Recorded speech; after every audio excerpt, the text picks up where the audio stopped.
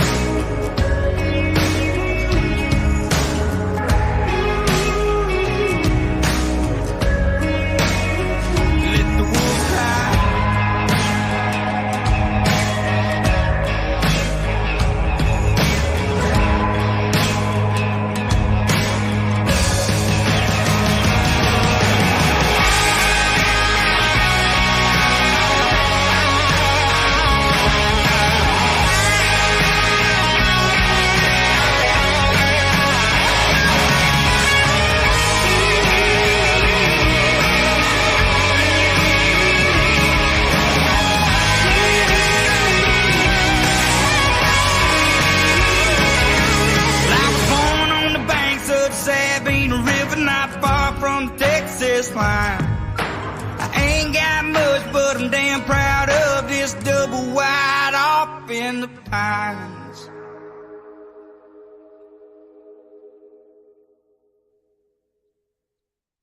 Hey, morning, everybody. How are y'all doing? Let's see, what is that? We got Huckleberry and Miss Nikki in here. What's up? Well, I bet you had a blast, didn't you, Miss Nikki? By the way, y'all can hear me, right? 5x5.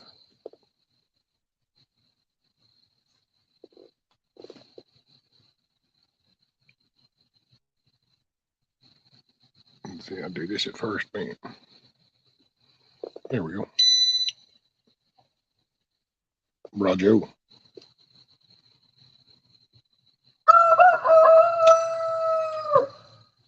There you go. BB has spoken. It's wake up time.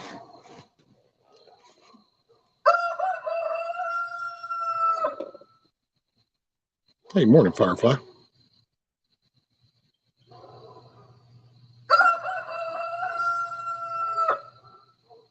That's it.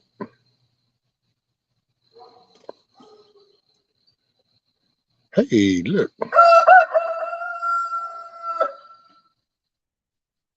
Home to see.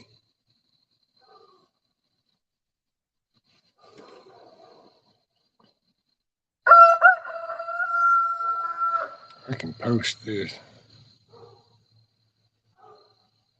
Let's see.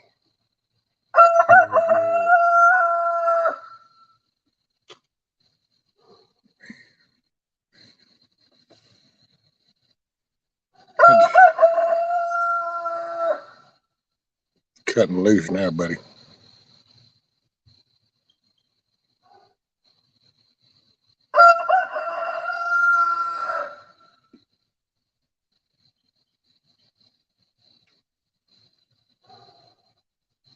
It's like, yeah, it's 5 o'clock in the morning. It's wake up time. Well, I hope everybody had a good weekend. I just thought I needed to kind of come on and vent. And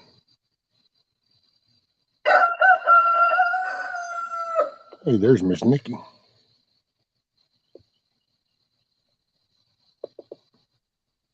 What's up, ma'am? Hey, good morning. How are you? You know, yay. Yeah. Well, morning, BB. I know, Damn. boy. I might have got too close too soon. I might end up having to back up. He'd be wanting Uh, attention. yeah, for sure. For I sure. just, man, this. All I can say is, whew, what a week, dude. Actually, I guess a couple weeks, but I don't even know. The Texas cyclone ain't even over yet. I think we're on one of those downs or the flatways or something, but the twists and Uh-oh. turns are still coming. Yeah, it just between Uh-oh. real, yeah, you just, family shit. The neighborhood that I'm in, I guess you could say the little area, the property group or something. But dude, it's kind of like watching all that political crap, and you get really you get annoyed as shit just because of the way that they talk. They're full of shit, and you go, really? You're going to you just say that over and over, and so you get mad. Well, this is the same shit. They're trying to pass that stupid 211. Anytime somebody says something, I swear to God, these fucking people act just like an Antifa liberal little radical. You say, well, what is the benefit of it? Oh, you just don't want to do it. They attack the shit out of them. They insult them. And I'm sitting here and I told her going, I'm sitting here reading this and I'm watching, I'm thinking, wow, I watched this kind of behavior and shit with elections and stuff. And I'm literally watching these very people do it. Hell, I got one dipshit. If I'm not mistaken, I think this one lady's husband actually was caught up in the J6 thing. So I think Okay. he was the one I think they came into here and they picked up because he went up there. These people, I even commented going, the American way is every person should have a vote. You know what the reply I got back from that group? It is the American way, and every vote received will be counted. And it was like, but that's not the American way. The American way is every American gets a vote, not just the ones that you counted. Yeah. And it's kind of like, wait a minute, I'm sorry, am I not like in a little rural country area? Where did all you little radical fucks come from crawling out of the city? That is exactly where they came from. They don't I even don't. get. It's like, oh, and this board's going to be better. This board's different than any other board, and this board, there nothing can go wrong. And it's like, okay, but after you, oh no, don't just we need to do that. And like, no, that's the next issue. And they don't want to talk about it because they know that the facts are the facts. Like I've done told them going, I'm sitting here, you can look at the administration right now. I'm sorry, those are all the same positions. And yet 4 years ago, life was different. Change out the names of those same positions, and all of a sudden life went weird. So don't tell me that by all of a sudden we're going to implement this power play and that all of a sudden this can't go bad. Of course it can. And I'm thinking, wait a minute. So you people are all college educated. You get fucking drunk every night, and you're going to criticize and insult people, but we're supposed to just go, oh, wait, you know best. Because that's all they do. They sit on these porches and they trash talk all these houses that don't meet up to their standards while they sip on margaritas and drink their shit. And they go, yep, look at them. Oh, look at that. God, I would never. And it's like, wait a minute, take your happy ass back down there to Uppity Town. But see, they were nobody in their little subdivisions. That's the problem. They had no stroke in their little elite, we're somebody crew. So they come up into here and they go, oh, look at this, a bunch of rednecks. Yeah, here we can take care of this. So all Yeah, I can they're say, gonna motherfucker, don't step on my land is all I can say. Ooh, I get so wow. they're gonna come in and improve it. It's all about the improvement, which means something completely different to everyone. Yeah, but they don't even want to see that. That's what gets me. They don't even want to consider that. You can't talk about that. They down talk you. They insult you. And it's almost, I swear to God, it's just like this political shit. It's like these little meeting things that they have. Well, you go up there, and so you're now standing there and you're going, oh, well, no, that's not right. You have the mob that comes around you telling you how wrong you are. Well, I'm sorry. Have we not seen that on TV and on all kinds of like cuts where anytime somebody goes up and goes, hey, abortion's bad. Hey, I think the election might have been jacked. And I'm watching all these people that supposedly were conservative. It's like, well, that's funny because when that person asks a question, you guys act just like them, and you go, ah. Care to show me the difference? I mean, daylight in Alaska is the same as daylight in Texas. I mean, you can word dance it all you want. Right. I just God damn. Speaking of Yes, daylight, ma'am. it's still Distract me. Take me away, Nikki. it's still damn dark and foggy here, and now it's starting to rain. Yay! Oh wow. I'm just sitting in my truck. I got up about an hour ago, and I was like, "Oh, this is gonna be fun." I'm supposed to head home today. Oh, we did Oh, have a and blast, though. man, y'all look like you I did. have a Oh man, but we climbed Hanging Rock yesterday. I'm gonna be sore for a week. Holy cow!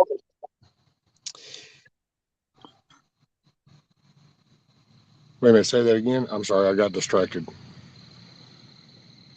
Okay, Or I did I said read? we climbed Hanging Rock. Climbed Hanging Rock yesterday. I'm gonna be sore for a week, but I got some good pictures, and man, woo! Talk about the view and whoa. Oh, that yeah, I We don't saw have a that little kind of. bit. We somebody. Oh, Milkmaid. Okay, Yeah, Milkmaid uploaded a real short one yesterday, and then I have one that I started uploading when we came back to the tent last night. It was about 12:45. I don't think it's uploaded yet. It's only 30 seconds. Service up here is, it's sketchy. We're in a damn surrounded by mountains, so it's, I mean, legit mountains. We don't have these mountains in Texas. right. It's crazy. We have animals. I mean, we have mole hand hills and mole hills. Right. Wow. Okay, No, let me it take a really sec. is. Let's see. So, Okay. morning, Miss Sharon. Morning, Hillbilly Oh, Homesteader. What's up, Possum? And Miss Sharon.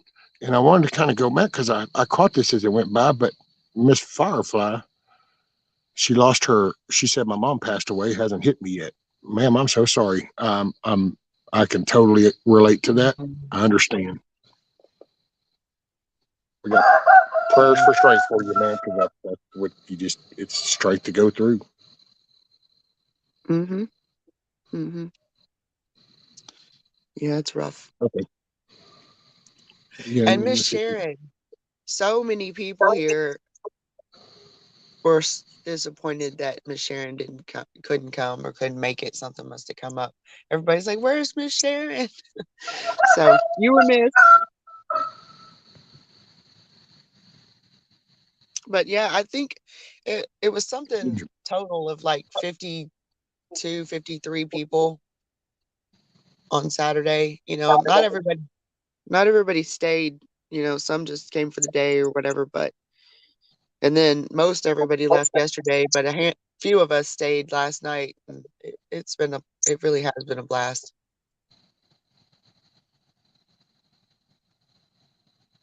Oh, by the way, y'all are moderators in this channel, but I don't know. It said something about moderation thing nowadays whenever I went to start this one, so I don't know what's changed. So if y'all got issues, let me know. I don't know. I haven't done this. I've bounced on a few little channels. I went up on indies, just kind of trying to distract. Mm-hmm. Hey, morning, hit gal. Oh, I know Mrs. Plumber when she was doing all that, all those the gifts that she got, and then when man, who was that? Who had Miss Betty Mm-hmm. that Betty had Davis. all this had all that stuff. Uh, Miss Plumber was walking by, and I guess what was it? Oh man, Miss Teresa and Miss Betty, they were sitting there, and there was like this table full of all this stuff. Oh yeah, yeah. It was a little grainy, so I mean, it kept pixelating some, so we couldn't actually see, like focus in on an item or something. But Yeah, it, Miss Betty she's feisty and she is so sweet and she is something else. I got a bracelet that Miss Betty made. Awesome. Hell yeah. Oh, I Yeah. think that's a blast. I think that was a great get together. Oh man. It's just I so many times on Friday when I got here. Well, I was exhausted when I got here, but still I was gonna take a nap, but that didn't go. That didn't happen. But anyway, walking around, meeting people and seeing people. I didn't do as much on Friday, but on Saturday, when everybody kind of gathered and most everybody in one central location, and it was just so bizarre to just be milling around and staying. I mean, and Native and them made hamburgers and hot dogs, and I cooked potted chili, and everybody brought. It was just so much fun. So everybody was kind of congregated there, and just every now and then I would just stand there and look around and be like, I cannot believe we're all here in the same place. All the faces you see on YouTube, and you just look around and you're like, wow, this is this is pretty cool. Yeah, it was fun. Well, and that it kind of, I, that whole little campground area, that was pretty cool looking. It just kind of was like, I like the wooden benches and stuff when y'all were like at that, like, I don't know, that Little little gallery amphitheater. place. Yeah. Yeah, it was like Yeah, there you a go. That's what it was like. It was like, wow, little check out the amphitheater. benches. Man, Theater in the woods. talk about in the woods. That ain't no joke. Well, in the woods surrounded by mountains, and I mean surrounded, son, surrounded. Holy crap. Uh, I only managed that one trail. We were so busy. I have a short little view video uploading now. Maybe it will, maybe it won't. I don't know. It's only like 30 seconds, but check it out later when it uploads, and you'll get an idea of the view and how damn high up we were. Woo! It was kind of scary, to be honest, for me. The top. I was like, I'm sorry. Wait, did you just say something about scary and heights and the very well, person who is going skydiving with Tiger? you I feel like that's exactly deja vu because I was up there right next to Milkmaid, and she was like, "Come sit over here and take a picture with me," and I was like, "Oh, okay." Not too close though. And she said, "And you want to jump out of an airplane?" I said, "That involves a parachute, ma'am. Look over that edge. We don't got no parachutes." Holy shit. Uh-uh. There's a Uh, difference. Whoa. right? It was Uh, gorgeous though. I'm saying it was true. It's truly gorgeous. So there's that. It's worth it. I probably won't ever do it again, but it's worth it to do um, once. I gotta say, whenever Milkmaid did that little deal, and whenever she was panning and looking past Jeep there, and it was like, see that's the one thing that we loved about Mhm. Tennessee. When I went up to work in Chattanooga for a year, and so we Oh, moved up there with the kids were little. Well, that was the man. You could just walk out on the porch, and that was kind of what you could see across, and it was just like, man. yeah. It's And pretty. so that looked awesome. I was like, oh, look at that. I could sit there for days. Just bring me food and drink. I'll just sit there. Yeah. Right. It's the Hey, getting what's up up, and getting Kush? down. Getting up Morning, and Kush. getting down Morning, is Nick. tough. And Oh, Possum, he slipped up and the stress of life got to him. Brother, you're in my prayers. It ain't easy, but it's doable. So, by the way, live chat, y'all. Is there an egg pool for how many this morning yet? There should be three by this afternoon. Yeah, Thelma started laying, so she's been rocking along.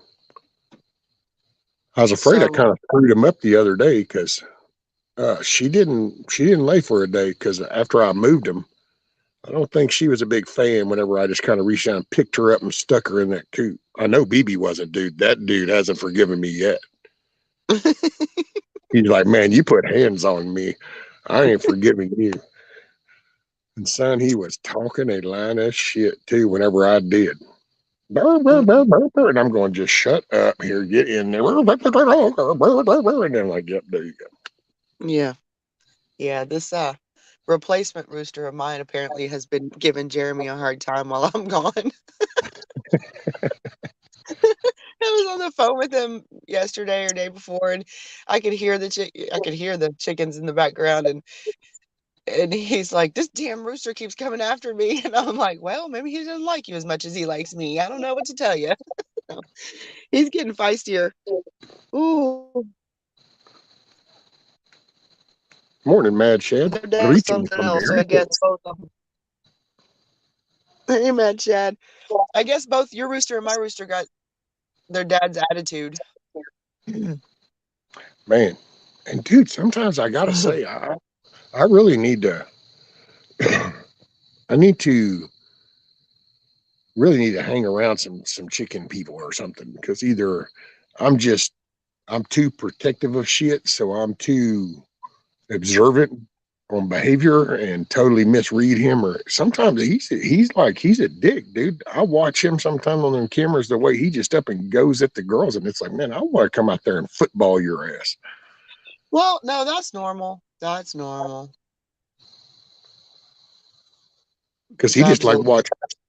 Matter of fact, y'all might see him this morning. If well, I don't know because I don't think daylight probably won't hit till about 7:30 or something. And I don't know if I'm still on and I'm right here. You'll see him, but man, they'll come down. And at first I thought, okay, well he's just kind of coming out. It's that morning friskiness, and it's kind of like, yeah.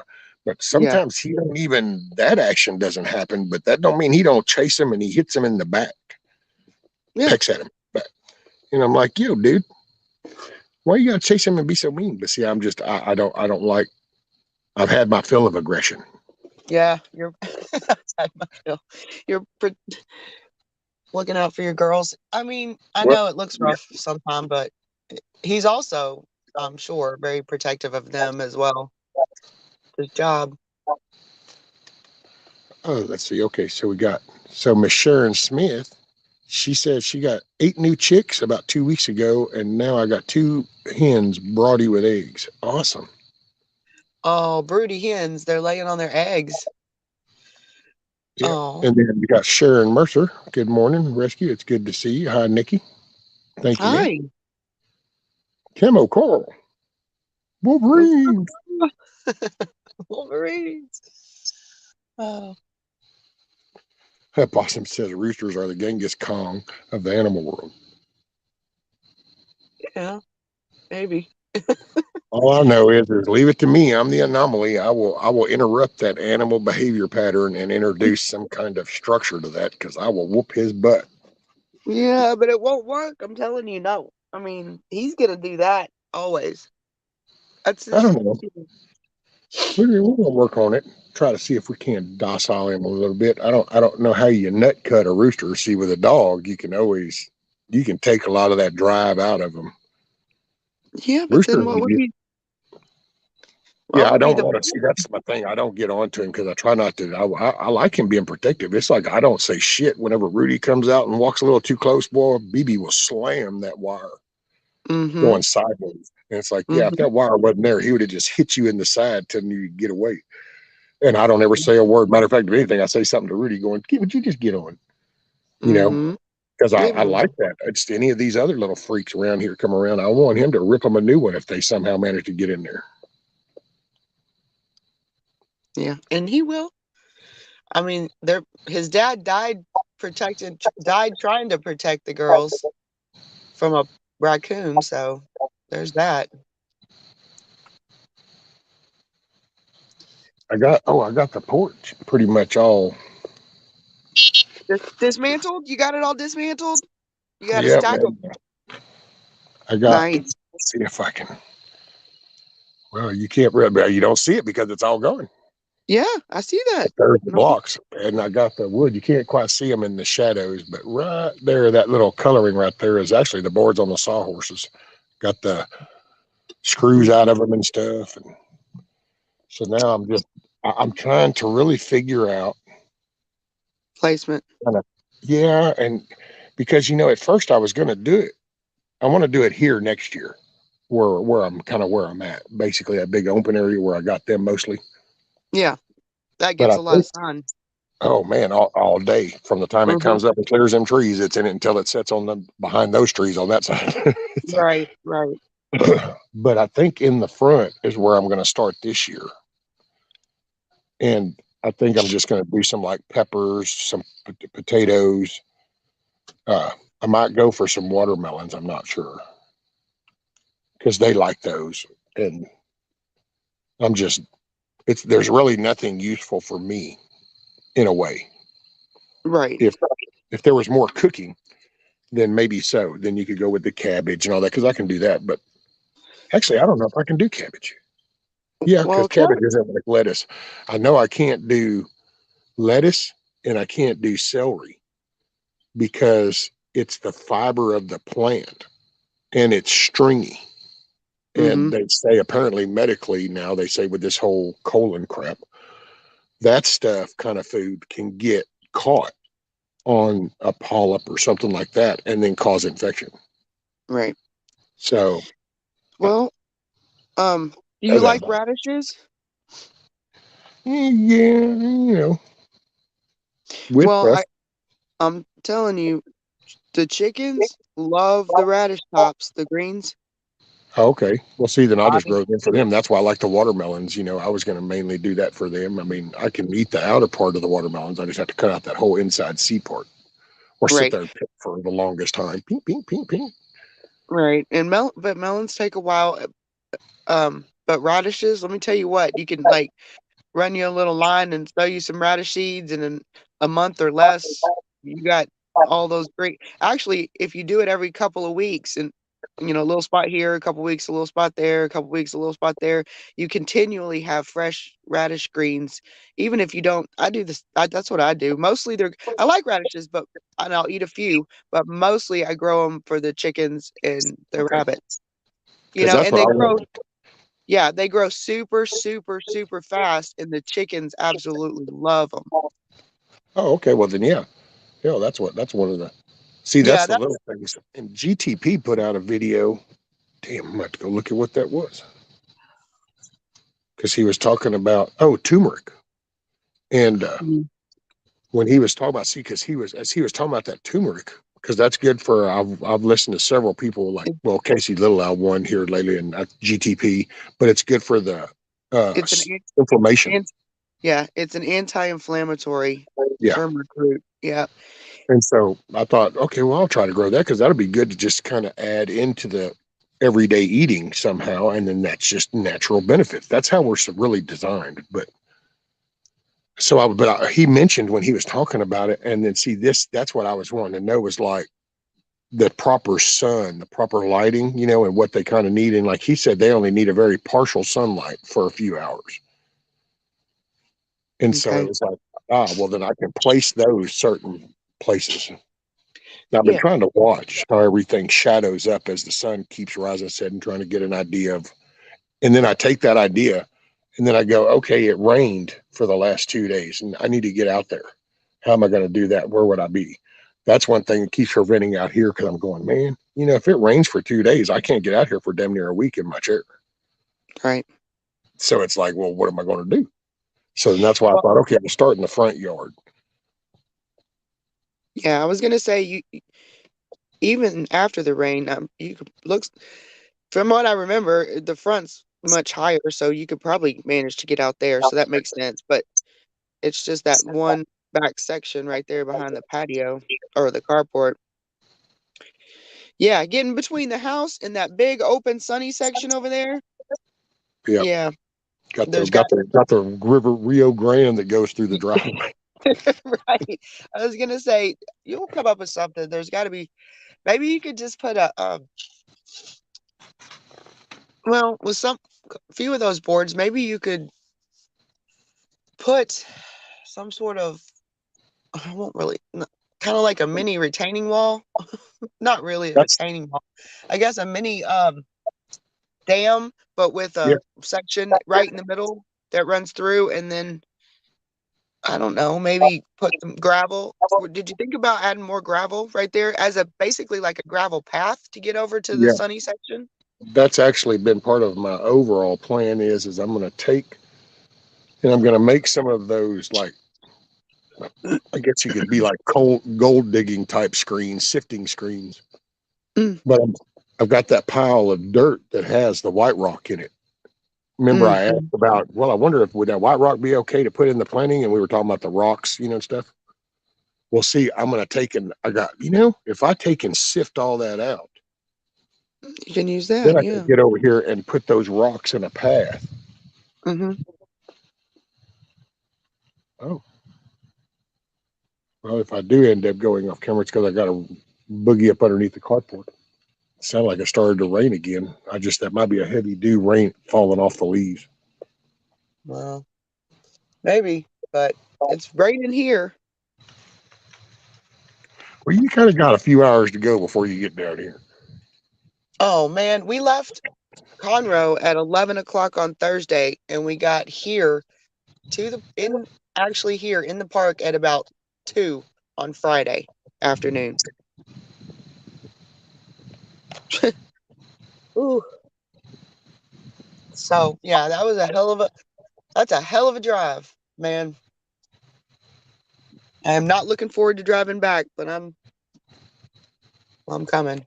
One way What or time are another. you heading out this morning? I don't know. I guess it depends on the rain.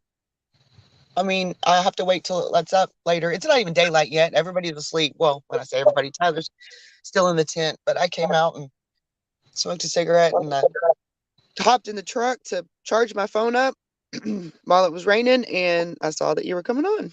So, Oh, so it's just a waiting game now because we have to pack up everything. So I guess it's it up to the sounded like a weather. few were staying over till today. Yeah. Who stayed? Let's see. Tyler and I, Jeep and his family. Um, Ghost, of course. Virginia, Milkmaid, Cherokee. Um, who else was there? Miss Teresa and her daughter. And let me think. I think that's it for last night. Most everybody left yesterday. So are you going to come in down the 45 side, or are you going to come in through the 59 and jump over to 45? And Oh, 50. Well, it's not really. We kind of cut across at a weird angle. I don't remember. up We there, cut. but probably by the Centerville or type stuff right up there on the south side of No, Dallas. no. I didn't do all that. We went straight up 45, cut off right before Huntsville, and started heading northeast toward the top of Louisiana, and then we took Okay, so what you is that? shot up past Wait, Huntsville. Did you shoot over to 59 there? yeah, in on 59 briefly, and then off on something else, and then we've made it up Okay. to I guess what's that 20, and went all the way across the top of Louisiana, Yeah. and Well, you need to, Mississippi and when you Alabama go to and come all. back, when you coming back, you need to holler at me if you remember as you're coming through. Because if you, I'll meet you like up in town on 59 or something before you shoot over into Huntsville. And then there's a few things I can give you. Uh, okay. If I'm coherent or if it's not in the middle of the night when I get there, depends on the drive.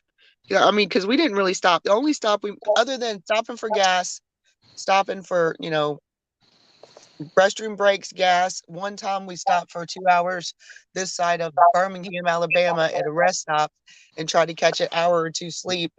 But we were only there for a couple hours and then we hit the road again. So we just drove day and night, like straight. So, Hey, Miss Sharon Smith says, Nikki, if you need assistance or even a rest stop, holler. Because remember, she lives up in that part. As you're oh, coming up to the northeast part of Texas, that's where she's up around. that's so sweet. Yeah, I can't even remember what all little towns we went through to get to 20 or whatever that was. Anyway, it's a man.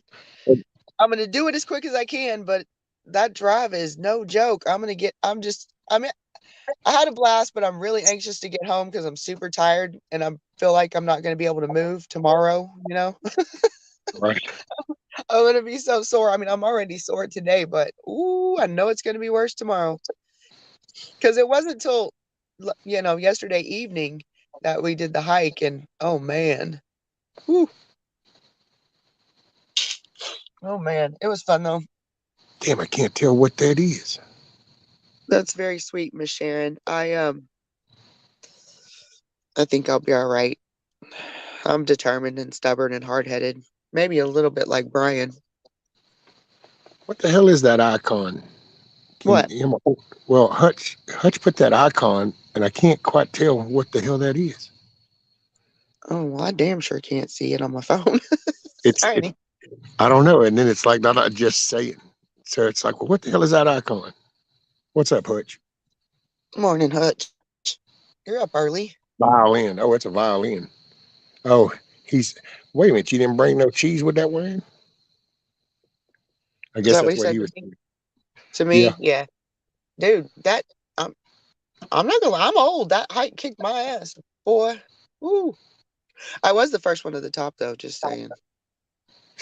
Carl said, I take it some people got together and tried to love one another right now. Awesome. Hey, I'm gonna tell you what. Everything everybody damn sure did get along and it was great and it was fun and everybody was super chill. It was awesome. Morning, William. Yeah, Carl. They there was 53 people. They all met up at Hanging Rock, North Carolina, and they did some bartering, just giving, and they just had it look like they had a really good time. Miss Prepping Plumber did a live for a little bit.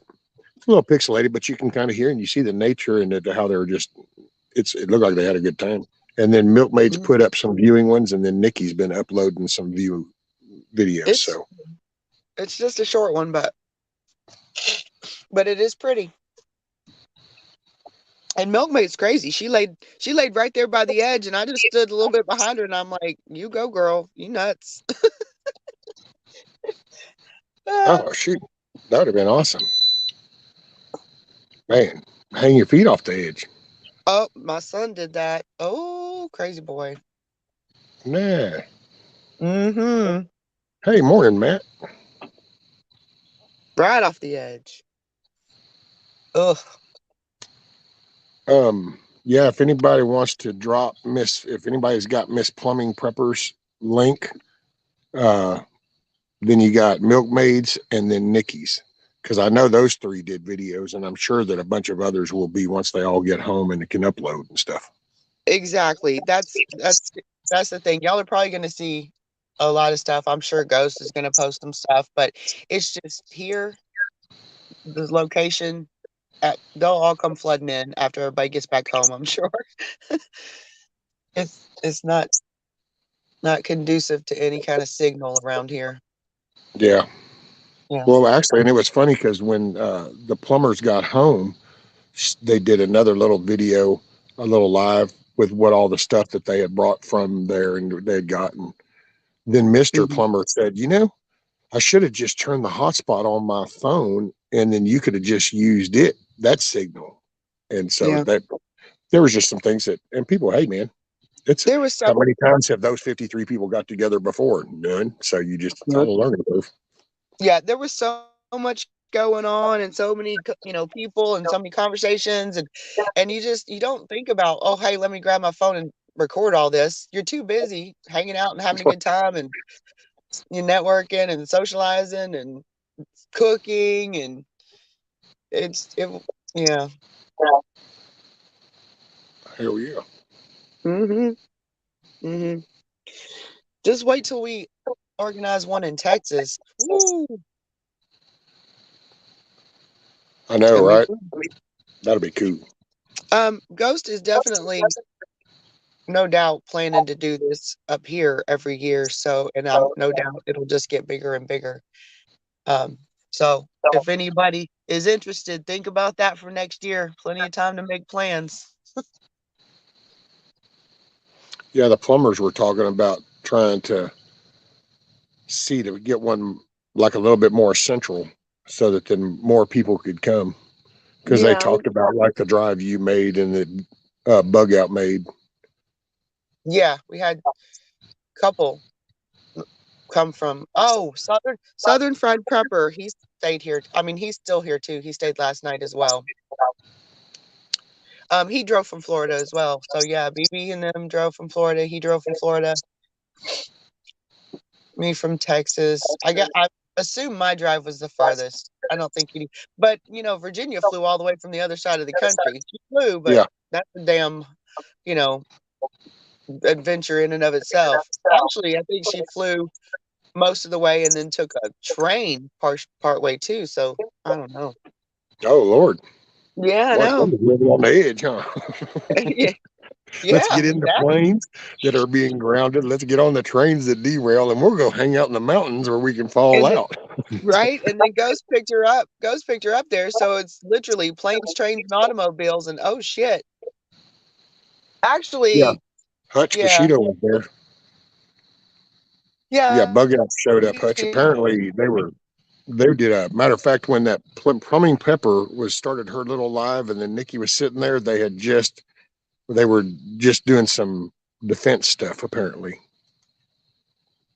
yeah. There was a couple other friends of his and milkmaids that were here. They don't live too far from here, and they showed up and hung out for the day too, and it was good. Yeah, it was good. It was a good time. But he had to go back. He left yesterday morning, so he was only here one night.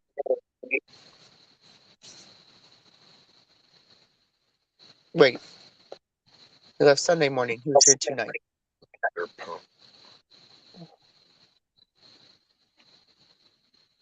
Yeah, that was yesterday. Today's Monday. Yeah, I don't know. I'm just it is what it is. I'm heading home today. That's all I know, and I might get there tomorrow. Maybe. Yeah, maybe. Fingers crossed. Lord willing, I'll be home tomorrow. Sometime What did that tomorrow. say? The Lord willing and the creek don't rise. Yes, exactly. Oh, man, we went on a whole and it took us longer. It did. It wasn't like the Google, Maps direct fastest route kind of thing because that had us going through Savannah and oh no, not Savannah, Atlanta. And I was like, there ain't no way in hell I'm driving through Atlanta. So we went this roundabout way, and it took a hell of a lot longer, no doubt. And it was really pretty. The blue, oh no, the Smoky Mountains, drove right through them, man. It's pretty, but talk about a white knuckle drive through this place called the Gorge Oh, at, at night. Well, like at 3 or 4 in the morning when it's dark and you can't see. And you assume that's a big ass mountain right next to you and a big ass drop off on the other side. It was a little nerve wracking there for a minute. it's a lot of the blackness down there going, yeah. Ooh, yeah. And I mean, there ain't a straight road anywhere in the state. There is nothing straight. There's no, I'm Well, that's how it convinced. was when we moved to Chattanooga.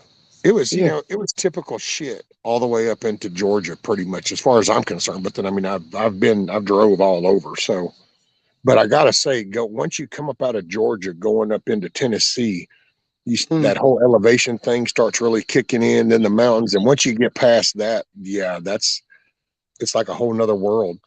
You go from all these flat, long roads here, and then it's like dip and dive, curve around and rubber. This Yes, exactly. And that started about, I guess we went through some part of North Georgia, which I was not a big fan of the east side or the west side of North Georgia. Kind of, yeah. Anyway, but when we started getting closer to North Carolina, man, it's like bam, mountains, craziness. What just happened? Am I in a different country? right.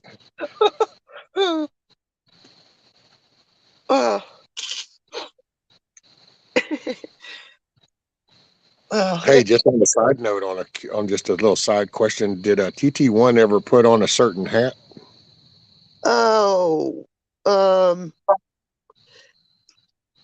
uh, not that I recall, but everybody was so here and there and everywhere, and I mean, TT1 I was just hanging wasn't out. sure. I wasn't Yeah, sure if when he got that if he was going to put it on, and then I was kind of oh, I don't know. I mean, I don't know. I didn't see a hat in particular that I noticed. Yeah. But I'm not saying he didn't wear it at some point and put it on. You know, we were all walking here and there and roundabout, around the loop, out and about and back and forth, grabbing food. And so I don't know. If he did and it was funny, hopefully somebody caught it Right. on video. I don't know. It wouldn't surprise me if he did. I just missed it. Oh my goodness. See. Yeah, I mean, It says West mo- North Georgia sucks, but watch your mouth.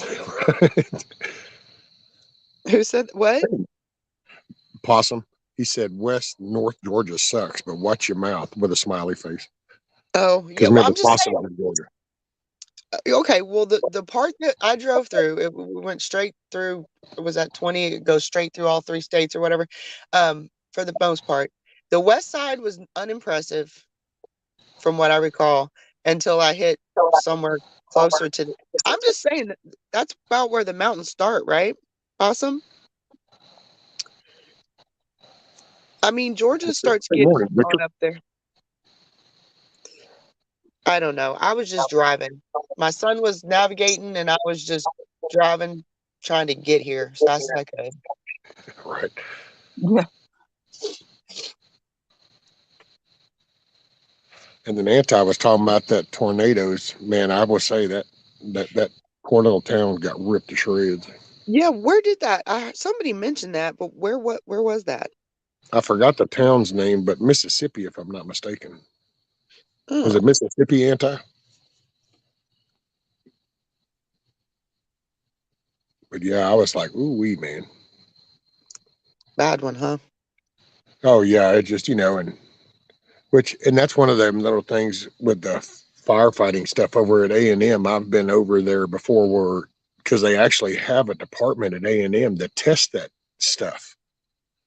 They set up like 2x4s and they'll take limbs and they stick them in these wind tunnels and they'll shoot this little twig at this concrete wall or cinder block wall or hardy plank. And that's where Hmm. a lot of data comes from on what things can withstand and and all that. Right. And I gotta say, dude, it's pretty impressive when you watch how the power of wind in a piece of straw will go through hardy plank.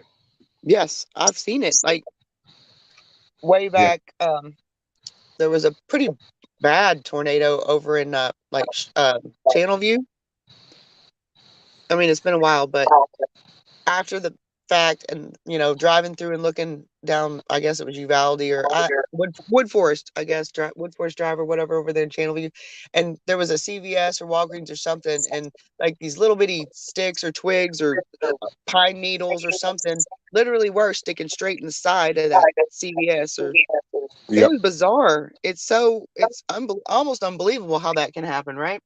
Yeah. You just watch them do tests with like pine straw, and you see this cinder Right. block wall that's all designed just like the side of a building. And then they Yeah. shoot these pine needles into that wind tunnel, and when it hits, all of a sudden that wall looks like a porcupine because them pine needles is embedded into that wall. And it's And like, they do. oh shit. And it's like, yeah. And matter of fact, if you look at some of the videos, and by the way, it was Rolling Fork, Mississippi. Anti said so. It was Rolling Fork, Mississippi. Rolling And if Fork, you look at Mississippi. some of those pictures, you can even see how some of the trees that were still there, but all the bark is stripped. And when you look past those trees, you'll see pieces of metal, you'll see a little limbs, you see shit stuck in cars, and you kind of go, damn. And it's like, that's the power of wind. Yep. Water and wind are some serious forces. Hey man, fire is no joke either. Yeah.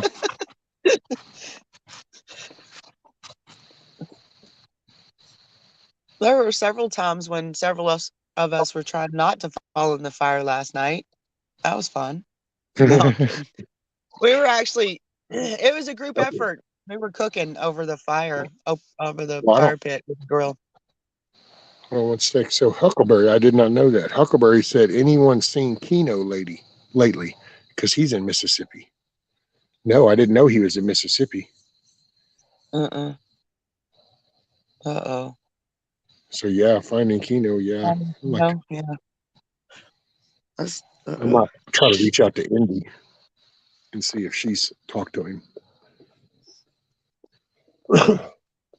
I heard from Miss Dana, barefoot in Alaska. She's doing okay, and uh, That's good. Yeah, I was wondering because I hadn't seen her in a while, long while. yeah. Well, I think because this YouTube, depending on where you go, it can chill you out or it can fuel you up. So maybe I know that's why I kind of step back is just because of the channels that I do know of and kind of have watched. It's usually kind of, and I don't know how to say it because I'm not trying to say anything bad about those channels. It's not that, but it's just sometimes you're in this frame because some shit's going on around you. Mm-hmm. And it's like, I really don't want to listen to that because that just gets me madder. Not that you're mad at the content, but it's just that the nature of the content, you know. And Gotcha. so I think some people step back and then they just kind of like listen, you know. Yeah, I've done that. I mean, there are times when I'll still listen and watch and listen to certain things, but I just don't interact for a while. I just kind of sort of take a break without, yeah, step back and take a break. And I think that's That what she happens. did.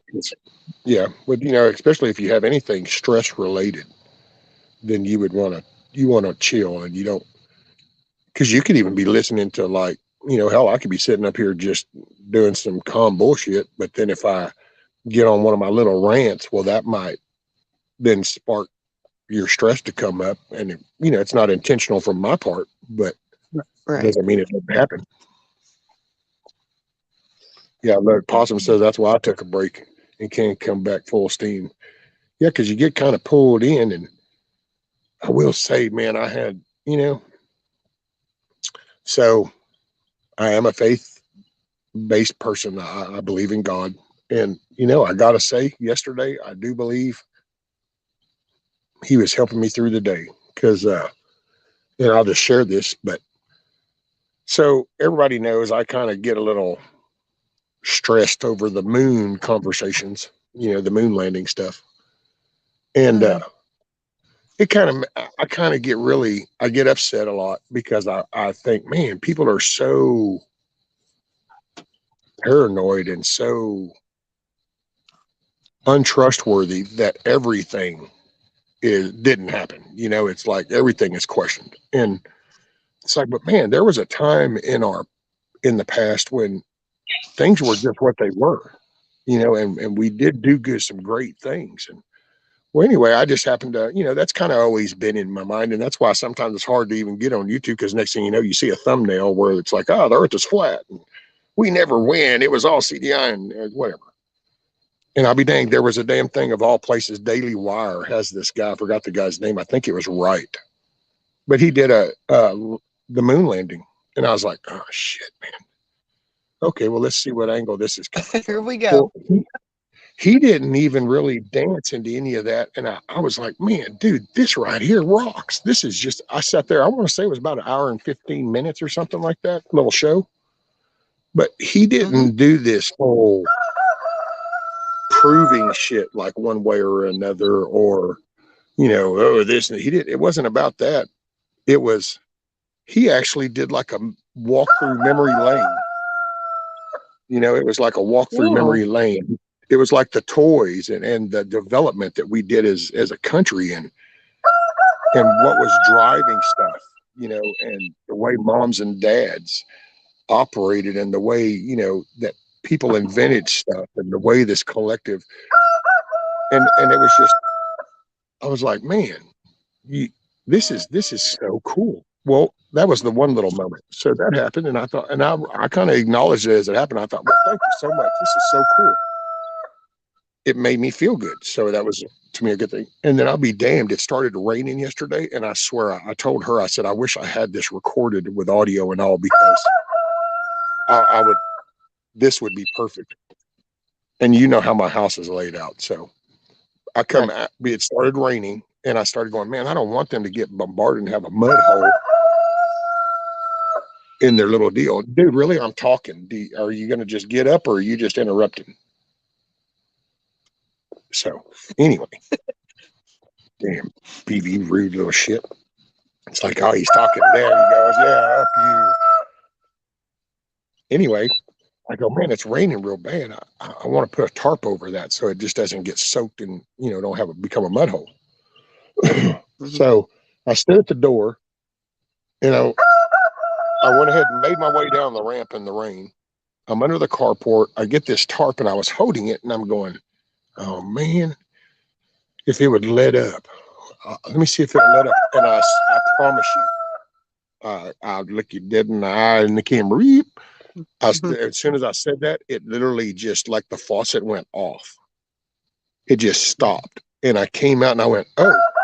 I came out and I put the little tarp over real quick and I went back under the car. And as I got underneath the carport, it started again. Oh, I kid you not. That was you deserve a break today, Dave.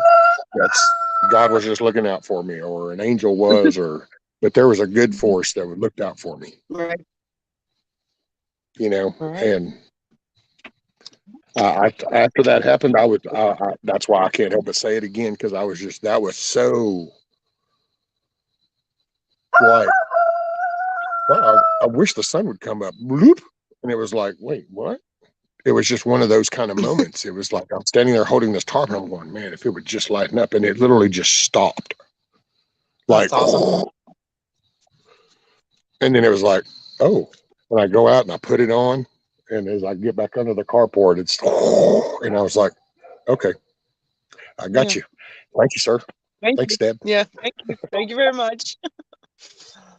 Oh, that's it.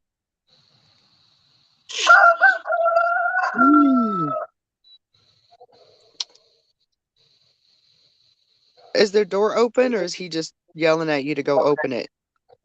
Well, I mean, I can go open it, but I bet his little lazy ass don't come out yet, because they don't seem to want to come out until the damn sun comes up. But he'll sit in there and talk a lot of shit.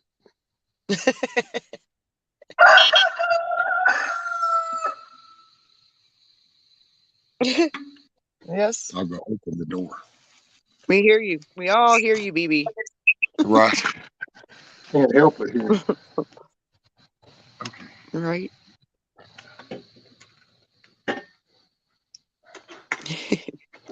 That's funny.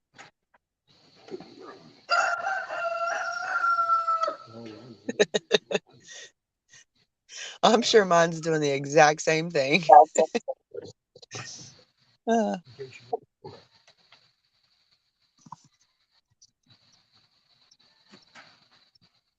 That's funny.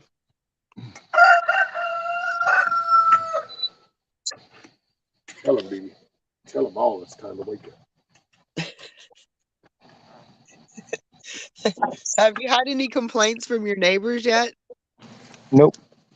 That's good. That's good. Oh, I will.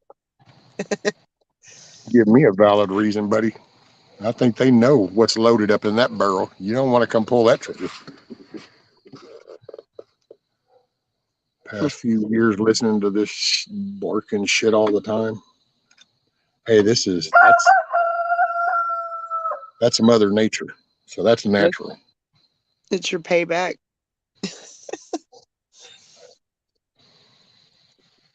And if they keep pushing this shit, hell, I'll get a damn dozen of them damn things. I don't give a shit. Hell, I'll create a fence line with nothing but roosters that crow. Put that shit with speakers. Just make a chicken run all the way around the perimeter and throw a bunch of roosters in there. Here you go. That's it. Here's your rooster fence. Oh, that would, man, would that piss some people off? Oh, it's my rooster, Kush. Let's see, I'll flip this. Yeah, I'm not anywhere near my rooster right now. They haven't come out, but that's them. Yeah, there we go. So that's the coop. I just went and opened up that door, Kush. That's what it was. Oh, well, you know what? And I just read Kush's comment. He says, I have neighbors who have roosters near here, and I listen to them. And I will say it reminded me. So yes, I have had a comment about my roosters. The people, I guess you could say, beside me that have the garden that I talked about before, the cats basically ruined half their garden. Yeah. Yeah. That lady told me that she thoroughly loves it. She goes, since you got that, Brian, I sit on the back porch and drink coffee in the morning and listen to him. Aw. And it was like, there you go. Some people appreciate chickens and roosters. Yeah.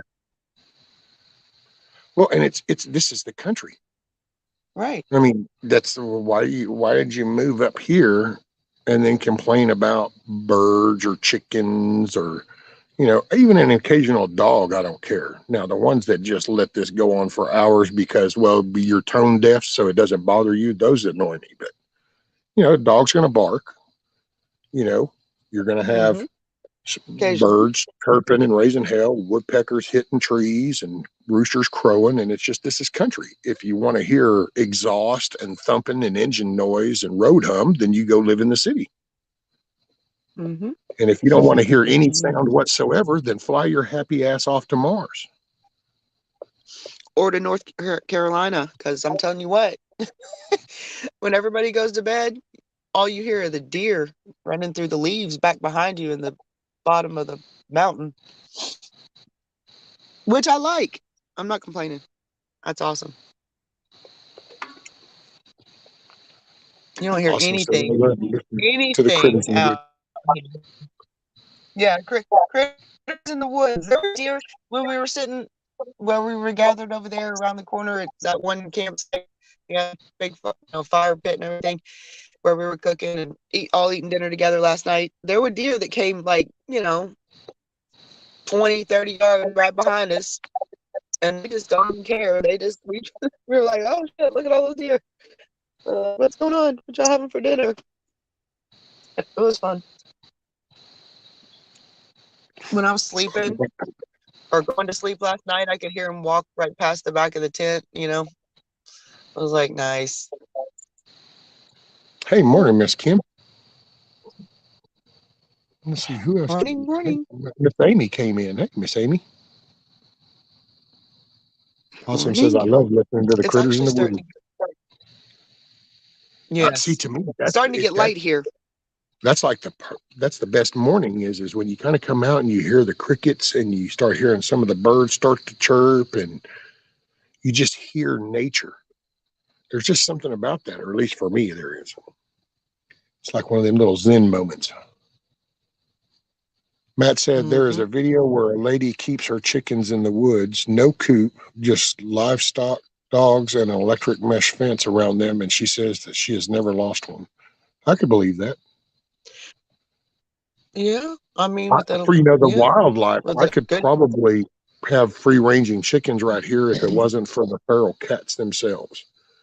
The actual natural wildlife, I could probably keep them at bay because, we don't have like big predators, We ain't got no bears and shit. We do have little ones here and there, but not much. But here it's mainly, it would be the damn feral cats. Because I gotta say, it's like I could see BB holding his own with a coon or something, or a possum, or a snake. Because I gotta say, he sure has filled out a lot. He's agreeing with you. Yeah, I wouldn't worry too much about snakes because they will kill some snakes. Oh, I know. It was so funny. Matter of fact, yesterday, because when she came out, and so she went in to shut the door. And when she did, she noticed how the door warps a little bit. So she noticed when it slid shut, there was still a little gap right there. And she goes, there's a gap right here. A snake could get in. I said, well, I'm going to tell you right now, any snake that fits through that gap is just going to be nothing but food when it goes in there. Yep, absolutely. Oh, did we get a little foot patrol? Sounded like a little thump. No.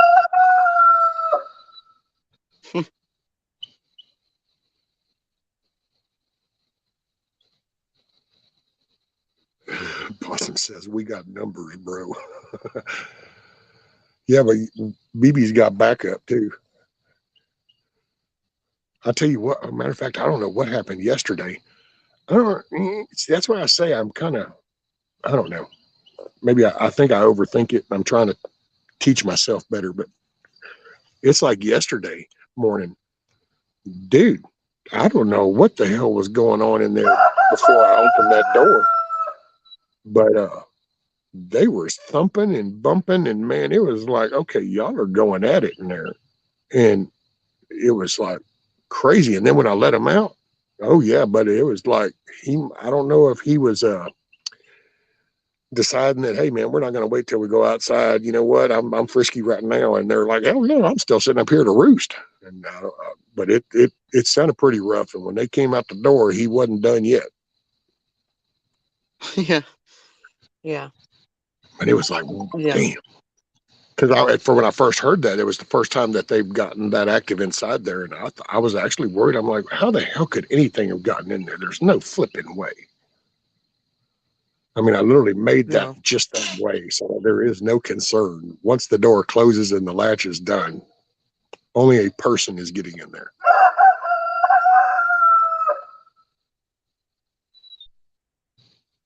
Man, he sure has gotten loud. When he found his voice, he found it. He has no problem saying it, and then it's okay. I'm okay with it. I would probably be more Yeah. concerned if there were nicer people around me, but you act like an ass. All of a sudden, I really don't care if you're being bothered by a noise. Right. And I will say, Well, sometimes I'm I gonna think hop. he react. Oh, yep. Oh, go ahead. No, go ahead. Fixing to hop off. Yeah, but go ahead first. What were we I saying? was just going to say, sometimes it's like he reacts to things he hears out here because he can be dead quiet. And like if she goes to leave early in the morning, he'll hear. But let me tell you, that little shithead can hear the door click. And Mm-hmm. they all run to the corner the minute that door clicks. Well, in the morning, she'll go to leave. Well, he'll do that for a few minutes after she leaves. It's almost like he heard the noise. So he'll do that. But then all of a sudden, he's liable to be quiet for another hour and not make a noise. And it's like this. He's probably doing that because he hears me out here. Yes, And probably. it's like, well, okay, the door's open. Come on out. No, I don't want to do that. I just hear you talking. So I figure I'll just talk. It's like, Yeah. all righty. Well, They are. well, be careful on your way back. Yeah, it's starting to get daylight, and the rain sort of let up. Rolling down the window. Yeah, it won't downpour like it did Saturday morning, but it's starting to get daylight where I can see and start organizing some stuff. So I need to make coffee. It takes a little bit longer in a percolator. So yeah, I'm gonna need lots of coffee this morning. Ow, ow. But yeah, I need to start slowly getting some stuff done before everybody wakes up and gets moving. And it's been a blast and it's been fun, but I'm really anxious to get home and get some rest, real rest. All righty, ma'am. Well, you be careful. Holler I at me if will. you And feel you like have it, if you remember on your way. well, like I said, the timing thing, it could be a really weird time that I come That's through fine. there because we drive. Just holler. No, I mean, it could be like middle of the night, man. Well, I mean, unless it's 1 or 2 in the morning type thing. But I mean, if it's like 9 or 10 at night, or something like that, then that's still fine. I mean, Okay. so Okay. Yeah. yeah, just And holler. it just, like I said, just depends on the timing because we drive, all night as well. Because if we didn't, it would take us near 2.5 days to get home. Okay. So, but yeah, if it's a decent time, I will. I'll give you a shout. But if it's middle of the night and I'm like over it by, man, I feel like when I hit Texas, no matter what time it is, I'm a haul ass. The closer you get to You know home, what the I mean? faster you go. That's right. But anyway, have a good one, and I will see you soon. All righty, ma'am. Be careful. Take care. All right, later, y'all. Let's see what I miss. Oh, I saw something about where Matt, you hadn't built your chicken coop yet. Somebody's going to work. I would definitely trade places with him.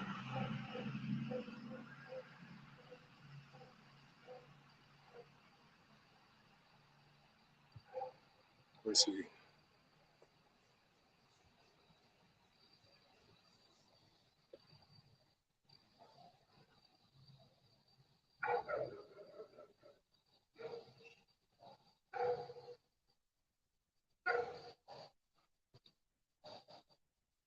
Hey, morning, Lady Smith.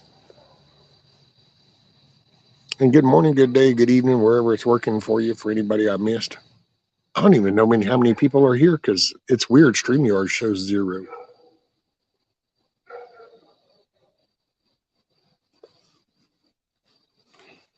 And I think JR goes live. The Liberty Tree, he goes live at 6:30, I do believe.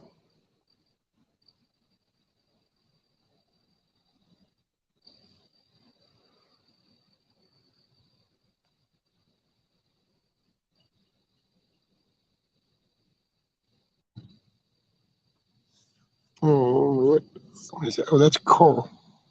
Let's see. What's up, Carl?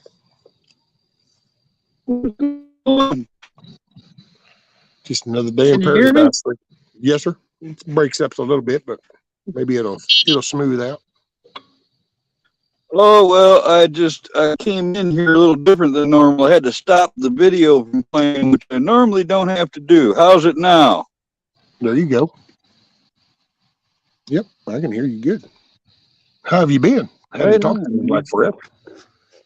I know. I was just saying that like a week ago. I haven't seen you around, but then again, I got locked out of my YouTube page for almost 2 weeks.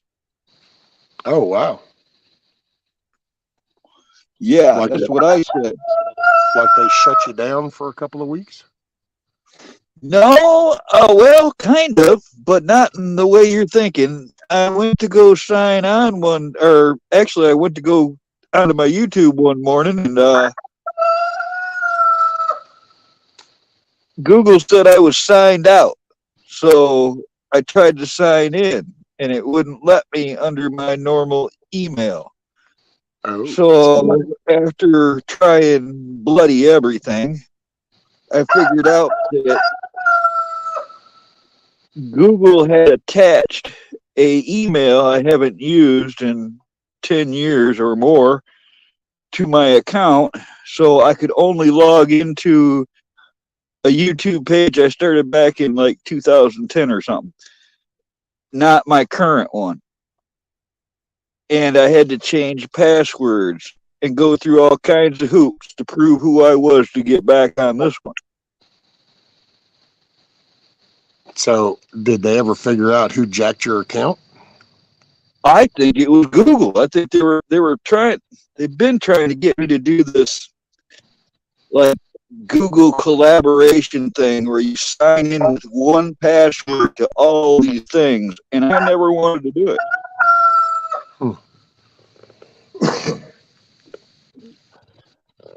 Yeah, it sounds like you kind of got hacked, which it's going around. It was actually poetic justice with some in-laws. And dude, so get this one. So this was my mother-in-law, and it just, poetic justice. God's good. That's all. It's but Oh, I know. so I know. she's sitting at her computer.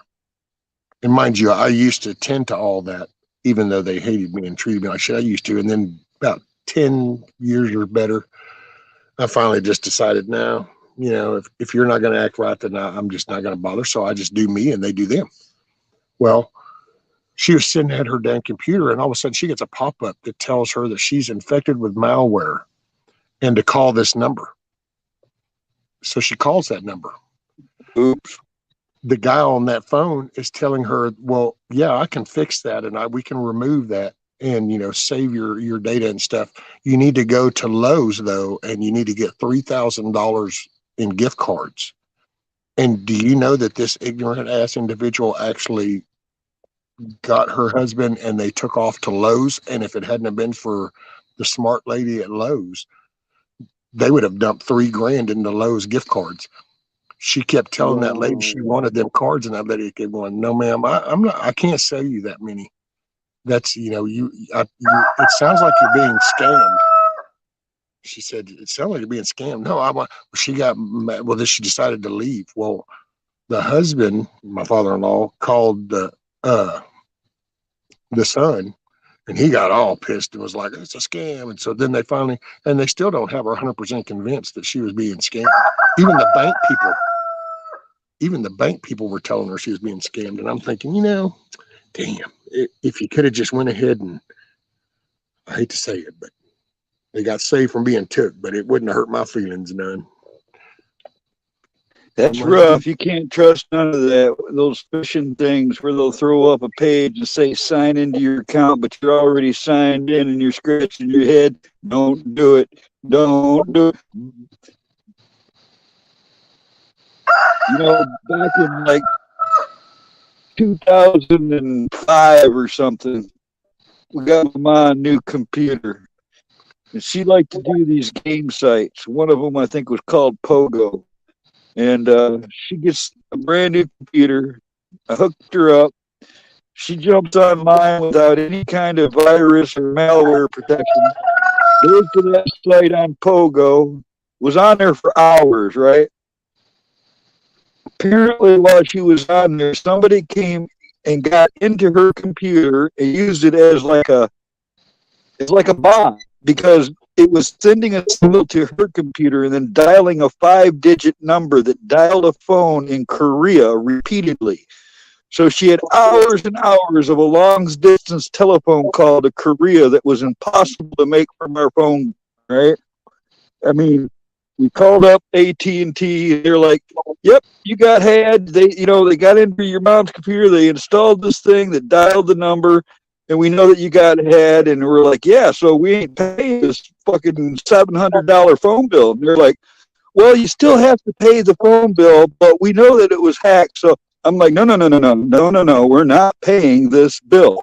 So we got rid of a long distance service, got rid of AT&T, never paid that bill, and started buying these little cards to make long distance calls, rescue. And after a couple months of using those cards, we realized we were saving like $150 a month. Yeah, I can believe that.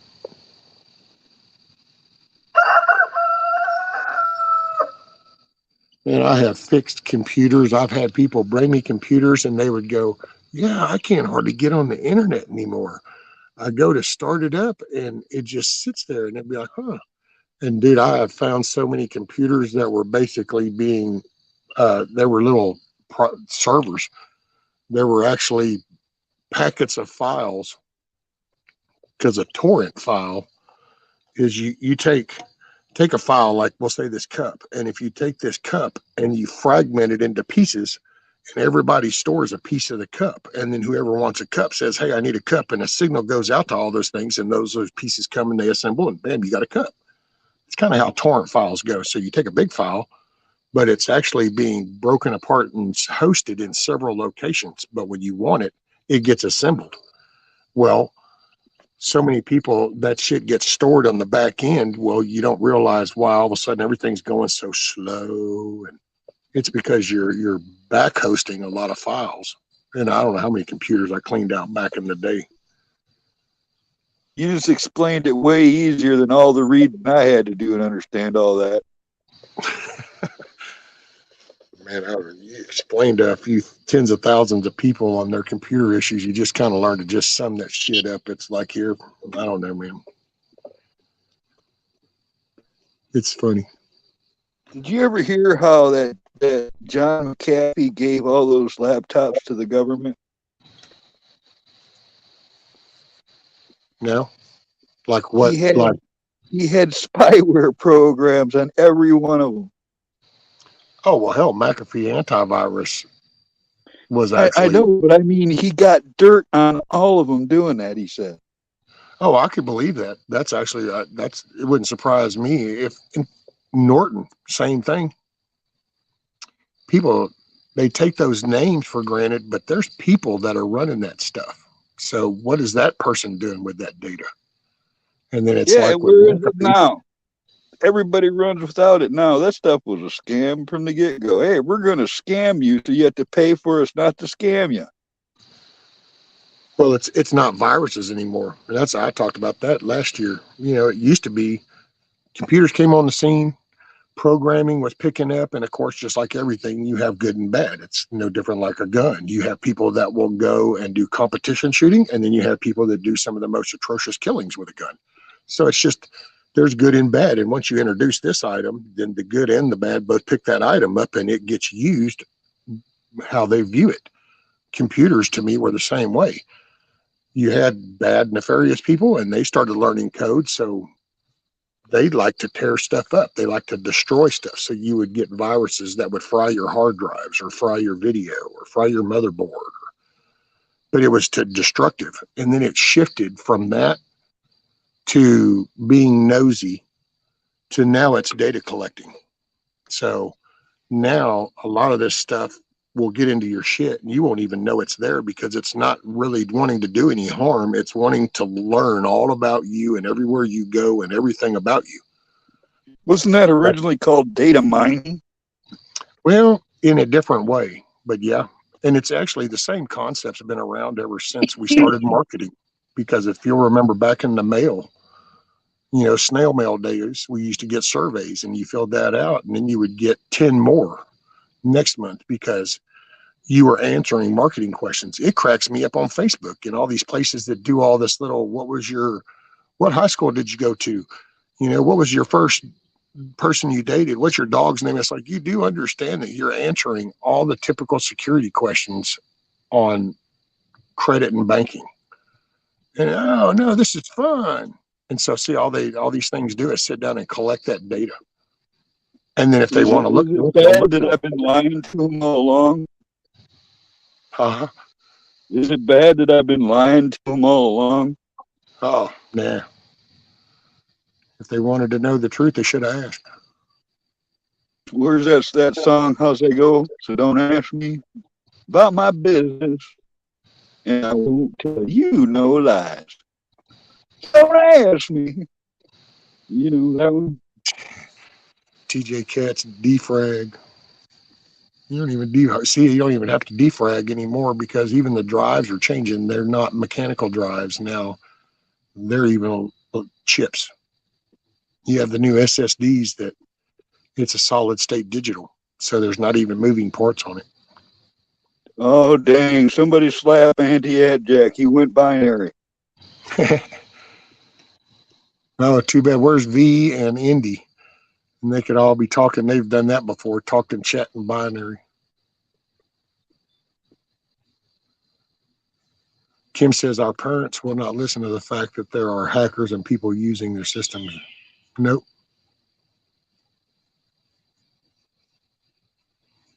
Well, and it's like talking to people about something because they would never do. They would never do it. It's like it's not about you. Somebody gets in your stuff, you click on the most innocent looking thing.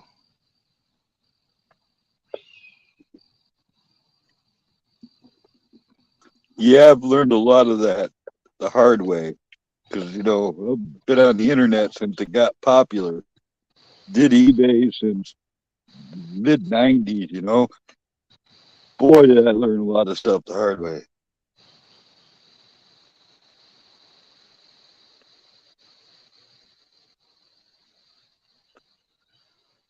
Oh, man.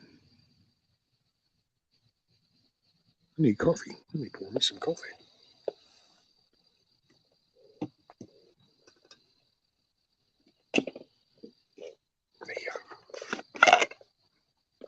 TJ said my laptop is old. I'm surprised it still works.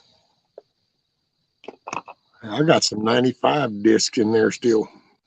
Actually, I think if I dig in there, I'll probably find a container of floppies, and I probably even have a copy of Windows 3.1. Yeah, that's funny. Talking about Windows 95. I still have a couple of those AOL free trial discs somewhere. No,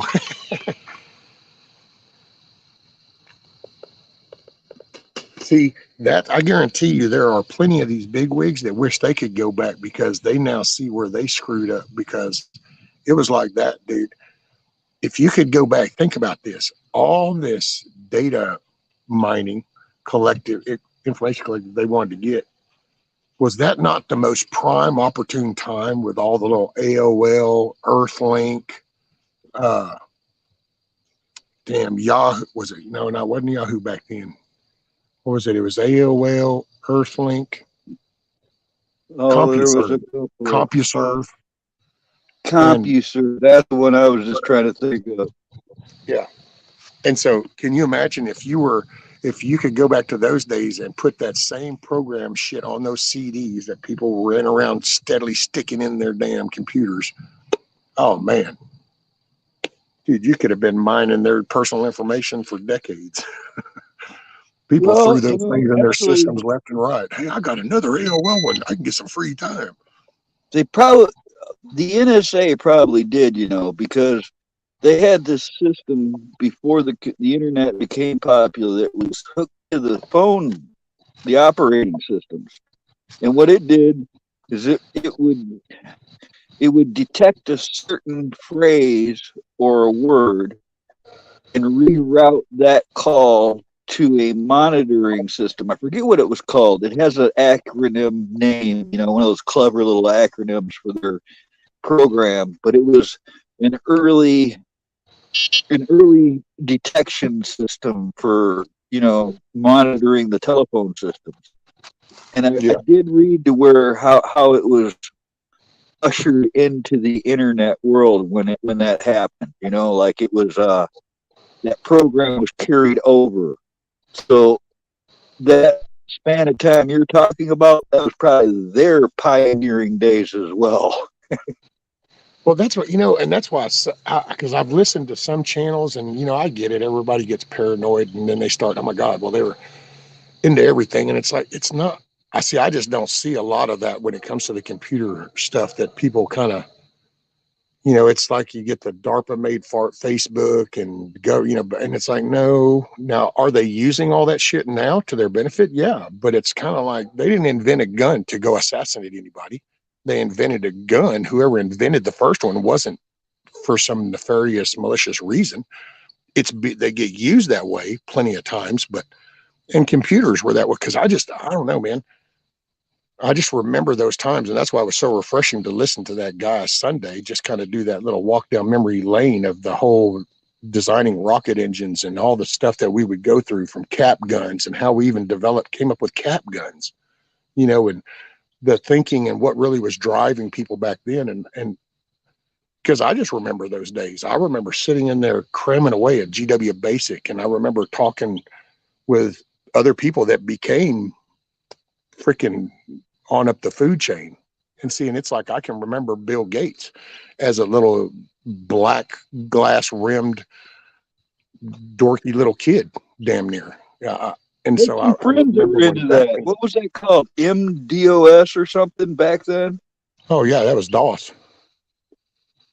That I remember I had buddies that were doing that. I mean, I think most of the time they weren't even connected to the internet. They were just doing programming on their personal computer. Oh yeah, But then that's there was an early way to connect or network through the telephone systems. It wasn't really yeah. an internet, but there was a connection that You could did the be cradle. established. Yeah, it was the What'd you cradle call it? connections. You would take your phone receiver and put it on a cradle connection, and it could listen to the tones. Oh, And I so, remember that one too. I remember that one too, where yeah. And there's so much of this I remember. I remember, you know, so many of these companies coming. I remember the Netscape Microsoft battle between the browser with Internet Explorer. I remember Microsoft being taken to court because, they were ostracizing every other software program and they were held accountable to that. And I remember those days. I remember oh, watching the development of the chat things. I remember, you know, just all the different Winamp. I remember MPlayer or MySpace. that's all thing, 80s stuff. and That was all 80s stuff. well, that was But all the back in beginning. That was when everybody could go write something. So if you learned how to write a code, you wrote that code and you wrote that program and you released it and people took off with it and it became, next thing you know, it's funny because you see people talk about like Bill Gates because all they can reference is the Bill Gates they know today. They don't see but Bill hold Gates on. as a college kid that What had was no money and had no power and that was walking around dorky. They don't know about the Bill Gates that actually screwed his own little partners over, the smart ones that actually wrote the code.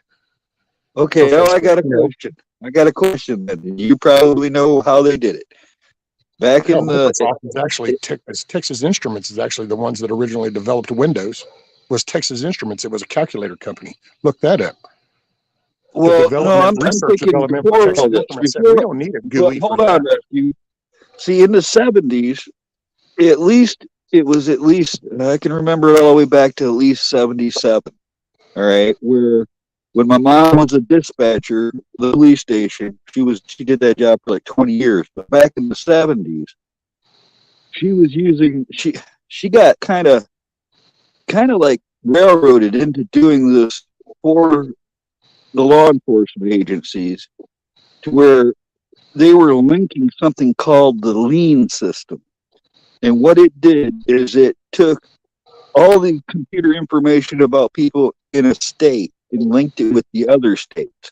So now you could say, okay, this guy's got a warrant in Nevada. And before all this system came into play, no one could do that. All right, you would have to call Nevada individually to the police stations or whatever to find out about that. Somehow, they still don't do it down here. Well, what I'm talking about, the computer systems they were using linked the entire nation somehow. How did they do that in the 70s? Well, that's because the internet came from the military, and it was because it was a form of communication from base to base. But they were changing their type of system, and then that's where the internet became open for people. So you're saying they probably piggybacked off of something governmental there? Well, it's like everything else, when we designed automobiles, it was to move a person from here to there. And then we said, well, damn, what if we want to take the family? So we made the cars a little bigger. And then we said, well, hell, I don't want to haul that hay with a mule. Why can't we make a bigger vehicle? So that's what people forget about. And that's what this guy kind of like, this guy referenced. It's like we're in a generation where people forgot to think and imagine. And yet that's where, like, I can remember those days.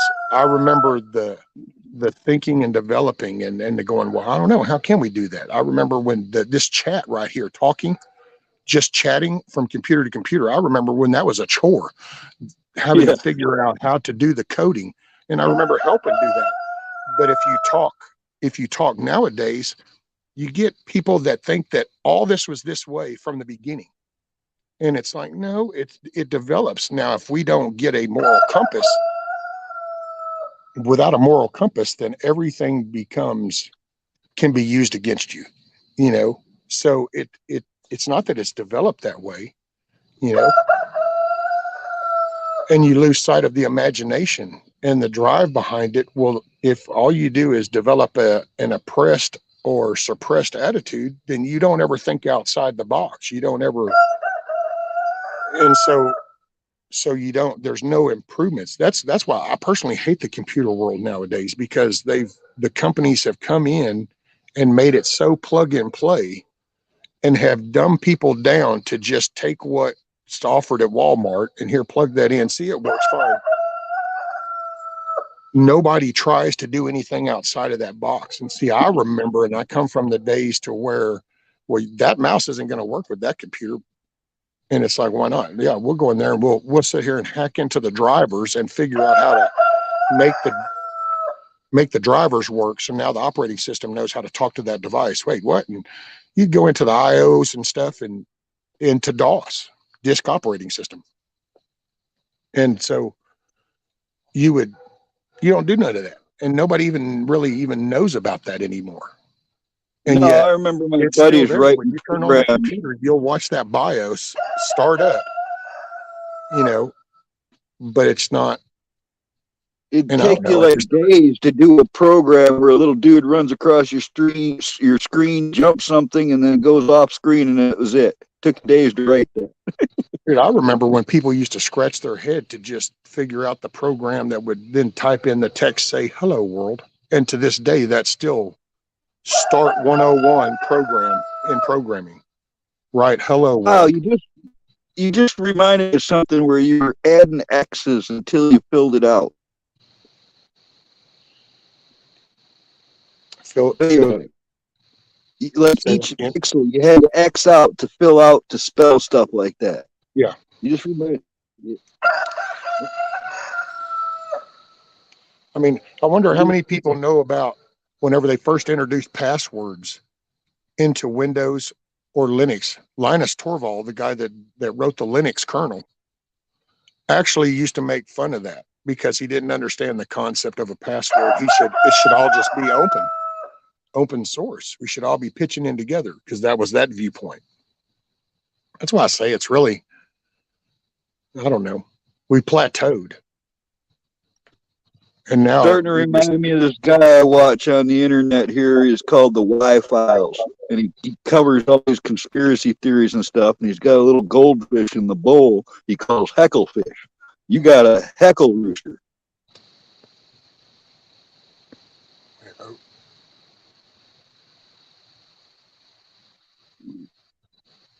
Now it's quiet. Morning, Hans. Sorry, I noticed those people had come in. So, hey, if I missed you coming in, I'm sorry. So, good morning, good day, good evening, wherever it's working. What's up, Hans? And yes, I apologize for BB. He is back here just about being as rude as can be. And just so we're clear, I will even flip the camera around. You can see that his lazy ass doesn't even want to come out the door, but it is open. There's the door. It's open. But his mouthy little ass is just going to sit in there and talk a line of shit. That's funny.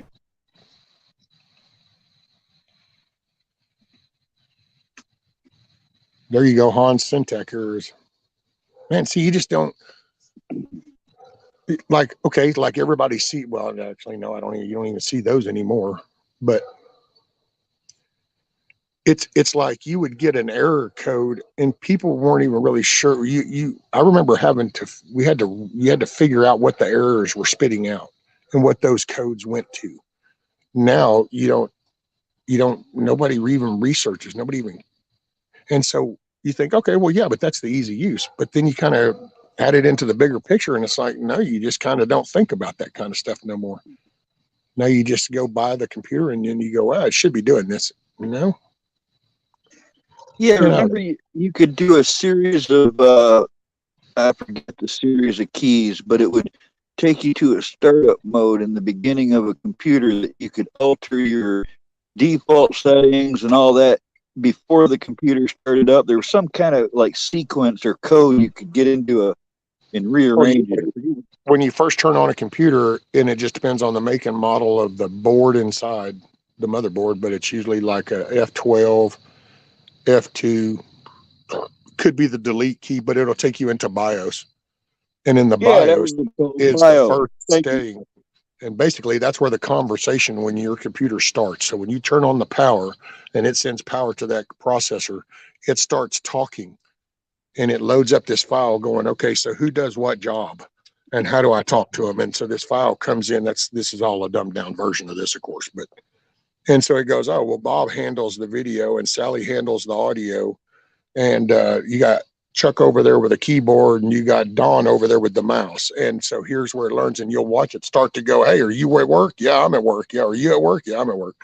And as it comes up, and then it goes, all right. And then it goes, so what are we doing today? And it goes, we're loading Windows. And then you'll kick over into your Windows load screen.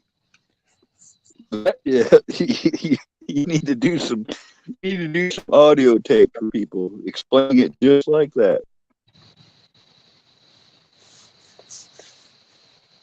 Well, so that's where you start, and that's why if viruses, malware, anything malicious, it's going to kick in after that BIOS because that's when the BIOS is handing it off, saying. I remember going in and stopping the processes before they could start. Just like with Windows, most computers, once you get right as the BIOS is handed over to Windows, I think if I remember correctly, it was like F8. and you can go into the safe mode then of Windows, because then Windows, it's being handed the ball, but Windows goes, wait, you want to go in, you're not sure, and it's like, yeah, I need to go in protected mode. So then that Windows goes, okay, well, here's your body armor. And so now you go in. Well, what it would do is it wouldn't load up all the extra. It would load up your basic keyboard strokes, mouse. So it's like, how do you need to know? You need to know that you need to know how to talk, and you need to know how to listen. Oh, okay. And so it's just basic shit. And then you got when you could fix and look at whatever you needed to without churning everything else loose. I remember a lot of that now, but you're putting it in layman's terms. You know, I was reading that out of books. It was not. Oh, dude, I used to For me, piss it so many. was. It wasn't so many easy computer to people off. stop. A lot of these computer people would get so pissed because, you know, it's computers, and people always felt intimidated by computers. And so they would be like, wait, you know computers? Oh, wow. And be like, yeah, it's not that big a deal. Well, of course, you get a lot of these computer people want to spit out the words and make these big steps. And, you know, oh, you need to set this, and you're going to have to type in this command. And then you just kind of tell somebody going, look, here's what you need to do. You need to just right click on that. And then they used to get pissed, and it'd be like, I don't know why you got to make it sound so complicated. Are you just trying to make yourself sound so smart? I mean, you read a book, you open the cover. Now, was that a complicated thing? I don't have to tell you about all the backing on the print and the ink involved and the paper developed. You want to read a book, I'm going to tell you to open the cover and start with the first page. Now you're reading the book. There you go, Hello Don't World. make it too simple. I won't understand it. There's the coding 101 right there. And believe it or not, 40 years ago, that would make people be going, wait a minute, what? So parentheses, static, wait, what? Oh, no, wait, what? Totally confused. That was actually, people learned that was coding. And I remember reading it out of books because we didn't have the internet to tell us that stuff. That's a hell. I actually just came across, I have a DOS book, MSD, GW Basic, C++, Python, Java Plus. And it's like, cause see, here's, and this is what kicked it in, because I will say I saw the funniest thing, because somebody brought up, you know, the 5G, and then somebody goes, oh yeah, well wait till 6, 7, and 8, because it's in the pipeline. And I'm thinking, so do you read the news, or do you read any of the tech papers? Because they're already developing a 10G, and it's like, oh my God, yeah. But the funny thing is see, I see that through a different set of lenses, because I see it as in, and I'll say it like this: if you'll remember the dial-up days and the speed of how you did things. So like when you went to one of the big web pages that had a lot of pictures, you would literally watch that screen process those pictures and that web page as it would load, right? So this is a classic example of what's happening. And that's why I'm bringing this up. So we had dial-up, and you were limited at usually 14.4 baud rates or 28.8 if you were doing good. And so when you would go to a page, somebody's page, you would literally watch the lines of code of that website get processed. Right. And put up Or it would be like little X's and boxes on unloaded areas. Yeah, when they don't show, when the thumbnail shouldn't show at all. But like you could watch these process. Well, that was the data, and that was your computer saying, what do you want me to do? And it's being given this data, and it's processing it. Well, in 2023 and where we're at nowadays, there's the difference between download and stream. Like where StreamYards means we need to have an balanced communication between what I'm getting and what I'm sending. But when I'm watching a video, all I need to do is receive that video of that movie. And then my processor, my computer will use its processing power to show me that video. So it's just really a one-way conversation with just a little bit of whisper every now and then back. as all our software has developed, it's developing off of a streaming platform.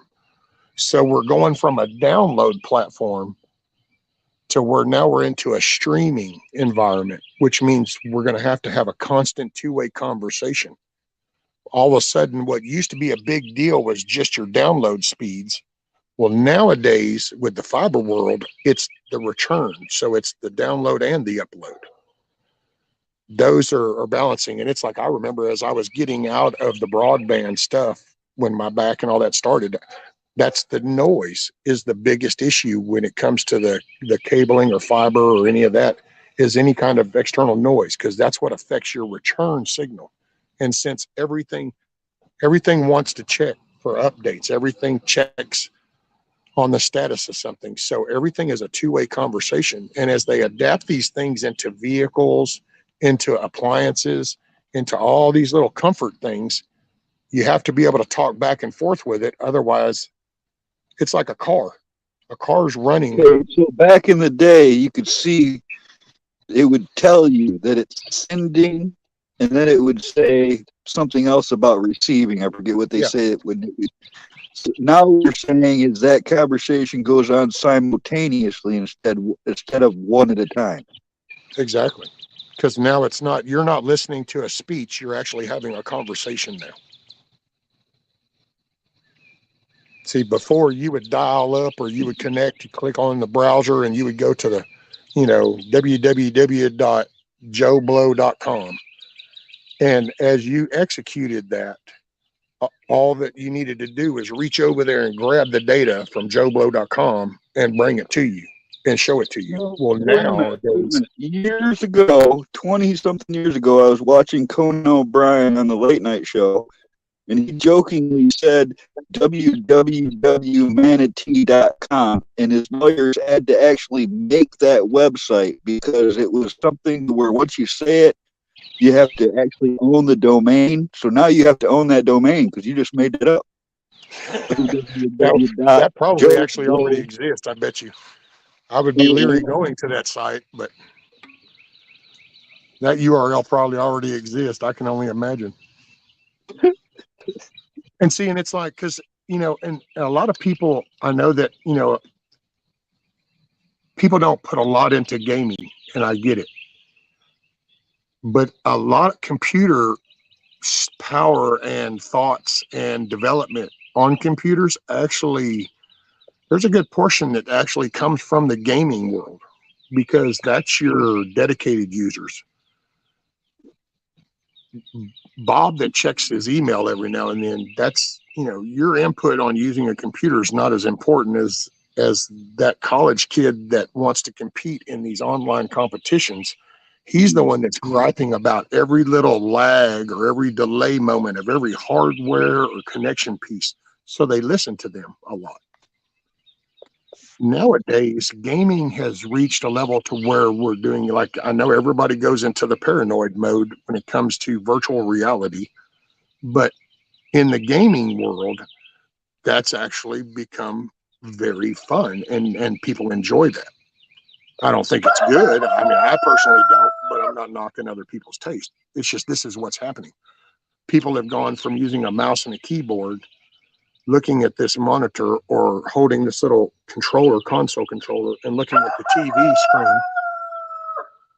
Well, companies that want to improve, and these kids that do this grow up and become people that work for these companies. So all of a sudden now you have VR, you have goggles.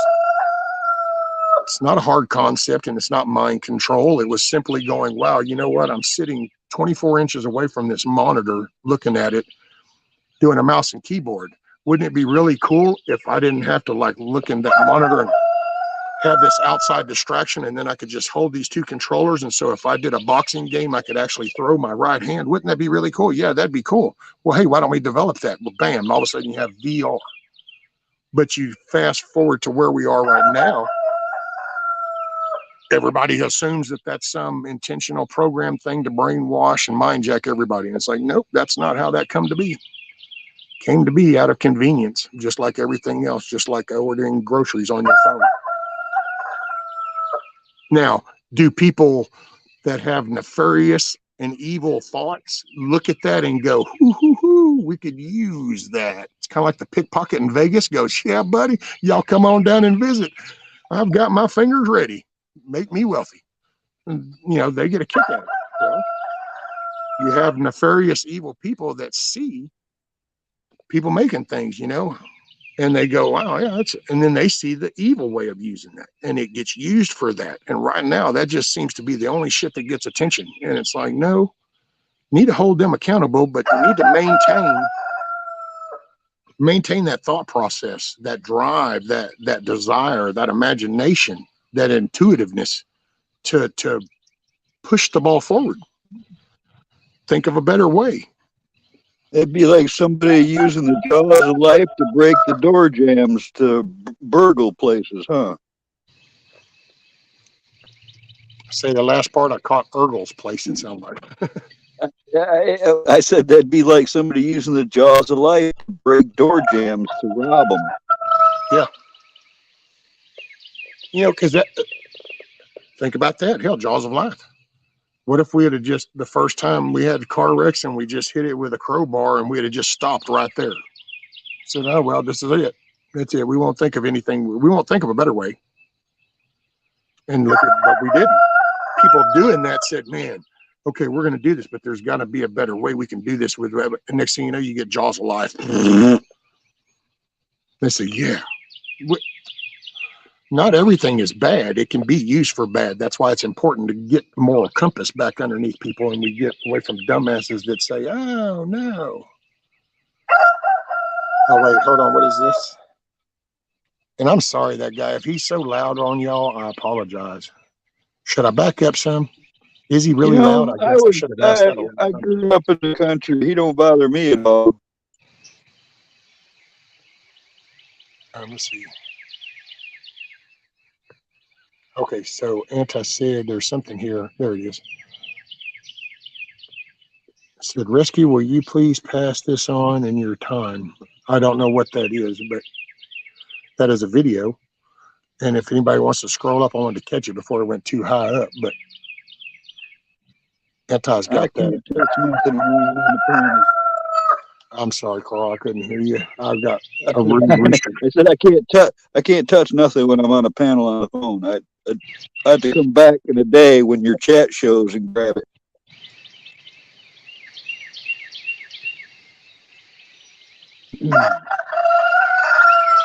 Lord have mercy.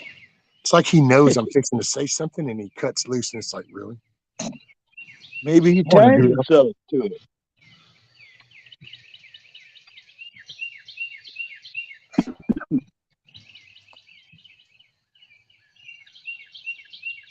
So, showed the link Anti put up. Yeah. Man, that dude is just...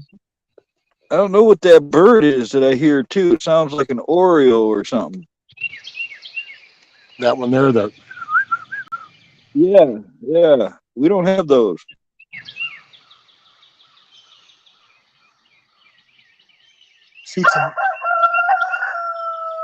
See, to me, how can you go wrong with this? I mean, you start your morning off. That's the sun coming in. You sitting outside? I haven't looked. I've been watching the chat. Are you sitting outside, Ricky? Oh yeah, I'm right in front of my chicken coop. Most of my life, that's where I spent my mornings. I'd grab a cup of coffee and head out to the porch or wherever I was living. I'd go outside and sit before I'd go to work or wherever it was. Right. Oh, hey, morning, Canadian. Canadian says it's a cardinal. Huh. Thank you. I don't hear that around here. I know we get red cardinals, but I don't remember hearing that. Well, I can't see him because it's too dark, but yeah, he's right up. He's in the... We don't get a lot of cardinals. Pretty rare to see a cardinal here, actually. We got sparrows, blue jays, mockingbirds, cardinals. There's some pigeons. And then there's a couple that I don't know what they are. They're little, and I just don't know what breed they are. But most of the ones that seem to land and follow the chicken tractor are the blue jays, and then the cardinals, and these little sparrows. Yeah, we don't have the mockingbird out there, but we get bluebirds and cardinals and finches and nuthatches and pileated By the way, woodpeckers. All kinds Carl, of birds. just out of curiosity, you say down here, and I don't know where you are down here because I'm down I here. say that by accident. I'm sorry, because I lived up, hundreds of miles north of here for 25 years. So I feel like I'm down here, I'm just picking. It was like down here, and I'm going, I don't know about down here, but I think I got 1,000 miles or better on you. Yeah, you do. You do. You got me there. What's up, D-Dog? Devil Dog. Another Michigander. Wolverines. Wolverine! Yeah. Boy, that started something there I didn't expect to last. You know what I mean? I only said that once as a joke, and it just keeps going. Hey, Matt, what are you talking about? You said something about your phone battery? It's okay. I have my phone light. I'm sure my battery will hold up. What do you mean? You ain't got no headlights? You using your phone light while you're driving through a tunnel?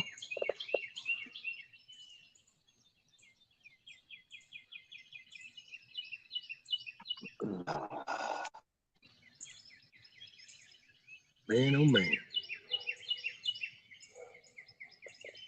I'm exploring pyramid tunnels.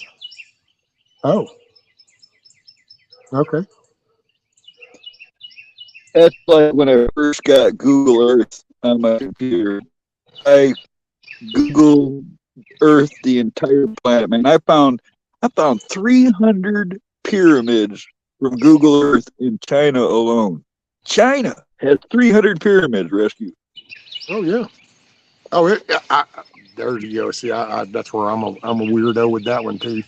It doesn't. I'm not shocked that we find pyramids all over. When you actually look at the strength structure of building that way, we stack things all the time. So it makes perfect sense that people would have thought of the way it puts the power out and you can go up. I can see it. Plus, I also think that,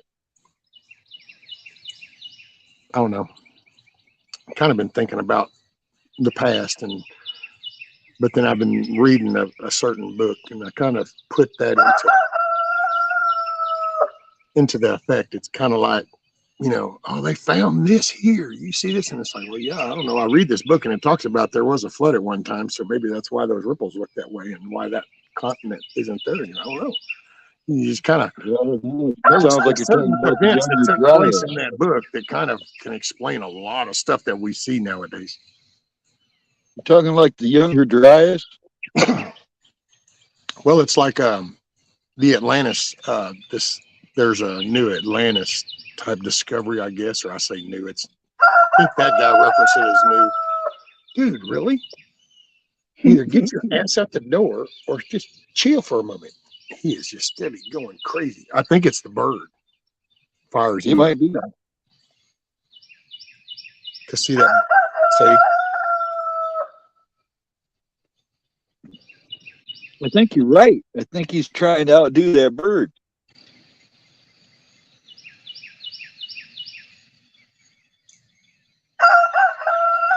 It's like if that bird does that little series, then he's got to spark in. But no, there was a new Atlantis thing, and it's over. And I wish I had thought about this before I even was streaming it. It'd be more fresher in my head. But there's a spot now that they've noticed because it's got even the rings. You're talking about the rings on land, and then when you look at the sand, you can see the ripples where it's like the water and how it washed back and off and down, and now it's over here in the ocean. It goes down there, but you can kind of see this water effect from this. You're talking about location. That eye of the desert in there you go.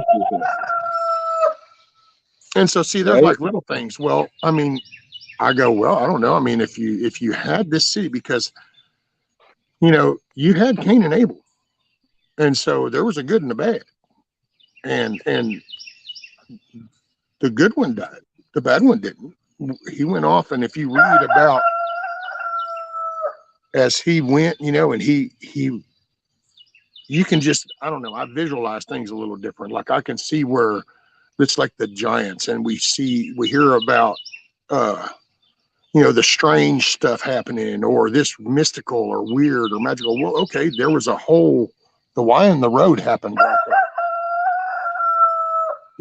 So when that Y in the road happened, of course you're going to have this whole display. There was bad angels. So do I think we could have some weird shit? Yeah, totally could have had some weird shit. Because there was a bad side that went their path, and he didn't erase them. He didn't. So there was a battle. Well, that's where I think a lot of this shit could come from. And then you turn around and take into flood events and response, the destruction of, Sodom and Gomorrah. And so it's like, okay, well, I can see, and I guess what it is like I said, you're always gonna find what you look for. So, and I guess you just Everything you said. do what, Carl? Everything I said. Yes, I said yes to everything you said. No, I think I know the place you were talking about. They found a place in the desert in Africa. It's a concentric circle that they say may have been. Oh, okay. Was that what you're talking about? They call it the eye of the desert or something? I gotta say, it was pretty impressive whenever I was listening to that, and it kind of probably one of the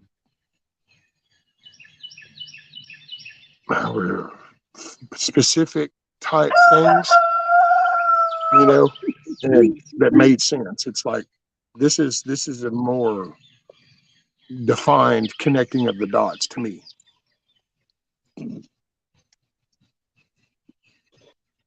You got to record him and then play it back for him.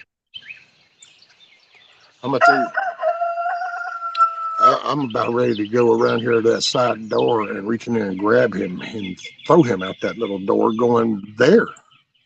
He's not even making a move. He's sitting right up in that corner where that vent is. So for him, he gets to see that, and he's just cutting loose. That's what he's doing. Actually, I'm just being an asshole because he's interrupted me. That's all. That's about as honest as that gets. So. Yeah.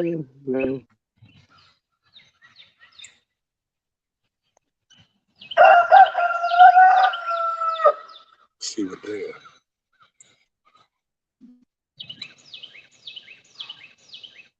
And yes, D-Dog, there's little BB. I wish he'd come on out. Y'all could see him.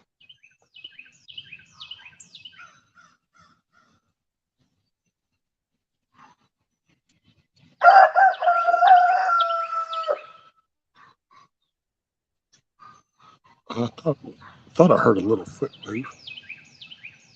I was going to turn the camera around when he going to come out. That's the only reason I decided to sit right here. Let me know if you do, so I can X out of chat to see what's going on.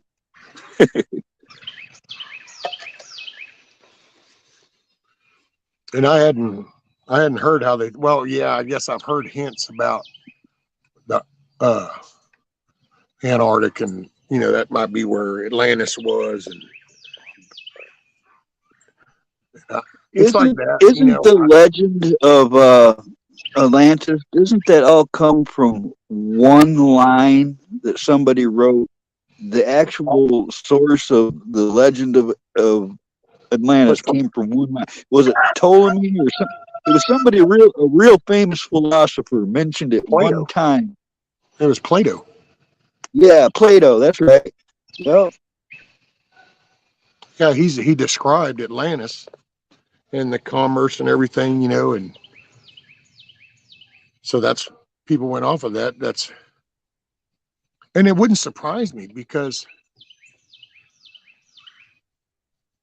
I don't know. I guess what I do here lately, because I realized just how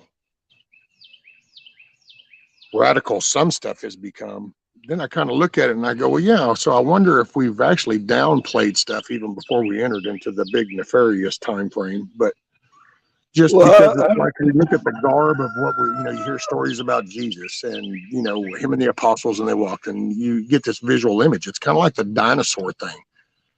They find some bones in the ground, they dig them up, and then when they do a story, they proceed, oh, there his little ass is. Okay, he's down strutting. well, this is what I I know. think All he thinks he's right. got an attitude with me. He does. I don't know. Y'all want to see a rooster get his head popped? Watch this shit. I'll slap him upside the head. I don't let him display no strut shit with me. I address that. No, I'm straight now. I will jack you up. Watch this shit, homie. You got me in life all fucked up, homie. Now, you want me to slap your ass? That's what I thought. You just better keep your ass in tone.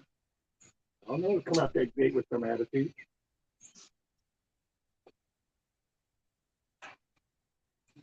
Don't think you're gonna come up behind me neither. I swear to God, I'll whoop your ass. And the world will watch you get your ass whooped. Yeah, girl, you got shit on your back. Oh, he's a mess. Watch him. You want to see a keyboard warrior? Watch this.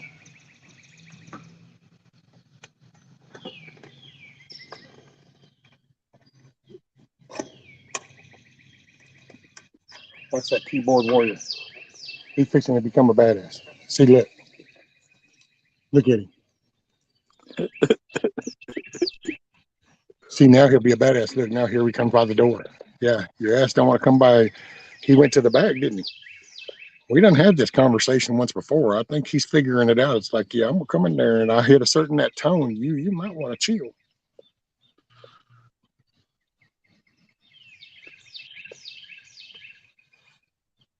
He looks healthy.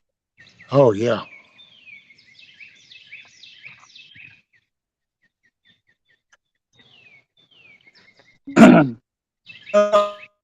Tell you, I have a lot of faith myself, and I know about what you said about your beliefs, but I also know that, like the Olmecs and the Aztecs and the Mayans and all those pyramids and everything that are built all over South America and Central America and all that, those are all built on older foundations.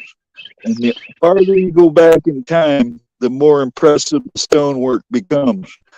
There's a guy named Brian Forrester. He travels all over Earth, and he goes to all the megalithic sites all over the planet. And it's pretty clear to me that there was a worldwide something going on before our history, admits.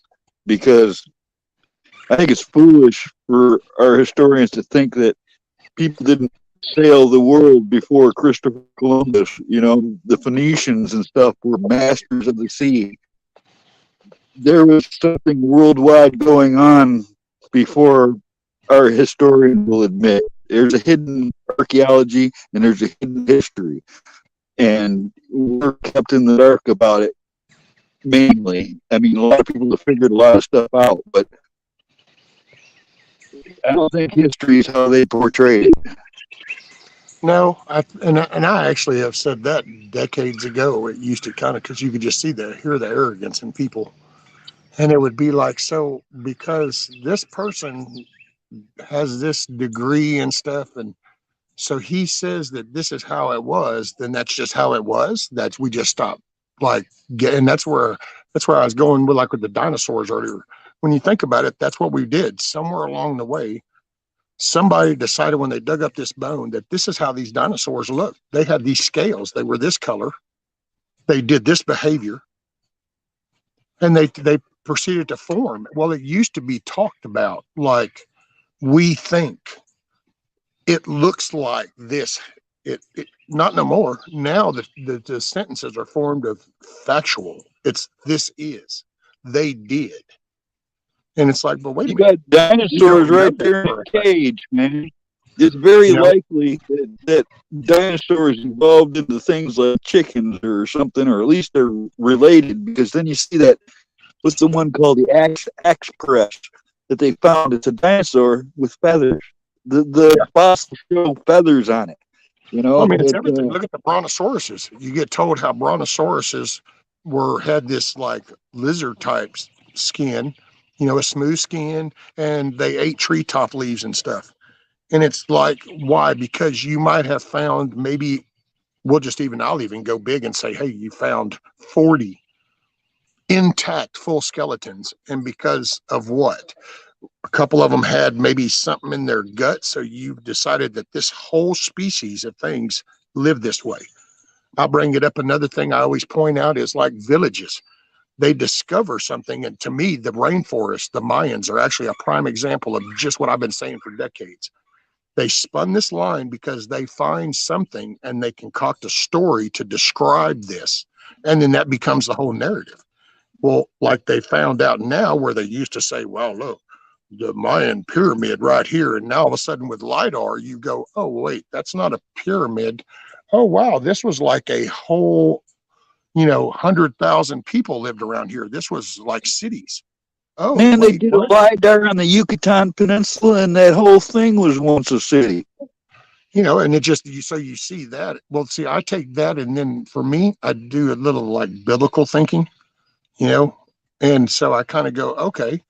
So it's like, because it's like pyramids and stuff. Well, what if you did have, okay, I'll throw this out there. So Cain, he goes off. Well, if I'm not mistaken, in the Bible, it even talks about um The he time goes before Adam and he Eve, goes knocked it out. basically over towards Egypt. So I'll have to find that back in the Bible, but it talks about where he ends up over that family, that lineage is over into in Egypt area. So, well, okay, if you have angels, spiritual beings, however you want to view that, and you have basically a force that doesn't agree or believe with God.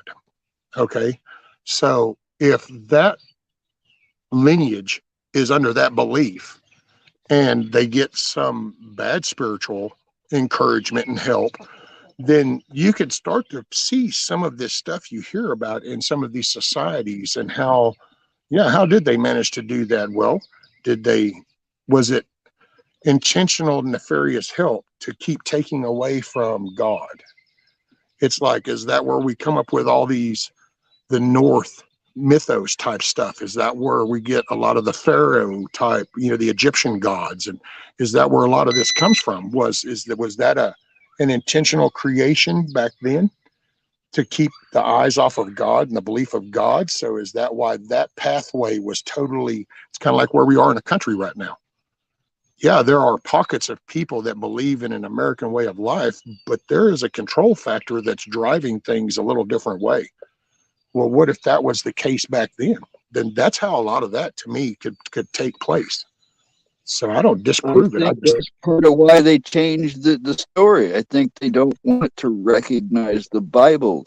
They don't want anything to back the Bible up. I think that's why they alter and hide the archaeology and the history from us. Because, even if there was a time before Adam and Eve, I believe the Bible speaks about it. Well, that could have been the time of the dinosaurs and demons and dragons and monsters. Oh my. And then, the floods that came afterwards that wiped out all the evil and corrupted earth. I think the line that you were talking about was from Cain and Abel, where Shem and Ham, their descendants had separated from their brothers in a way and created different tribes. Is that what you were speaking about? yeah. Man, see, now I remember, wish I could wish that part, because as I was reading it is when it kind of came to me. It wasn't like I thought that before. I was actually, as I was reading it, and it's kind of like the way it jumped out to me, and I went, wait a minute. So I looked at some of the maps and I'm like, well, yeah, that'd be the Egypt port. So that's the and I, really, I don't know if y'all saw that, but homeboy even came right up to the wire at the door, looked at me and did that.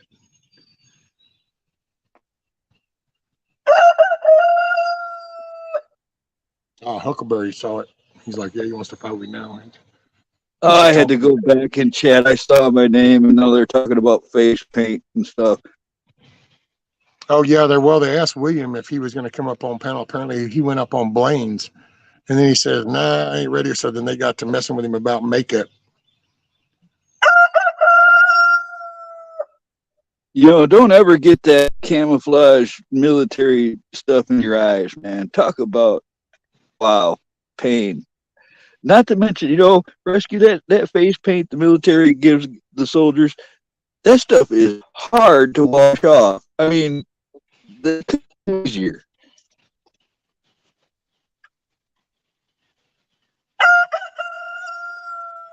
Isn't that wax based? I haven't really looked into that. I still have some from the 60s and some newer stuff, but that old stuff came in like a 10 cylinder. And if it was cold out, you weren't going to get it to work. You had to warm that stuff up and maybe even knead a little piece of it in your hand or something. It was pretty tough stuff. The little cylinder had a cap on each end. You know, it'd be a cylinder with a different color in each side. You could take one cap off, it'd be green on one side, cap on the other side, it'd be brown or something, you know.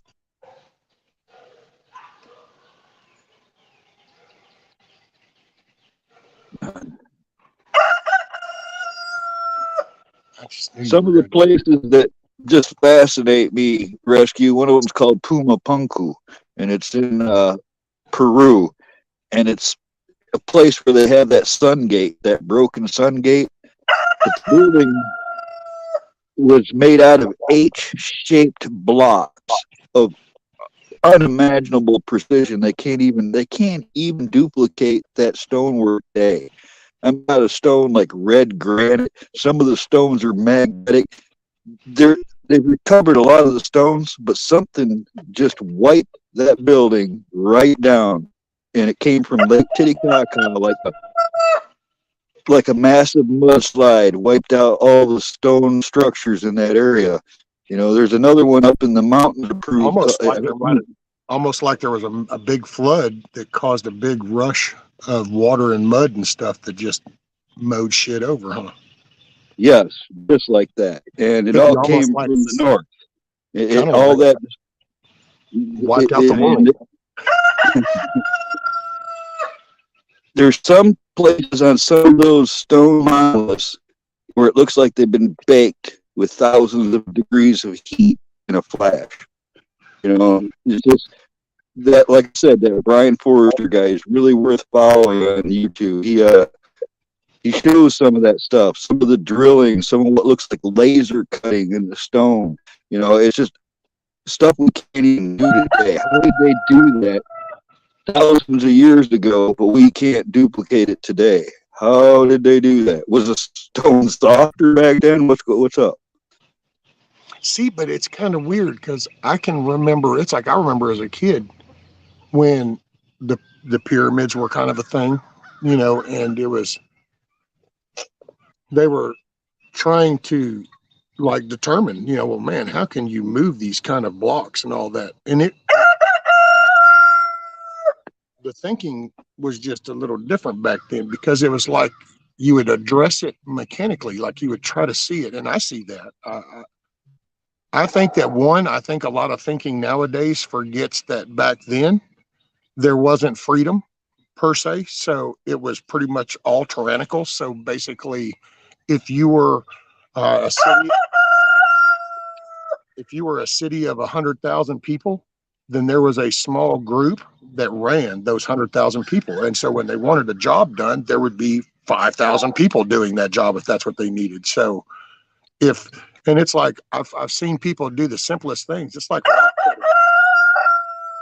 How did they cut that rock? Well, then you take old style ways of doing it, and you take sap from trees and you put it in carved out logs, and you take hemp rope, and as you drag the hemp rope through that log trunk of sap, you then drag it through a half log of sand or crushed up rock or something. And then you take that and you have 500 people that are always pulling this rope around, and it's through that and it's going around this rock. And this is but see, I don't think people nowadays can mentally conceive that that was life.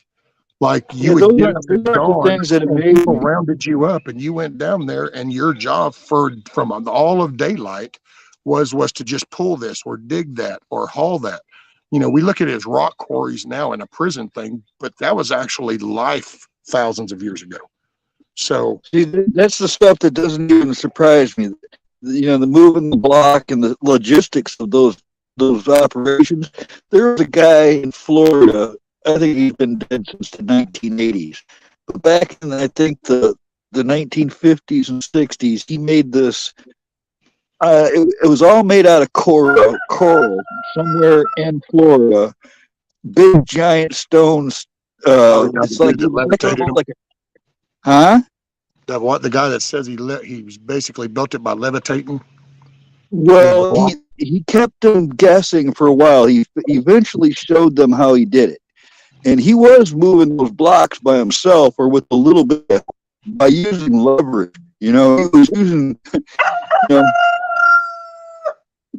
There was nothing mystical about it. It was the way he did it was actually just all logic and leverage and fulcrum points and stuff like that. So, but the things that get me is like the pyramid. All right, it's not a tomb. All right, the tombs are all in the Valley of the Kings. All right, it's an obvious lie saying that the pyramid was designed as a tomb that they still run with. All right, there's a whole lot of people that know this, but they still run with the narrative that the pyramid was a tomb, made for whoever. It's not. It has some other purpose. But let me throw this at you, Carl. So what if it was both? Kind of like we do these four-walled buildings where some of them are administration, some of them is a gas station, some of them are residential, some of them are a different business, but it's a square building. It's four walls and a roof. So what if that design as a pyramid was also a burial place for these pharaohs and kings, but it was also used for. It could have been a temporary resting spot for a dead pharaoh. I'll give you that, because the casket that's inside, it was never used, and it's damaged like something exploded outward. The lid's missing from. I'm talking about the Great Pyramid, the big one. But if you look at the design, like I guess Tesla and some other people did some theorizing on it. The Nile used to run right up close to those three pyramids. It's actually moved a bit, and there's underground water cisterns that run below the pyramid, and then there's this non-conducting stone that they use for the terrace. Actually, the ground around the pyramid is amazing. There's massive blocks of perfectly flat, like tiles. And there's like this what they called, I think, the Tomb of Osiris, where they're deep underground near the pyramids, but it's been cut off from the public for a lot of years. There's this giant black boxes underground, where they just can't even imagine how they got the boxes down there. So there was like, maybe they were trying to harness some type of energy with these things, Well, it could be, because when you think of life back then, they weren't polluted with all the stuff that we see now.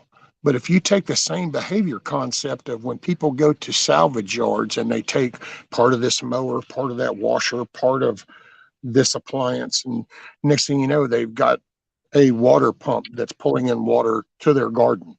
Oh, wow, that was really cool ingenuity. See, we always refer to that as ingenuity. Well, back then, you didn't you used other things to become, you know, you thought with the natural stuff that you had to work with. That's why sometimes when they just like when they first discovered some of the water channels and how wow, they had Romans had running water, kind of thing. And it was like, wow, and it was like, is that really shock and awe for people? Do we really think that we're the only ones that were smart enough to figure out this way of life? I mean, they used what they had at that time, and they Yeah, they made weren't theirs the what they only called a ones. comfortable life. There's one of those aqueducts in Peru that's still working, coming out of the Andes Mountains, and it still works to this day. Yeah. So I mean, that's where sometimes that's I just I don't know some of the because you lose sight of so much. It's kind of like with the moon landing thing, and then people just automatically go to, oh, it's off. It's like, do you realize how much development and so many things came from I heard you that mention project? that when I first got on here. I heard you mentioning that. Are you talking about all the narrative to say that the moon landing wasn't real? Is that what you were talking Well, about earlier? yeah. Well, I ran across this.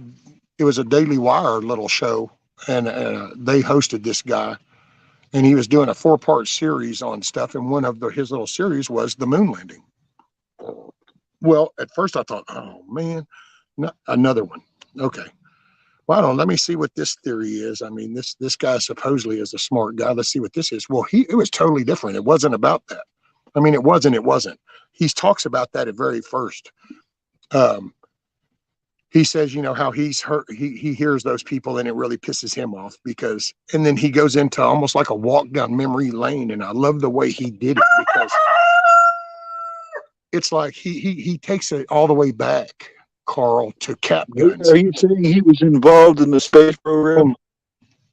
Well, he was actually a kid when we landed on the moon, but um, his his dad worked for somebody, but that was and like he brought up, and that's why I said it was like a walk down memory lane because it wasn't this current, you know, story stuff. It was from the perspective of back then, and he sets the time frame for it. He sets the narrative kind of like, okay, let's go back to then. This is what families were doing.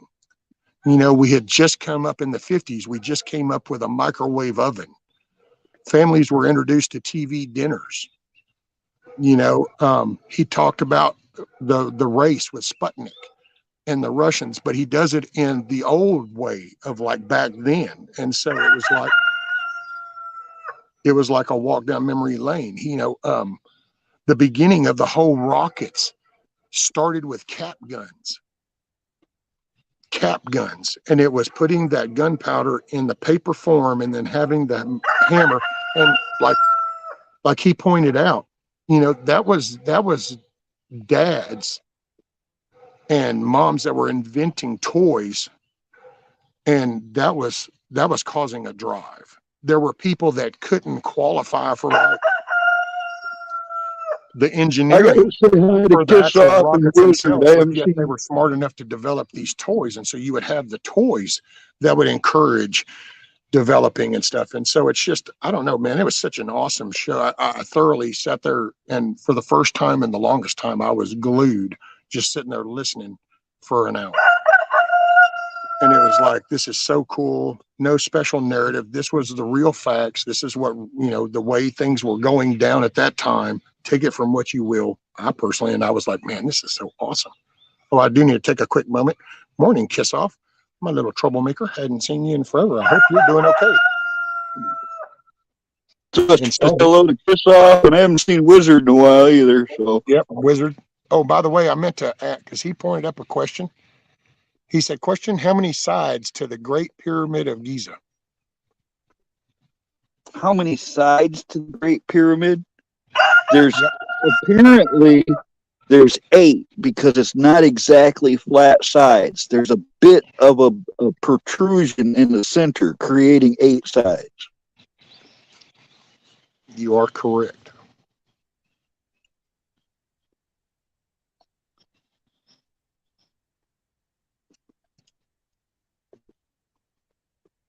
Oh, yeah, Wizard. Let's see. Oh, he must have been feeling bad. Wizard, you been sick?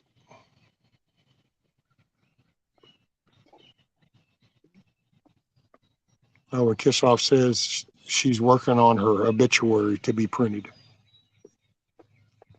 Well, you realize that if you're not here, they don't have to read yours. They might just make up their own. It's not like you can take them to court that they didn't read the right obituary.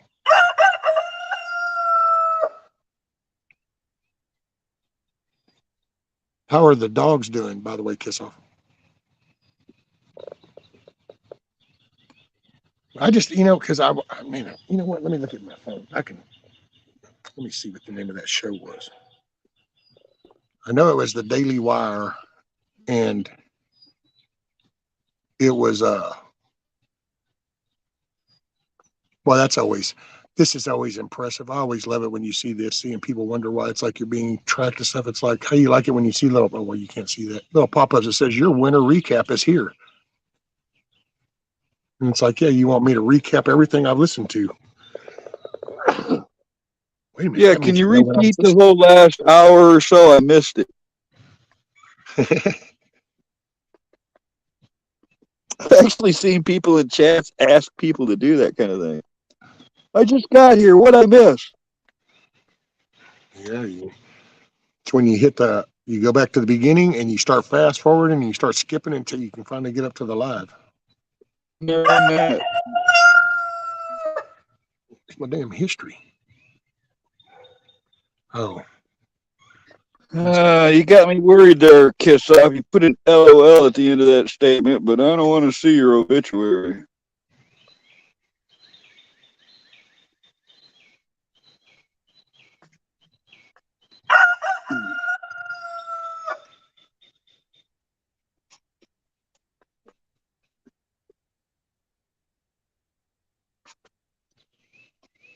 Yeah, that stuff, the moon thing, I asked about that because I started looking into the flat earth thing, right? I wanted to see how far this theory goes back. And I found out that it does actually, there's some references to this in the distant past. But apparently, this flat earth narrative where people were on the internet arguing with people all the time about it, that's fairly recent.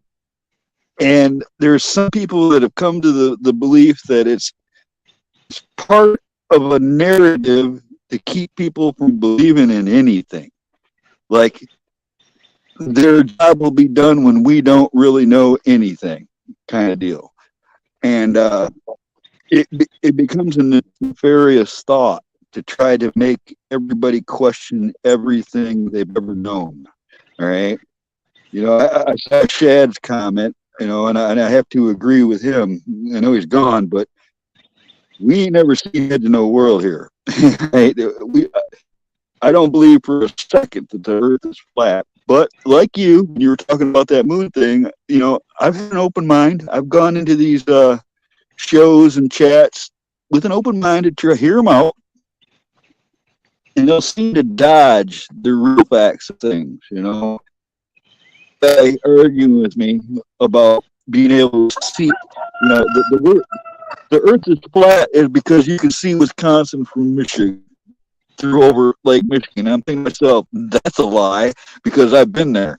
In fact, I've been at the top of a sailboat mast in the middle of Lake Michigan, and you still couldn't see all the way across, so I know there's a curve there.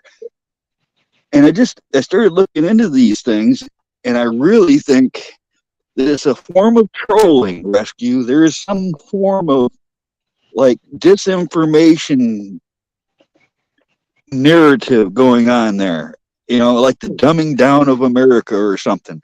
And it's bothersome and it's troubling, but I'm not buying just about anything. I mean, it takes discernment, man. You got to question everything these days, right? Yeah, pretty much, because especially now that we've entered into this digital world, because this digital world, and you have a generation that's been raised on this digital world. So for them, this is the same as reading a book. So to get them to understand that this can be changed on the fly as you're reading it, a book can be changed. as you're listening to a song, the lyrics can be changed. I mean, we're at that level with digitalness. It's so, And it's you instant, know, and it's worldwide, and it's instant. Whereas, well, like with actually, ship, it is worldwide, Carl, but I wonder sometimes if that isn't what's part of the little spark behind some of these smaller countries that are starting to basically, you could say, buck the system because they're starting, because some of those countries, it's like if you were some of those countries, they remember their history, and all of a sudden you're telling them that their history didn't exist because over here in this country, we have people playing a mind game. But you see, other countries see this, and because I remember there was a speech that old Bear Boy over there did talking about the transgender thing and how you mean the one where he was talking about us Americans? yeah, where we're how confused, it's like you guys are just so confused and with all that crap. And so, see, other countries are seeing things from a different lens. And so,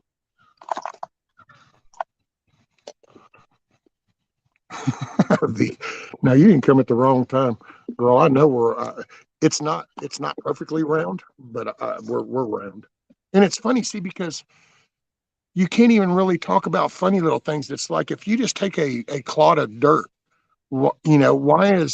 how is it that things are designed that way, that you take a clod of dirt and you put your hands together and you start rolling your hands together?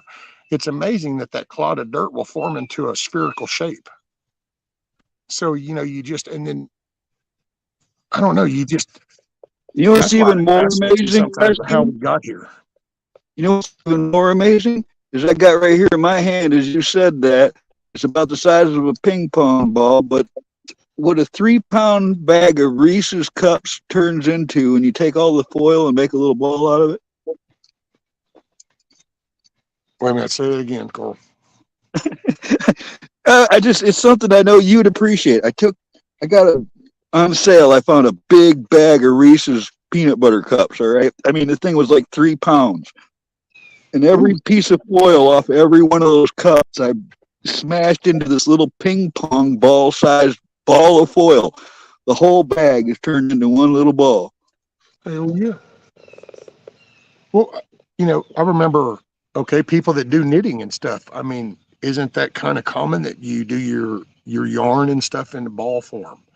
You just, I don't know. Oh, we got planets that you can look up in the sky and see, the that are round, and yet, and I guess I get fascinated on just how easy that in order to believe that you've discarded 100+ years, actually more than that, because you have people that even go way back that just the whole everything. Think about it. Your astrology, everything would be out the gate because it's all supposedly not real because we're flat and this is just like we're in a snow globe. I And it's know, like, it's ridiculous. It's totally ridiculous. That would mean that there's like a whole bunch of flat discs in the heavens just happen to be facing their flat side all at us. well, and it's I mean, everything. When you think about the tidal waves, the migration that takes place because of everything is.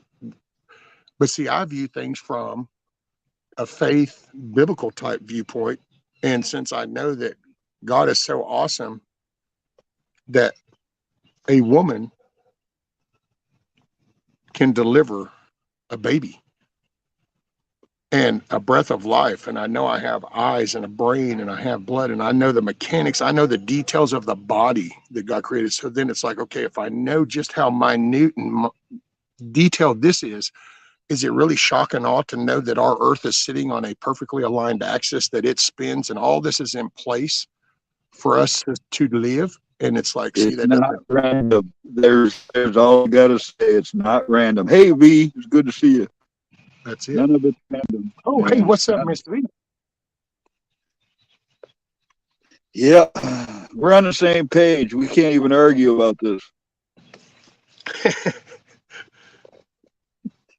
Well, and I just, I would like, because that's what I wish I could get people to see, that they go in there. I'm not trying to disprove their thing per se. I mean, I might not agree with it, but man, before you jump on that banner, realize how many other banners you're jumping way over that supposedly wouldn't exist. It's, or the GPS tracking, or the cell phones and just everything. And they say that none of that really happened. And it's just like, wow, how do you get that disconnected?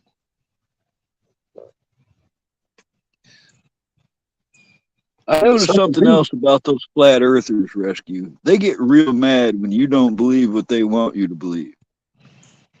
Wow. Miss Sophie B. I'm honored, ma'am. Well, thank you for stopping in.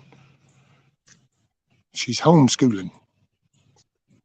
That's awesome. Hi, Sophie. And I'm you're very sorry to hear welcome, that. ma'am. I'm glad you enjoyed the beeswax. That's from our local, local beeswax, probably about 20 miles, 15 to 20 miles. Actually, some of the bees' nests are actually just about a mile and a half away as one big group. But I sent some stuff up to random to give to people that were going to meet up. And I sent Sophie a little, like a bees, it's made out of the beeswax, but it's like a bee's honeycomb with a bee on it. Ooh, that's good. That's good stuff. Hey, I Sophie, like while honeycomb. you're here, let me ask you, did TT1 actually happen to put on the hat? Did you happen to see if he put on the hat? I hope he did a video if he did. I sent a hat for TT1. I figured he'd get a kick out of it.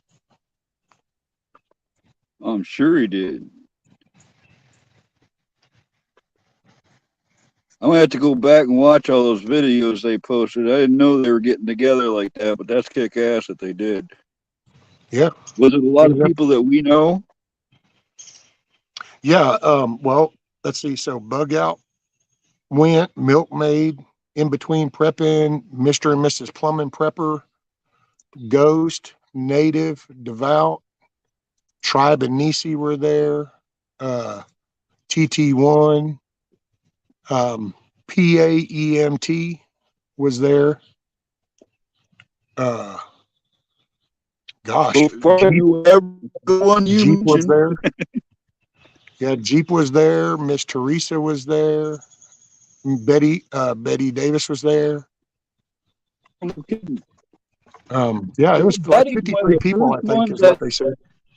I think Betty's one of the first people I ever chatted to on YouTube.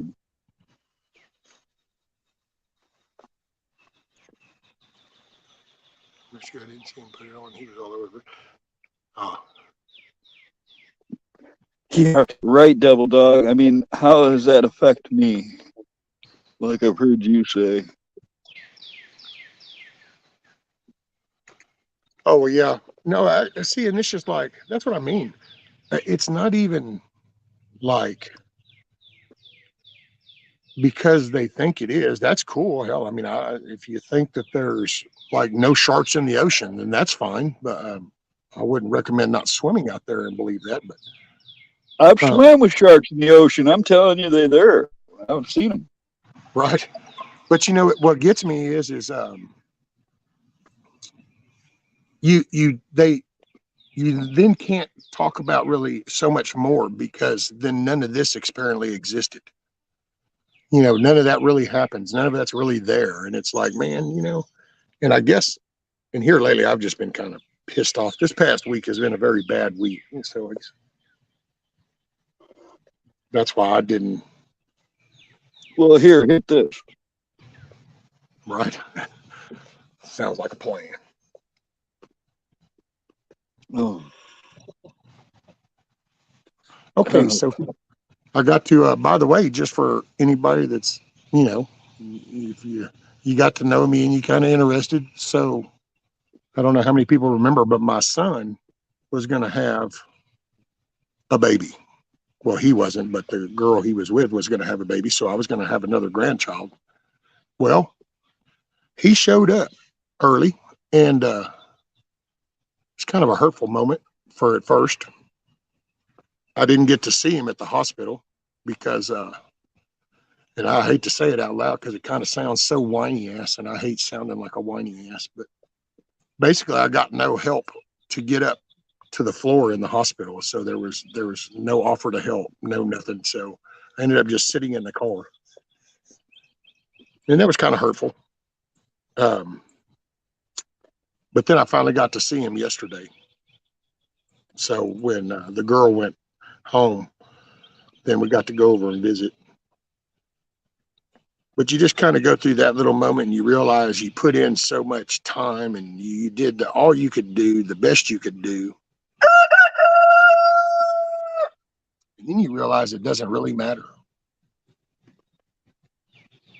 Because the people you did for don't give a shit. What? If I lived near you, I'd be carrying your big heavy ass everywhere I went.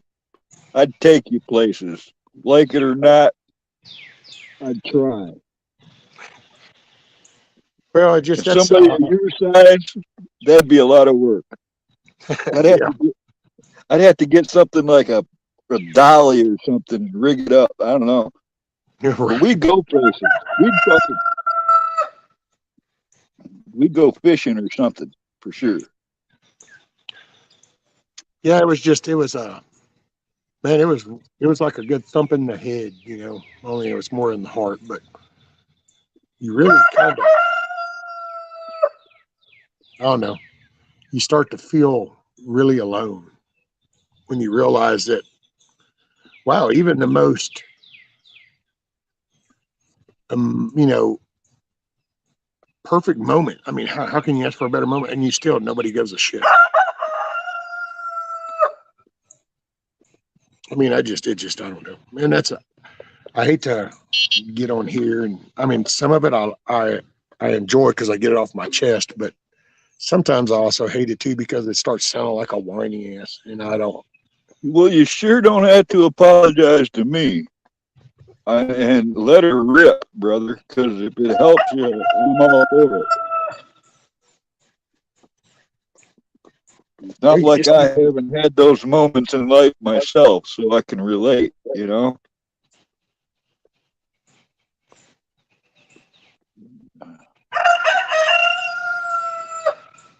Well, you just, you know, you go through, like, that's hell a year ago. I was pretty damn depressed, and I think that, and that's how I had a conversation with somebody, and it's kind of like I got to that same point again, only because of how my thinking is and the way I am. Thank you, BB.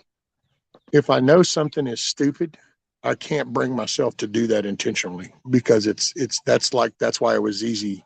Once I kind of clicked to that, that's why it was easy to stop the drinking, the drugs, any of that kind of stuff, because it's just like once you know it's stupid, then you kind of have to admit that you have to admit that you're even stupider because you knew it was stupid and you did it anyway. And so I've always told myself, well, see, I kind of hit that depression moment, but I can't get as depressed as I was as before because I know how stupid that was. So now I'm really in a conundrum because, well, it's like emotionally and mentally, you kind of hit the same level, but the response is different because I've learned from the previous one. So now I'm in a different conundrum because now it's like, okay. And it's been a really shitty ass week.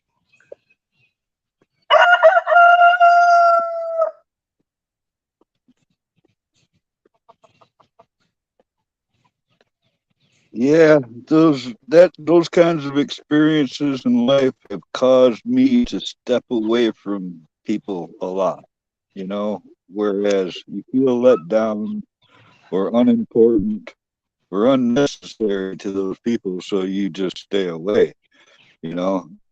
Thank goodness for people like you, you know, because I've gone through a lot of this stuff that, you know, I don't ever mention it, but I'll tell you what, I've had a couple of years here that if it wasn't for people even just ribbing me or joking with me or just saying hello to me in the chat, you know, I'm a pretty solitary person here. So this community, and I mean, there's a lot of them, they've helped me in a lot of ways they don't even know, Rescue. I mean,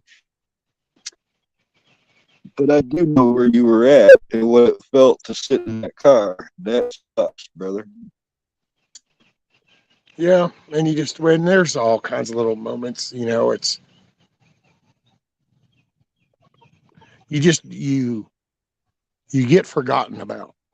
And for the longest time I just didn't care. I mean, it was like whatever, just as I'm doing what I'm supposed to be doing. I'm doing, but then you kind of reach a point You buy and yourself some more time quitting all that other shit. Right, the least you buy yourself some more time at the minimum.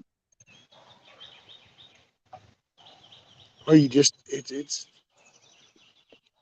I don't know. And when they were kids, you don't expect anything from kids, So, like, but once they became grown, then you think, okay. And then when each one of them have a kid, you think, okay, now, and it's like no. So it's kind of like my granddaughter. Hell, if I say the wrong thing, then I might not get to see her for a couple of months, or something. And it's like, wow, how did we get here? Because, you know, I don't know. And like I said, sometimes I hate to talk about it too much nowadays because then I know that I've already said it, and I think that's part of my problem.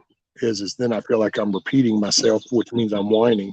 And although Okay, people might be I'll do hearing some something, whining too. All right, I'll do some whining. A year and a half ago, I left a 7 year long relationship.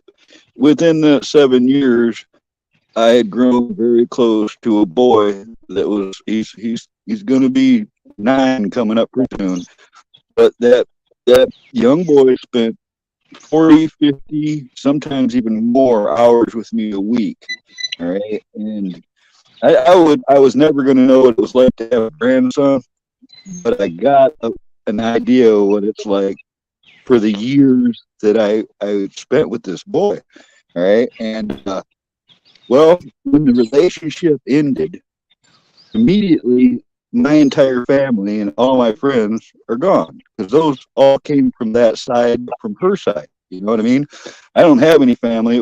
She had a very large family, which who I got along with all of them. All right, I watched their kids. They trust me with their kids. I should say enough.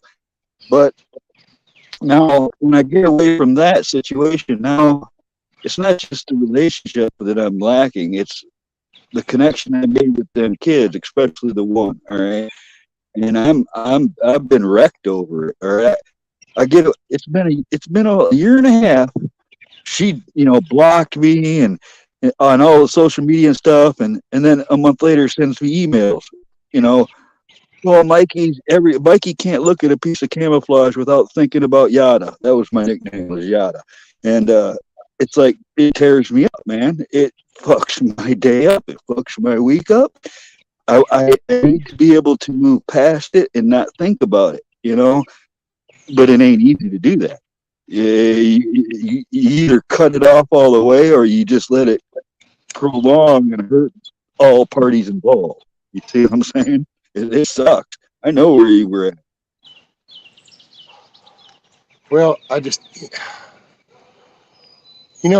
and that's why when I was talking to somebody this weekend, because I've really, man, I've lost social skills because I became so, I don't know, man. It was almost like, I mean, I've been to prison, but it was almost like its own little prison for the last 30 years. And it's a family full of hate. And I dwelt amongst them, basically unfortunately, my kids grew up around a lot of this negative shit. And I was always the center of it. I mean, very people that I would cut trees off of their house after the hurricane would the very next day be talking shit about me because I had been to jail when I was a kid. And so they I've kind of been to the juvie. perpetuated all the time. And then like if we wouldn't have arguments with the missus, well, of course, if she can go over to her family's and she's mad, so she's venting. Well, it's venting into the wrong atmosphere. That's a volatile atmosphere. So then all that did was really feed that more. And it's just been that way. And this is nothing that we haven't talked about. I've had face to face talks with my kids. Hell, for the last 10 years, they've known. It's for the last 5, 6 years. They knew You that it's feel like cut off. I didn't want to Do wake you up, feel and cut they knew off? that. Is that what But you're yet, saying? nobody ever changes, and that's what I was telling them is it really sinks home when you realize, when you really reflect back on how many times you've told somebody that something bothers you, and you've done it in so many different ways, from the extreme aggressive side to the passive quiet side to all that, and you end up years later and you realize that nothing's changed, and it kind of really drives home the fact that, well, that's because they really don't give a shit. Because anybody that gives a shit, even if you don't agree, you would want to change. Like if I knew that, well, like that's okay. I do that personally with the F bomb. If I'm around females or kids, I have gotten to where I really try to think that through, because I don't want to say that. And it's not because anybody else does that, it's my own. Well, you do that because you're empathetic for other people. So when somebody were to tell you that something bothers them, and you do nothing about it, it's because you don't give a shit that it bothers them. I mean, now we And can saying dress that sorry up, and we stops. can come up with all kinds of excuses and reasons of why we don't. But the bottom line is means that if you gave a shit, then you would make an effort to do something different. And Yeah, if you that's don't, right. That's why saying sorry about the same thing more than once don't mean yeah, crap, because I they punch just you keep. once and say, "Oh, I'm sorry," and I punch you again, going, "Oh, I'm sorry." Well, at some point, you're going to look at me, going, "Dude, I'm about tired of the sorry. Stop hitting me." And you just kind of that's kind of where that's where life's at, And I think that's why sometimes I'm totally cool if today's the last day. I'm okay with that. There's nothing bad about that. I've been there to hear you say that before, and I know the feeling. You know, And it's hard to talk about because people will hear that and they automatically go to like a depression mode. And in a way, I guess you could say it's a depression, but it's only because there's no easy way out. I don't know, There's man. I think it's so more of like accepting your fate. All right, and it's like I say, it's similar to what you say. If I was to die today, I can go knowing that there's nothing that I want for, nothing on my bucket list that I had to do, nothing. I feel like I've lived a pretty good life. And the most important thing, Rescue, is I know I tried to do the things right. I tried to do it. I tried to be good. I tried to, my intentions were always good, whereas I'm not going to regret not doing something that I should have. You see what I'm saying? oh And it's the same yeah, thing.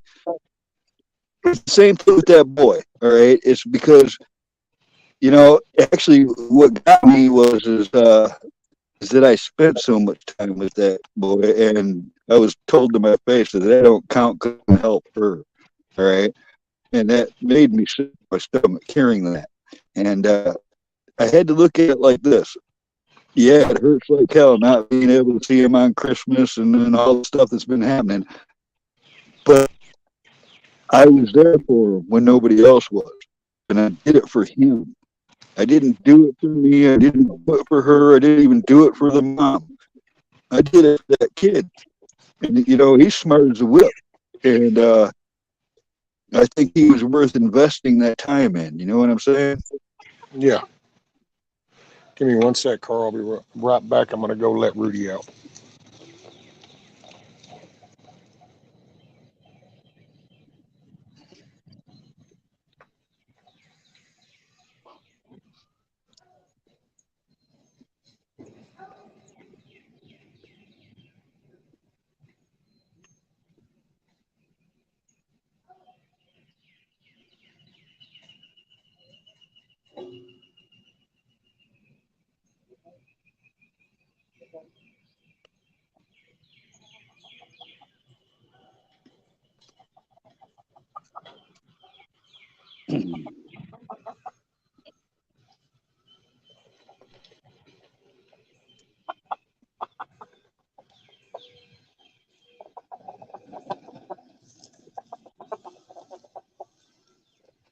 Okay, there we go. Oh, there you can see Rudy just went around in the back. Oh, Well, I was trying to catch up on chat. You got a good chat going here. How many does it say? I can't see how many people's here. How many does it say are in I the don't chat? know. For me, in StreamYard, it says 0. So I don't know how many people are here. It's weird. I look up there and it shows I've been on for live 3 hours, and then the little thing it says 0. Oh, Huckleberry says 33. Thanks, Mir. Thanks for everybody for being here. Hopefully you're having a good day, starting your week off. I was just trying to get to the bottom of that too. Rescue is that you know that you did everything you could in those situations. Like you weren't the bad guy, so you got to at least give yourself that credit because there's a lot of bad guys in the world. You know what I mean?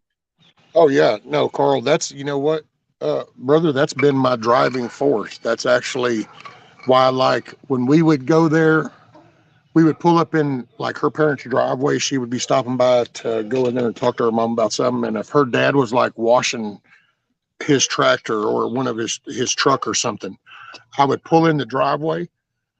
She would get out, and I'd say, "All right, I'll be here." And I'd light a cigarette, and I'd look, and I'd see him doing that, and I'd get out of my truck, and I'd walk over to the bucket, and I'd look down to see if there was a rag, and I'd just pick a rag up out of that bucket, and I'd start washing down the other side. And never got a thank you, never gave a shit, because I always told myself that what I'm doing is I'm working. So from my younger years, I was pretty, I was running and gunning pretty hard. And there's actually shit I shouldn't even probably be here, but I am. So I know there's a long list on the negative side. So that I just started when I made that change in my life, I started working on the positive list. And so I used to just tell myself with them that regardless of how they treat me and what they do to me, I'm going to do the right thing because I'm working on my end game. I'm working on my end game list. And that's what I work. That's what I've always, that's what pushed me through. That's why they're still here. Because I've even had them, her brother one time took his hat off and he threw it down on my porch. And this is way back. We were having an issue and she was going to move out. I was like, okay. Well, they loaded everything up. It's like, no, it don't work quite that way. Well, he threw that hat on that porch and he said, "You better get out of here." And I said, "You know what? You either step off my porch or I'm going to pick you up, snap your back, and throw you out in that road." And then her dad goes, "If you put one hand on him," and I looked at him and I said, "I'm going to tell you right now, old man, I'll respect my elders, but if you get involved in this, I'll snap your back and throw you out there next to him." Son, he run out to that truck, that city truck, and he proceeded to get on that little radio. This was actually one of the cresting moments when life was like, yeah, there's no recovery from this because the line's been drawn. He got on Did that you ever radio. read He Batman? called his Did you ever dispatch and read said, Batman "I comics? need PD over I got here." So another. he got the police over there. The cop shows up and he goes, "What's going on?" I said, "Well, she wants to move, but everything in the house, dude, is on that trailer and stuff and in that van." And I said, "That's not quite the way that needs to go." He said, "Oh, well, what do you want?" Or he asked her, he goes, "Are you moving?" She goes, "Yeah." And he goes, "Okay, and you're staying?" And I said, "Yep." And he goes, "So what do you want to happen?" I said, "Well, I kind of would like to go through the shit on the trailer and kind of get some of my shit off." And he said, "Okay." He turns around and he told her family that he goes, "Well, he wants you to wait out. You need to go out on the street." And son, that was not the reaction because around here, they always got their way. Dude, I've had a deputy try to tell me with my son because when we were splitting up, I got custody of my son. She said, "Well, I'm going to go get custody of both." And I said, "No, you can raise our daughter, but I'm going to raise our son. The boy needs to be with his father. Daughter needs to be with her mother." Now, well, don't tell me you're going to do something and not mean it. Because I went the very next business morning and got my lawyer, went down and said, "This is what I want." And he said, "Okay." So I got it and then turned around and we went to pick him up and shit, dude. Her mother plowed into the side of the car, ended up with a deputy. The deputy steadily trying to go, well, maybe you ought to give the grandmother, talking about her mother, my baby. I said, no, it's my son. We're fine. Well, I think it'd be best. Well, I don't care what you think. Well, y'all just need to get on out of here. And it's like, yeah, okay. So that's why I say we've butted heads in the beginning, and then it reached to the point to where it's like they know don't cross the line. Matter of fact, I bought this house behind us 30 years ago or something, 25 years ago. And dude, we weren't home. They crawled through the window to go into that house. And son, I come unglued. And so, yeah, after that, now I don't go there. They don't come here. Leave me alone.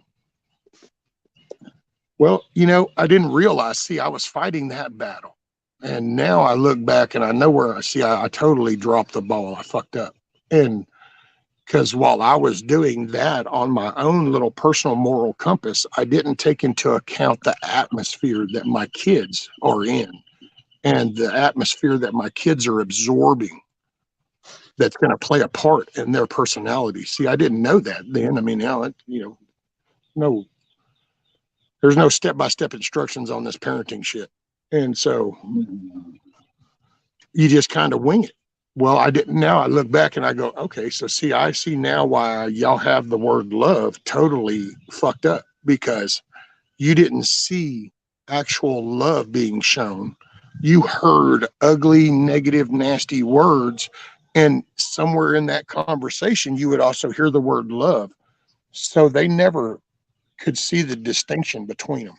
So like I'm literally around people, her family primarily, that can literally tell you, fucking Carl, you're a fucking loser, you piece of shit, you sorry motherfucker, and I'm so tired of this car, I can't believe you did that, and where the fuck do you want to go for lunch tomorrow? And it's like, wait, what? And it's I know exactly what you're talking about, man. Boy, did I live that. Dude, it blows my, and it's like, wait, no. And well, I see, I didn't see it for what it was back then, but when you have kids that are growing up and this is the kind of shit that they hear, that it changes their thinking. Now you're teaching the yes ma'am, no ma'am, yes or no sir, may I please, thank you, basically, Can I ask you a question? If you really wouldn't have gave a shit, you had no empathy for any of the situation, you had no feelings about it, would your passions have been raised to that level, or would you have just ignored it and walked away?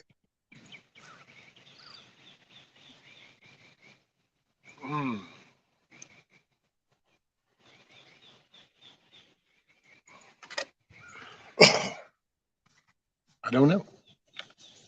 That's the part right there. All right, because I mean, I firmly believe that getting mad rarely helps. I've seen people destroy their own stuff. I've seen people destroy their relationships over anger, and it rarely does any good. I mean, except unless you're already in battle. But and I will say now, and I won't say in my defense, although that does sound kind of funny. No, let me get to the point, because I'm going to forget the point. Don't get me wrong. Like I used to have an anger problem. Like I used to have a real bad anger problem. Like when I went in the Army, that's why the Army was like, holy shit, man. No, we don't need to put this motherfucker in charge of nothing, because he can go batshit crazy.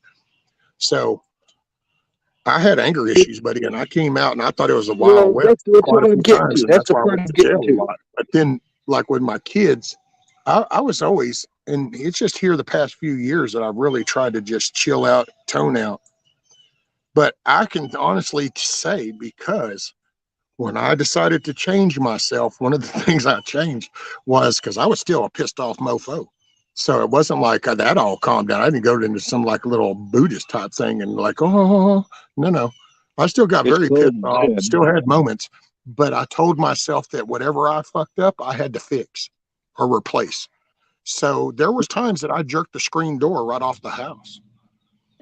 Went up there. Well, that's kind of the point I was trying to get to, is that, all right, if Joe Schmo off the street comes up and says, "Carl, you're a fucking loser. Look at you. You know, you wearing old clothes, whatever."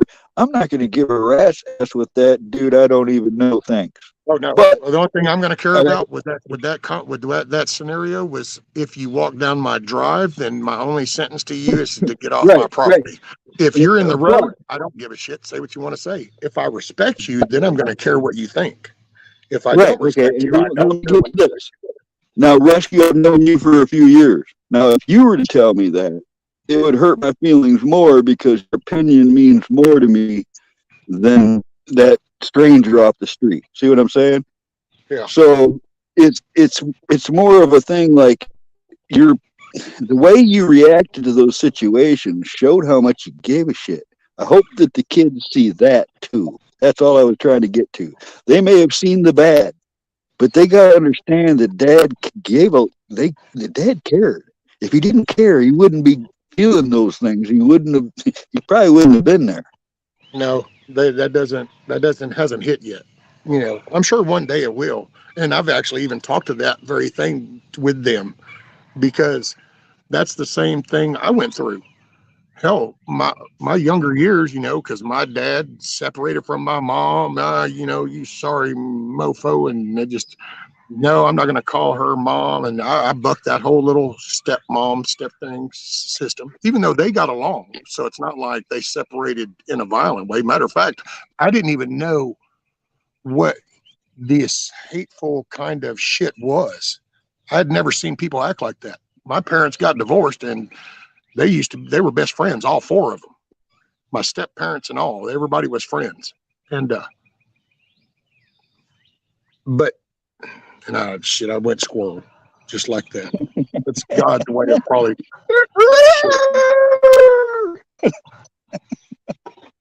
but you just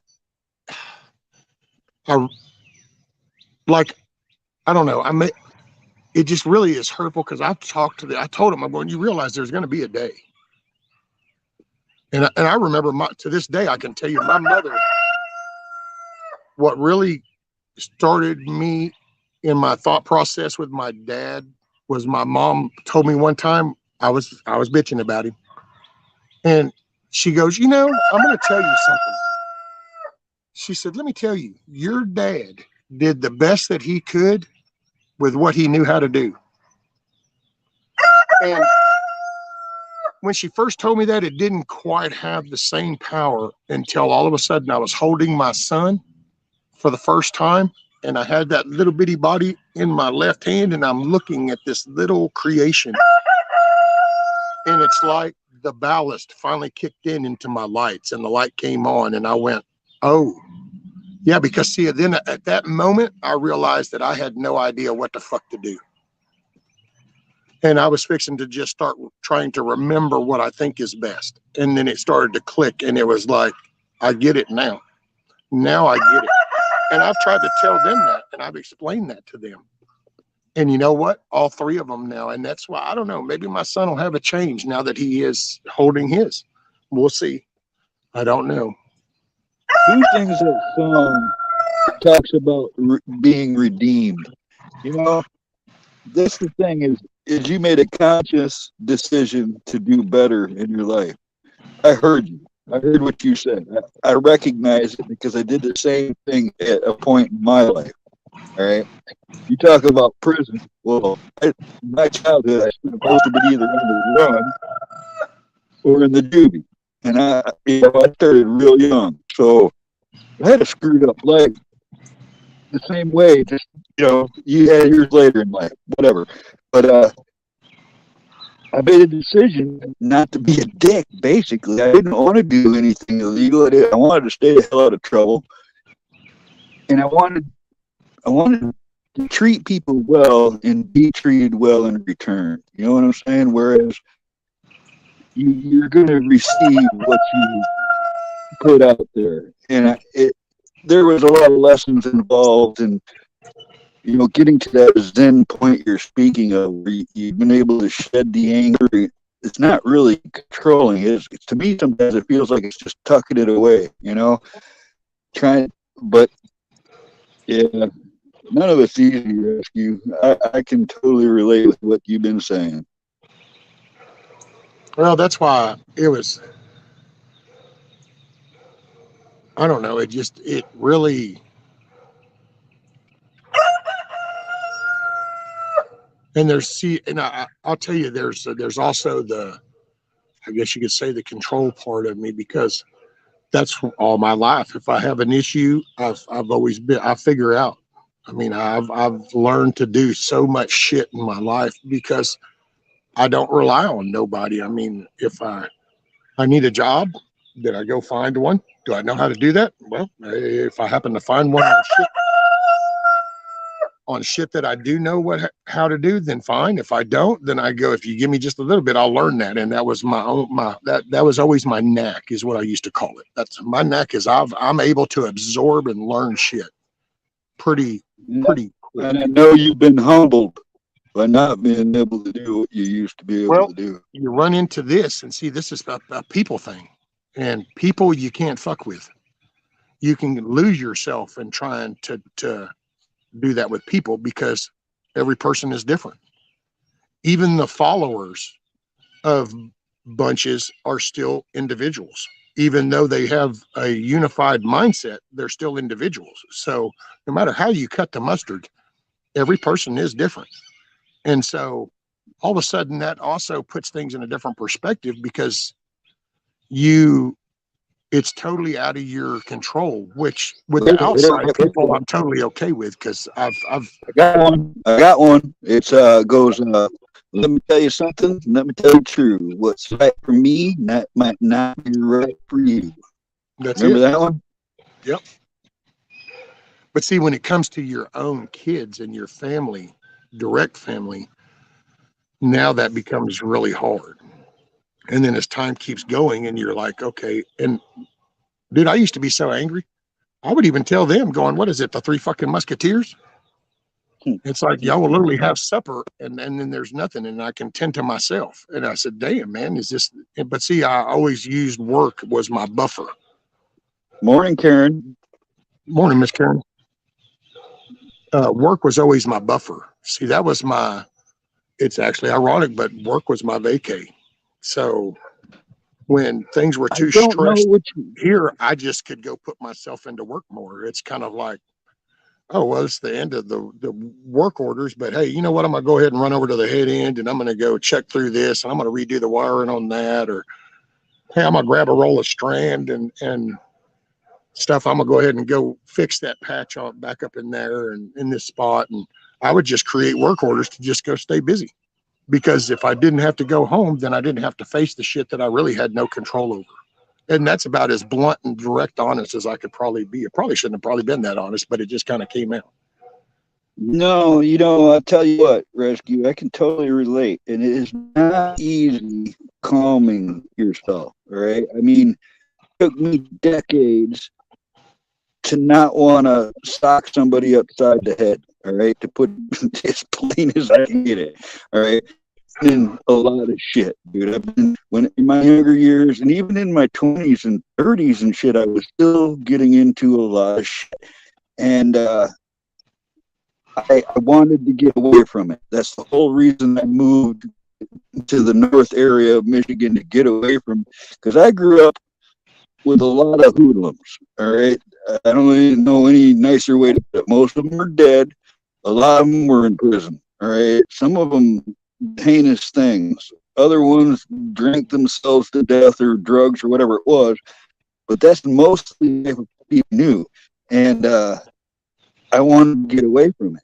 And I moved north. And I mean, I got away from most of it. But in those times I spent alone for years in the woods, I learned to calm myself. And I reflected on the things I seen. I had a friend of mine. He would have like anger fits. I watched him spend like $3,000 on a stereo once, and in his anger, his fit of anger over a girlfriend or something, he smashed his own stereo system with a baseball bat right in front of me. And I was like, that was stupid, And after it all the drama ended, he stood there you know, agreeing with me. Shit, why did I do that? I said, I don't know why you did that, too, but that was a nice stereo, you know. I've seen guys punch walls and break their hands into pieces, and then do you feel better? Because they can feel worse now, you know. It's every time that I really got pissed off, cops called and people went to the hospital and that kind of shit, it created a lot of drama I didn't need, you know. So I tried to stay away from it, and I've changed my ways, man. I had to become a different person to avoid all that. And I'm as zen as a motherfucker. I can't get any more zen right now in life. You know, it's you have to literally try to hit me before I'm going to do anything. You know, I've been like that for a while. It's just Yeah. By the way, I think somebody's going to be mowing not far from me. So if it gets too loud, let me know, and I can always go to the other side. Can y'all hear that already? a little bit. I hear it a little. Okay. Well, tell me whenever he makes this pass and gets up closer, we'll see if it gets louder. If it does, I can always move.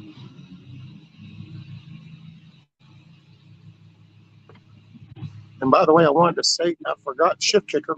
Morning, Miss Shift. How are you? I will say, see, nowadays, I still get fired up inside, like, to be openly honest. Is that real loud now? No, I can hear you pretty good. Ask chat though, because sometimes the panel doesn't sound the same as it does to them.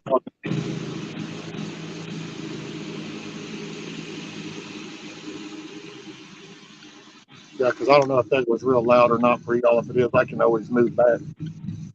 Some people got those headphones on, are probably laying on the floor screaming now.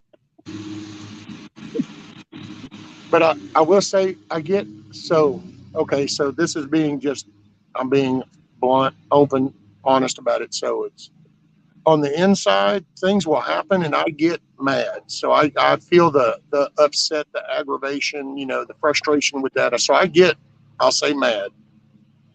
I try not to display it. I try not to show it. Oh, I thought I said morning to you, Hoot. I'm sorry. Well, morning, Hoot, Hoot, Hoot. I feel the heat rise in me, Rescue. I sit there and on the outside, I hope it's not showing, but I literally feel like I'm heating up because I'm getting pissed off. Yeah. Well, and I'll try to pull away. And as far as like escalating to any physical confrontation, I really will try so many ways to avoid that physical confrontation. Now, there have been some times when I was in them and it wasn't even my call. So shit happens. But for the most part, I really will try to avoid. Like I will sit there and tell somebody, look, man, this isn't where we need to go with this. This isn't what we need to do. You really think this is all worth that? And I will try to enlighten people. But then, see, I've walked in that world, and man, I don't know. I've seen so much of that shit. I guess that's why I hate to see so much frustration nowadays because it's like, man, you know, I've seen so much shit go bad because of some little something that then sparked and got blown into something that really wasn't, and shit just fall apart. And so you kind of, I really have tried to, because I used to be very, I'll say, aggressive.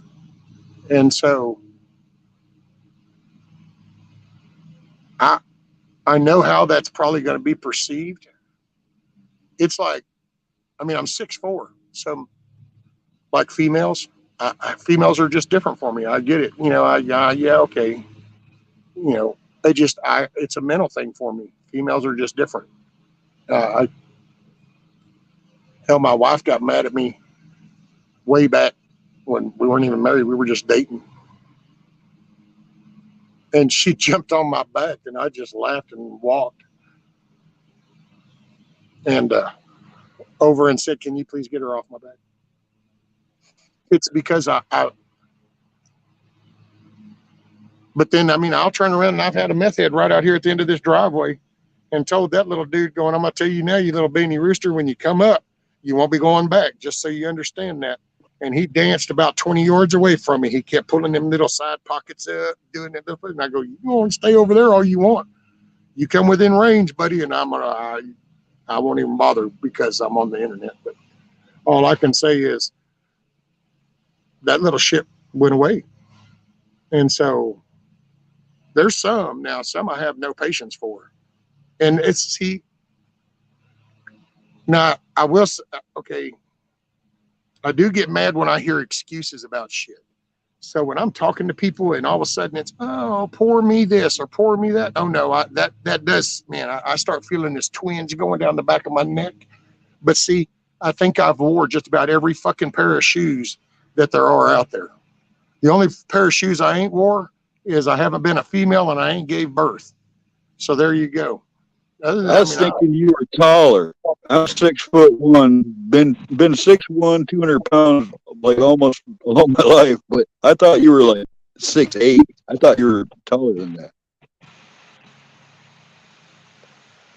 Yeah, 6'4", and at my highest I was at about 327, 337. Under normal conditions, I'm about 285. Like right now, I'm at about 260. I think 265. But I've always been that way. I mean, hell, I was 15 years old and I weighed 200 pounds. I used to could weigh. I would actually, matter of fact, a funny story on that is I would work with my dad and we would go into like mobile oil and mobile chemical and shit, and we would do the scales for the material, the pad scales right there, and I could literally stand on those scales and use my own body weight, and I would adjust those scales and stuff for certification for probably a good year.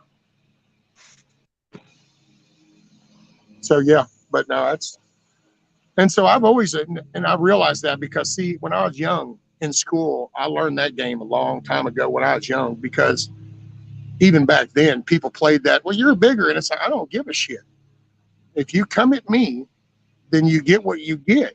I mean, it's a threat assessment at that point for me, Rescue. It depends on who they are, what's going on. If it's a real threat, then it's no holds, everything goes, everything's fair in love and war and all that fun stuff. But if it's something that I don't deem as a big threat or something, I don't even punch anybody, man. If somebody sticks a hand up in my face, I'm probably going to grab their finger and put them to their knees until they say they quit, and it'll be over. And you know, I was lucky enough to be taught a whole bunch of stuff when I was young. You know, so I know how to make somebody change their mind real quick. I'll put it that way. And I try not to do any damage. I mean, I'm not out to hurt them or myself or anybody. I just want it to end. So, you know, there's been a lot of situations. The older I got, the better I contained the situation, I should say. You know, I've been in situations where I regret doing something to somebody. I've been in situations where I regret doing something to myself while I was doing something to somebody else, you know. So I learned to like control that anger better for my own good, you know, because punching skulls and stuff isn't really a good idea. You know, if you kick somebody in the face with a boot, it's not like the movies. If you break people's bones and stuff, you might feel guilty afterwards when you see them crying and shit. There's things that can go along with that, you know. Hey, what's up, C? Morning.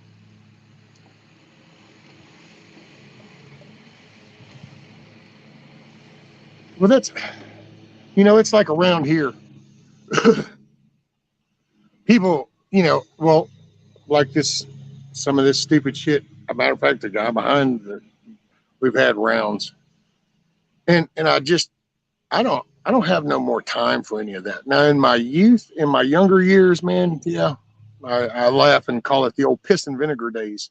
Hey, morning, Eric. I'm sorry, brother. I did see you come in earlier, and I meant to say hi, and I didn't. So I can own up to that one. And Hoot, I'm still sorry I missed yours. But morning, Eric.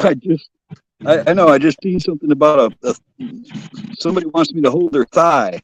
I don't know. I don't.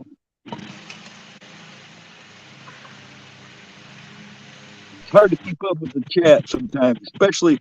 I know that people don't in chat don't realize it, Rescue, but when you're talking and then you read something in chat, you can completely forget what you were talking about. Yeah, well, that's why I went squirrel earlier, because as you were talking, I was listening, and then I looked at the chickens and I looked down at chat. Next thing I know, I'm reading that, and then I kind of like got squirrel moment. Yep. Mm. You want to stay on subject, don't look at chat.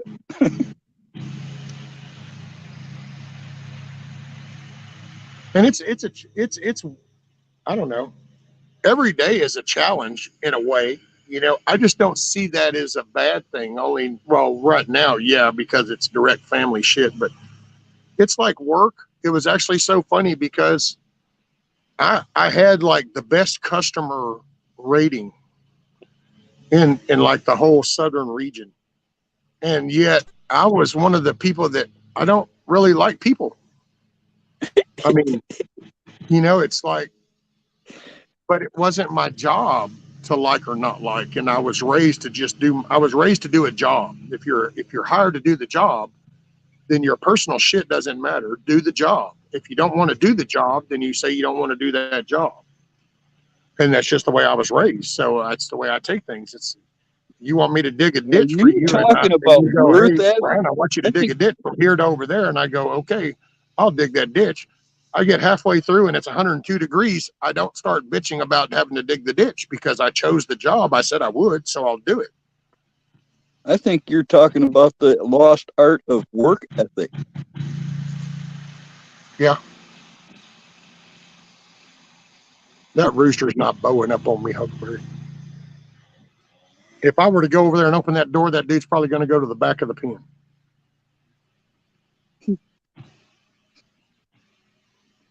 Plus, they're probably wondering where that cup of scratch is that I usually bring when I open the door. Only this morning, the door was open and there's no scratch. And it's like, yeah, well, peck on the grass.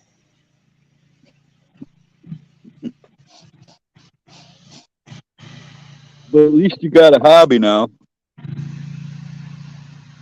Yeah. Well, that's why I've been trying to find things. And I've got to, that's actually a whole nother challenge because my thinking is like every other person, kind of thing. So you go, wow, I want to build a flower bed. Okay. Well, once I think that through, now I have to implement on how I'm going to build that flower bed and then how I'm going to get to it, because it's not just walking over and grabbing shit. Can't do that no more. Hell, it's taking me forever just to do that damn porch. Which now that it's daylight, I can show her. I can manage to got the porch taken down. Let's see. We'll go back to the front part here. We'll go here. And then now y'all can see that the porch right there, I got it all taken down. Still got just a couple of stringers left, but then I've stacked it all up, cleaned You it. did all that? Sir? You did all that? Yeah. I'm gonna use those boards for my flower beds. I'll put the chickens back. Yeah, I watched you working on the ramp, and I watched you working on the chicken coop.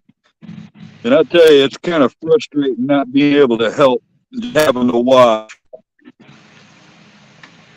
Well, that porch project has now been, I think, been going 2 weeks. It's last week was kind of a not only the emotional little roller coaster, but kind of physically, it was that kind of stung for a little bit.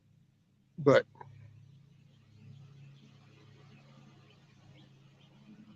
every day stings. It's like whatever.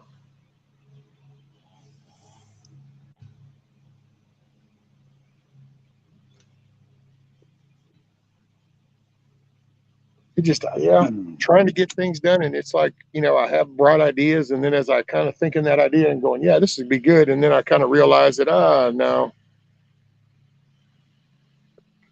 Sometimes it pays to think about something a long time because you might change your idea. Well, it's how to access shit. It's like at first I wanted to do my garden area right out here where I get the main sun out here where I'm pretty much at right now. But then it kind of, as I was laying this out in my head and seeing some on paper, started doing the boards. Well, then it's kind of dawned on me after this little rain session we just had that, well, if I do my garden out here and it rains for a day or two, then I'm not going to be able to come out here for a good week or so because it's just going to be too muddy and I can't get my chair out here. So then it was like, okay, so now I have to readjust. And then we have some of the current local things because being the asshole that I am, I kind of stick to I'm true to the way I believe. So I kind of stand for my beliefs. And since Wait a minute. Is that really the definition of an asshole? Well, apparently to some people it seems to be, but I never know which definition people want to use. So I'll just go ahead and go with that one. Works for me because I just stand my ground. Well, the guy whose dad said I could use the ramp. And so you remember the whole ramp escapade. Well, see, he's one of these people that wants to change the way things are going around here. And he wants to do this little board and vote shit. And so, because I don't agree, and that kind of pisses me off. And since he acts like he's the control freak. Well, he actually, yeah. And see, he's one of those, he would be in the political world, we would call a rhino because he's one of those that talks Republican, conservative, American way, but is really, you're a sellout because all you want is control and some power yourself.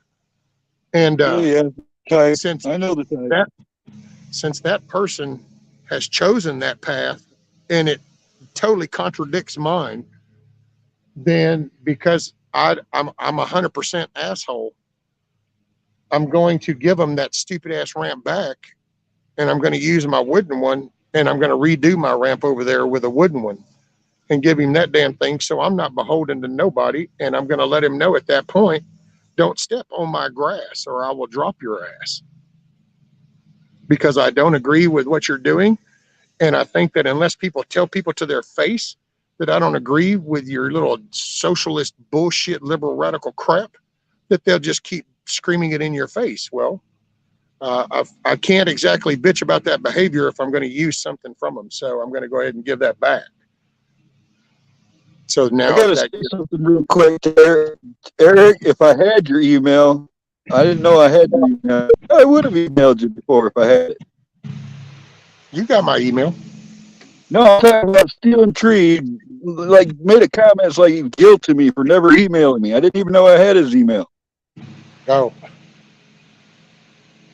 Said something about he never emails me. I don't think I have his email. What's up, Indy? Hey, morning, Indy. What's up, Yankee? Watchdog? What's up, brother? I send out emails every now and then. Oh, yeah, I see Yankee Watchdog. We kind of, I think we hit quite a few channels together.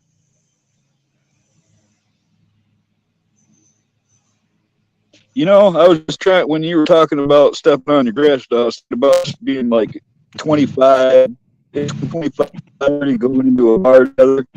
That would have been trouble.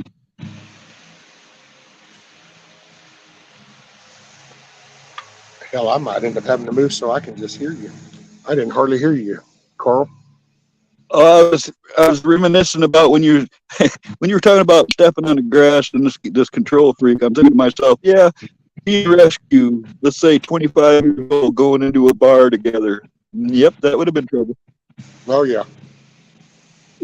Oh, son, dude, I even had crazy ass.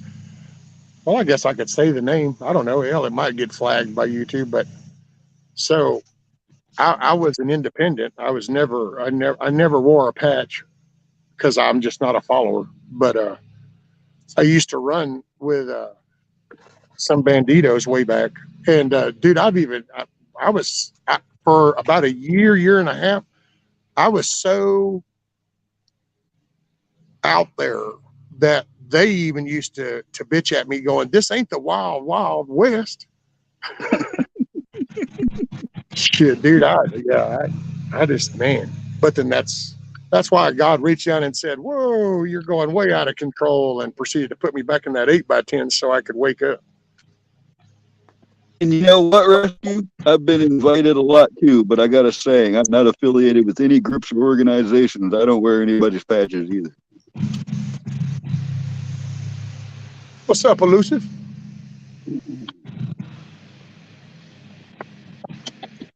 Oh, and I heard a text thing go off. I don't know what that was. Let's see. Oh, never mind. I get a lot of those when I'm on a panel. Oh, well, that was, I guess, one of the little monthly thing hits. And no, that's just funny. I noticed that usually when I get up on a panel or something, when I can't do anything about it, is when I get a whole bunch of messages. I was going to try to see. Hey, I know. Let's try out something. So, hey, Indy, is Elusive, is he a mod? Is he blue? And if not, can you make him a mod? I'm kind of curious to see if you could make him a mod. If Indy has what do they call that? Administrative power on your channel, she can. Yeah, she's the, what do they call that? Managing moderator? Okay, he's modded. Okay. Yeah, because I'm kind of curious to see, I wonder if can the managing mod people? I think so. I think well, I don't know what a managing mod is. I thought it was called shared administrator duties. No, on I know that, because there's Kissoff could probably tell me directly because she's the one that got mad the most. But no, I'm just picking but there was a feature that came up, and there's like some kind of managing moderator, and I was like, well, what the hell is that? Well, I was playing around with it, and I made Indy the managing mod. And so there's standard moderators, and then there's a managing moderators. Oh, like, dude, my mind is blown, man. Mods. Modding the mods. It's almost like watching the watchers.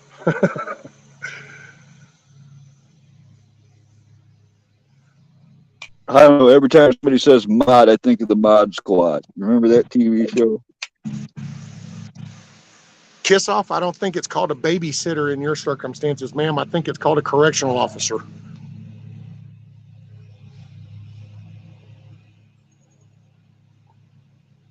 I think they commonly refer to him as boss. Can I roll one? Boss. Need to go to the bathroom. Boss, can I get some chat? They would have shot me for the thing. They'd shoot you for the things for things I did in the juvie. They'd have shot me in prison for. What's up, Michigan Outpost? And I knew it too. I knew I could get away with that shit because I was a minor. Oh, cool. Indy just said that Keno, she talked to him last night, and he's okay. So that's cool. I think she just said that. I saw Keno last night. He's around. Cool. Good to know. Oh, and so apparently Michigan's not modded. He's gray, and Indy can't mod him. So okay, so managing mod can't do that. Did you know that the person we know as Keno can actually be more than one person?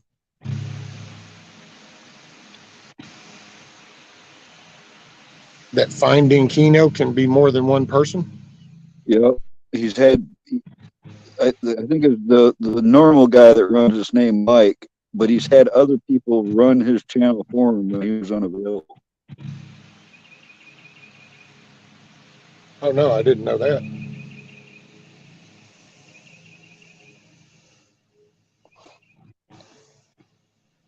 Oh, there you go. So I can show y'all. This is what it'll say, so y'all can actually see. So, because I was going to make Michigan, make him blue. So I'll put that on my screen right about there. So there's your options whenever you go to add a moderator. It says managing moderator and standard moderator.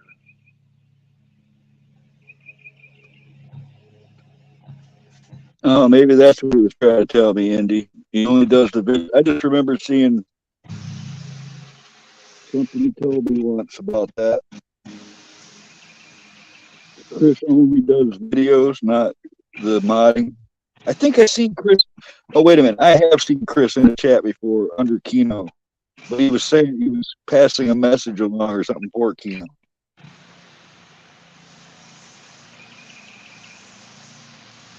Oh, there you go. Indy says Kino is always Mike. His friend Chris doesn't use the account except for the Kino videos. I think that's generally speaking. I do remember him once coming in and speaking for Mike. I think it was on 101 show or something. That's how I knew. That's how I knew there were two people.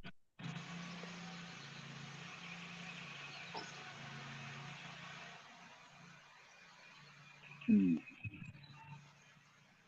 India, I don't know if you're still doing those shows or not, but I was unable to even get on my YouTube for almost 2 weeks, and I've had crappy internet service. I missed a lot.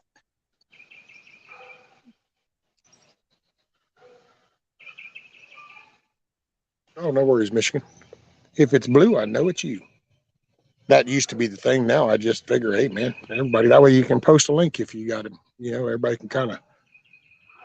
I don't have a show, so I don't really worry about that. So everybody, we just talk, and as we're talking, somebody goes, "Oh, well, I saw this." Then this way, people can post a link. That's what I like about it. Plus, if somebody changes their name or something and comes into your chat, you know them, you know? Yeah, might have to figure out what the other name was, but at least I know I knew them because they're blue. Well, there's been a lot. I mean, in the last few years, I've seen a lot of people impersonated. You know, at least you know they're not impersonators if they're blue. Well, that's where the whole blue, I know it's you, came because all them people would just use other people's name to come in and then start talking all kinds of shit. And yeah, that's what I'm. that's why Yeah. I will say this is the first morning I didn't do the sub thing to chat. So, Oh, you got to be sub so long kind of deal before you. well, usually I have that turned on. I usually do the sub to chat, and then that way it always kept the chat because that prevented the bots from coming in too. But I figured, you know what, I really didn't care this morning. So there's enough mods. It gives them something to bounce around and play with. Wait a minute now. That's just not something I do there, Kiss Off. I don't do none of that. Hey, Matrix. Morning. Kiss Off is saying I'm kissing your ass or something. Am I being too nice? What's going on? Look, do we need to shut that solid door to your cell so that we don't have to hear all that screaming from in there, Kiss Off? Because we can close the solid door if we need to.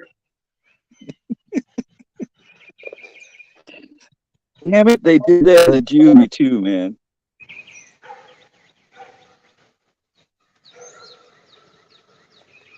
Camo Carl is the only one that needs a babysitter.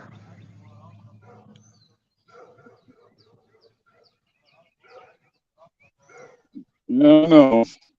I don't need that. Babysitter got me in trouble when I was real young too. I don't need a babysitter. That's trouble. Well,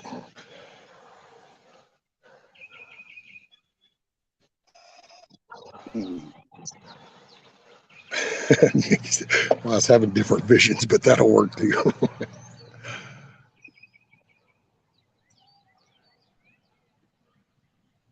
I missed you, Kiss Off. I noticed you. Nobody's seen you. You were noticed and missed. Yeah, we were kind of wondering if you took a Fetterman or something.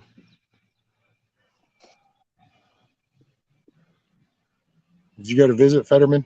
By the way, what's the status with your buddy? How is your elected official doing there, Kiss Off? Not the dead one, because we already know how he was doing, but it's the one that's not mentally there.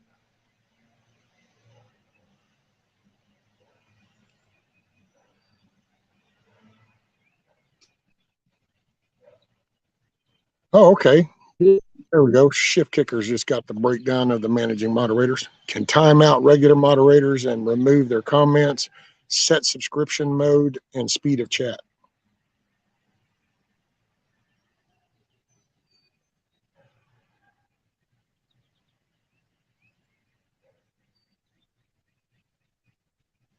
You know, I'm in Michigan, and I do not know where Outpost 231 is. You don't know where Outpost 231 is? Nope, never heard of that one. Must be in a part of Michigan I don't frequent much. Where's that at Michigan? Where's the Outpost 231? Which that might be something that that might be his own outpost. Right, right.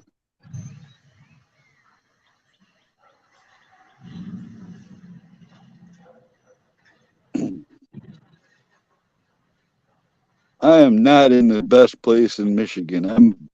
I'm in between Flint and Detroit of all places. I mean, it's kind of in the sticks. There you go. He says it's all the way north Petoskey. Oh, Petoskey. No kidding. He's up on the Leland, just below the bridge to the west of the Mackinac Bridge. It goes over like when it heads toward Pinky on the Mitt. There's Charlottesville, Petoskey, and Torch Lake, and nice area up there. Okay. Oh, and he said that he said he took petitions, took a lot of petitions, people speaking up in town hall meetings, letting our voices be heard and not giving in to the bullshit every day as a battle to retake our country back. Yeah, Michigan got weird shit. Manistee is lower down, like by the first knuckle of your pinky. Leland, that's different too. Michigan Outpost. I lived at the southwest corner of Grand Traverse County, a stone's throw from Wexford, Benzie, and what was the other one? Wexford, Benzie, and why am I not remembering that? Wexford, Benzie, Manistee, all with a stone's throw. Where I lived for 25 years over there. Hey, Indy, will you drop Bill Bailey's link? Because yeah, anybody in Michigan, if you haven't subbed to Bill Bailey, he's in Michigan, and he's definitely, man, he's been boots on the ground since the start of the shit, actually.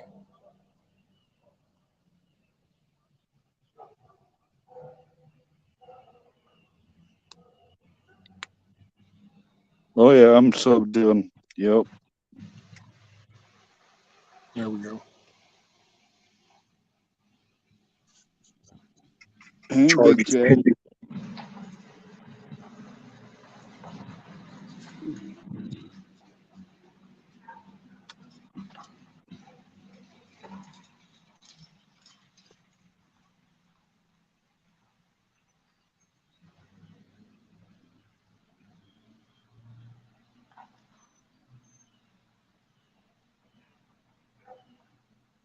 Oh, D-Dog says that Bill Bailey is in Atrium County.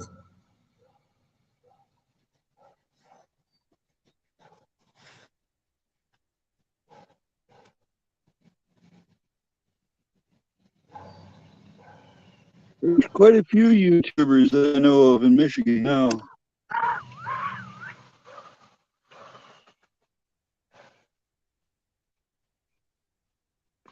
Wolverines! Yeah. Wolverine! I was told not even to watch that second movie, Red Dawn, the new one, so I didn't.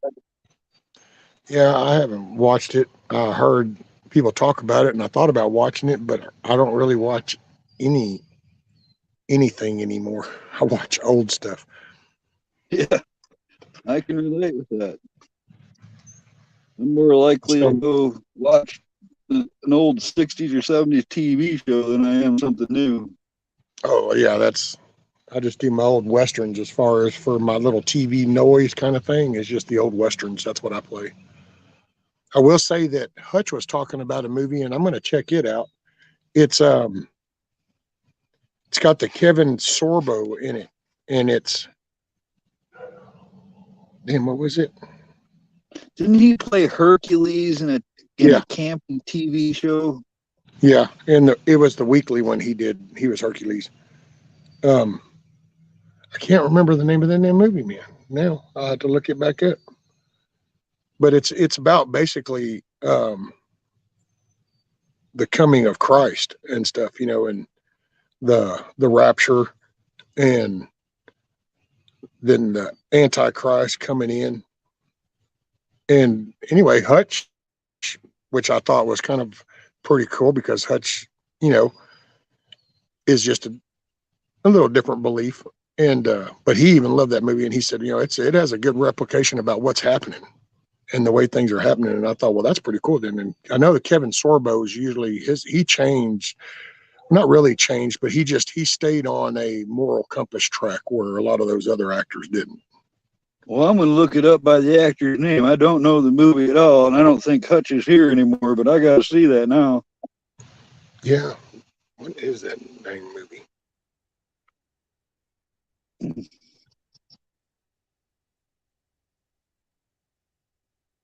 See if I can find where I saw the trailer on YouTube. It's probably got some title I would have thought, nah, I don't need to watch that,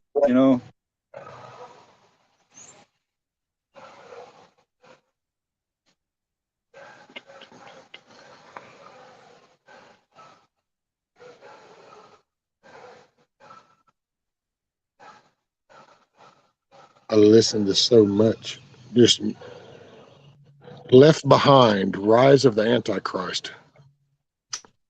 That's called Left Behind. Yep. Left Behind, The Rise of the Antichrist. It's got a trailer on YouTube.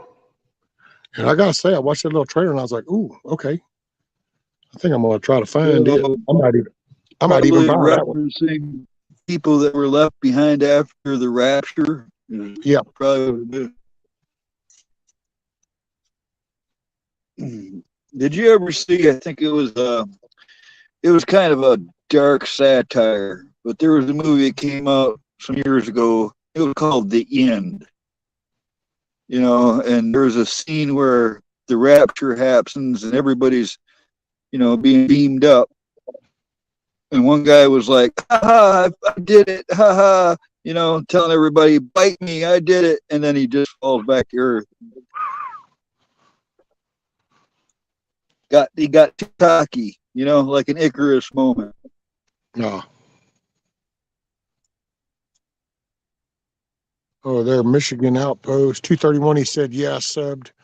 231 is a small town group of boys moving in silence, but are at the ready if needed to. We all grew up together playing in the woods and on the farm. There you go. And then Hoot says, do Muslims believe in Christ the way Christians do? And in my opinion, no, ma'am. Not the way we think. That's my take on it. It would be a no, ma'am. So. No, they have Allah. Well, and there's even, there's different beliefs in things, and so it isn't just even a name change as it is. I think there's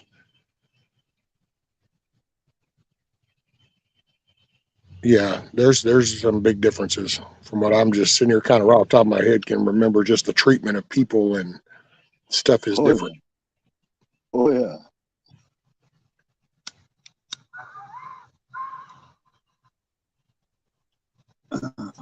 Sorry if the whistling gets loud. Indy says, watch the 1981 movie Early Warning. Sounds interesting. There's a There's a movie from 1981. What was it called? Damnation Alley.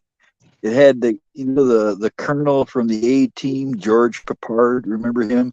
He played in that movie where it was the apocalypse had already happened and the world was like tilted, and they had to get across the United States to get to safety in Canada.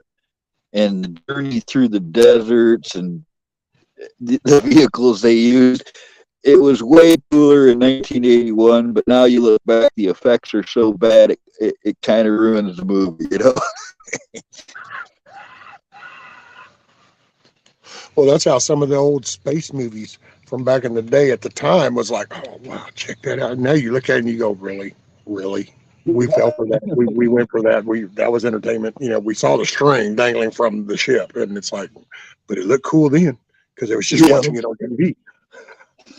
it's hard to get people from this era to understand that, though. It's like how mind blowing to sit in 1977 in the theater with THX surround sound around Oh you. yeah, This was a whole new experience in that era. It hadn't been yeah. done before, you know. But now it's no big deal. Hey, can you see chat, Carl? I see regular chat. Okay. If would you do you mind kind of just talking with everybody? Give me just a few minutes. I'm gonna go let Rudy back in, but I'm also gonna visit the I latrines. can do that as long as they keep me talking. I don't know. I got to give me some subjects, chat. Hey, Nancy. All righty, I'll Who? be back.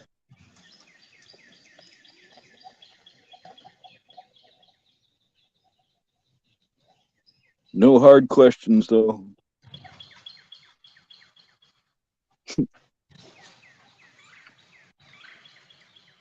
I don't know what to say unless somebody tips me off on some subject.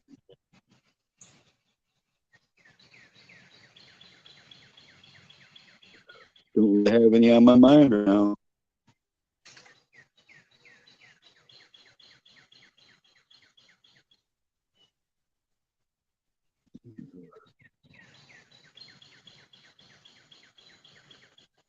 You have a good day, Lady Smith.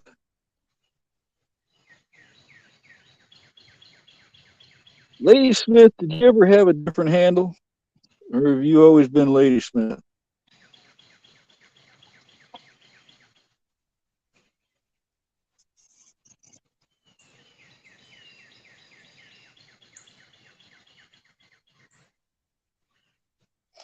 I would like to do another auction hoot. It just would be really challenging to do just from a telephone, you know. That's the only thing that's really keeping me from doing it. I had the computer the last time, and that took a crap on me, so it'd be a little more challenging doing it just from a telephone. What's up, Tiger? I like the birds you've got. We don't have any of that going on here right now. It's too cold. Soon I hope to smell that spring air. I'm looking forward to the spring air. Any day now.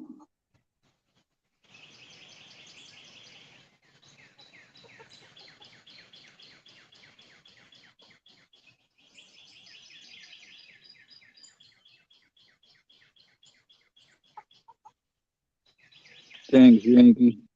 I'll check that out.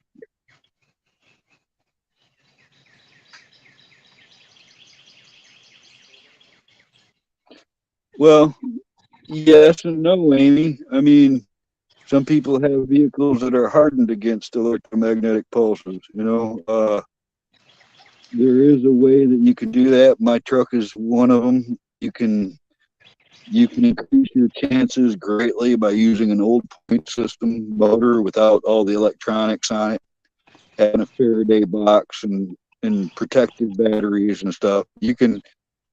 There will be some people that are still driving on the road even after an EMP. Some people harden their electronics and stuff, and they'll keep their backups and parts and stuff just in case of an EMP. So it might not be a complete death blow to that type of thing, but it would take out most vehicles. All the modern vehicles are susceptible to an EMP because of all the electronics in them. The old, simpler engines are less so. Alrighty, I'm back. By the way, thank you, Yankee Watchdog. I saw that. He said Yankee's got a deal up here. It says go to soap today with the number 2, today.com, and then do the left behind in the search box and the movie will come up.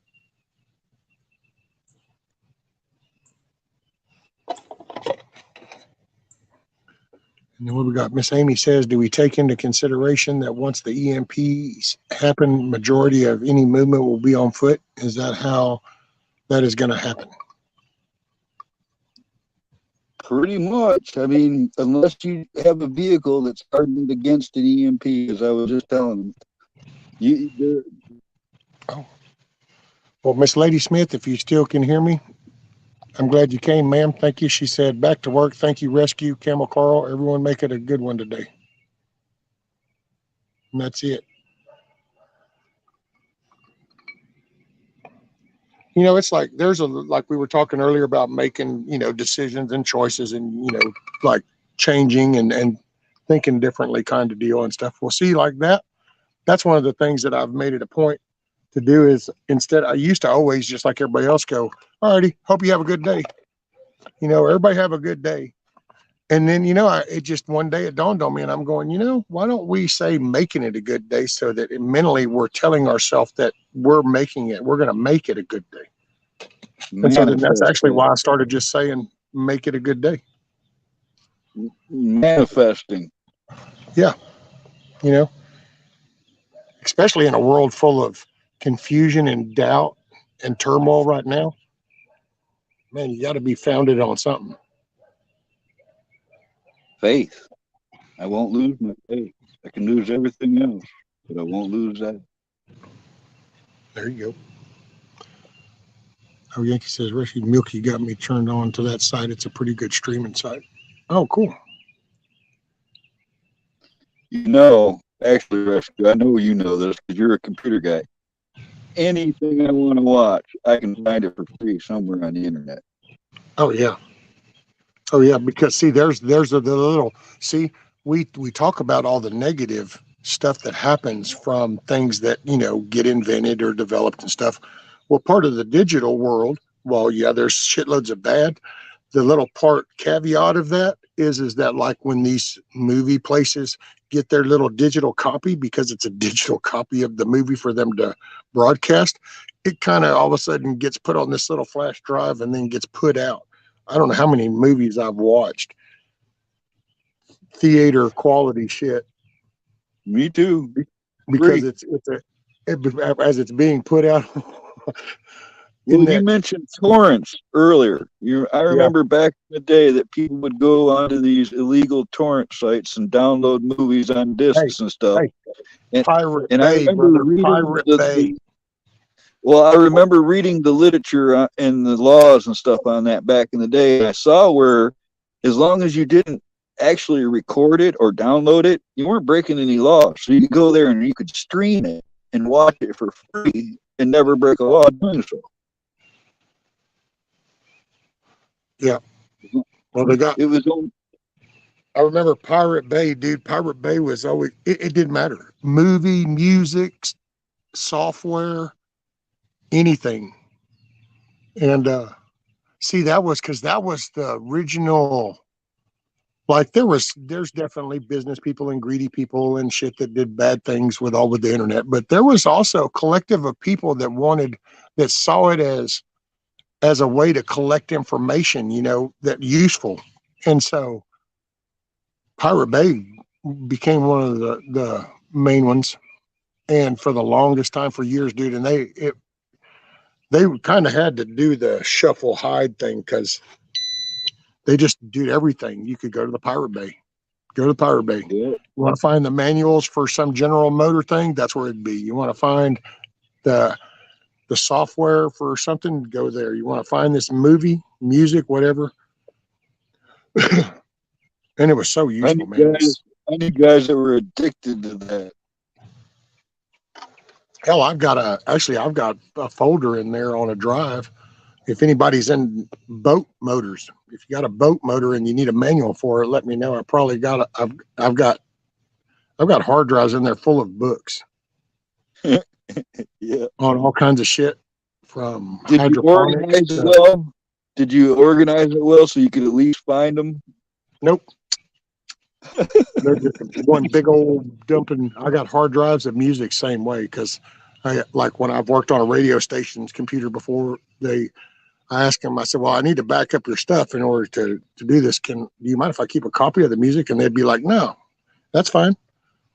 And I'd be like, "Cool." So there's hard drives full of music, all kinds of music. I used to play around going, I'm just going to put it on random, and I would select one of them folders, and then I'd put it on random, and it might rock along pretty good for 3 or 4 songs, and then all of a sudden there would be some batshit crazy shit, and it'd be like, okay, no, well, we skip that one.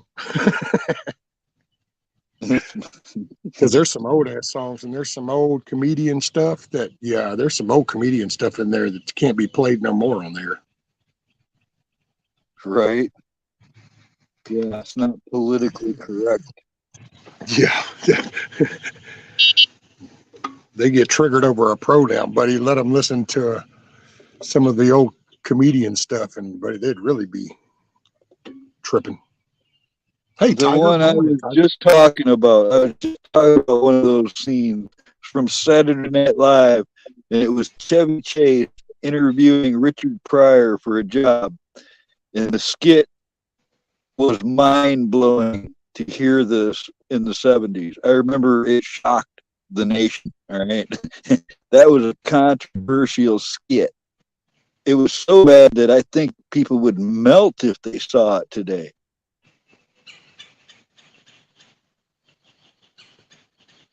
They just get into a little contest of calling each other a bunch of racial slurs, and Richard Pryor wins in the end, let me tell you.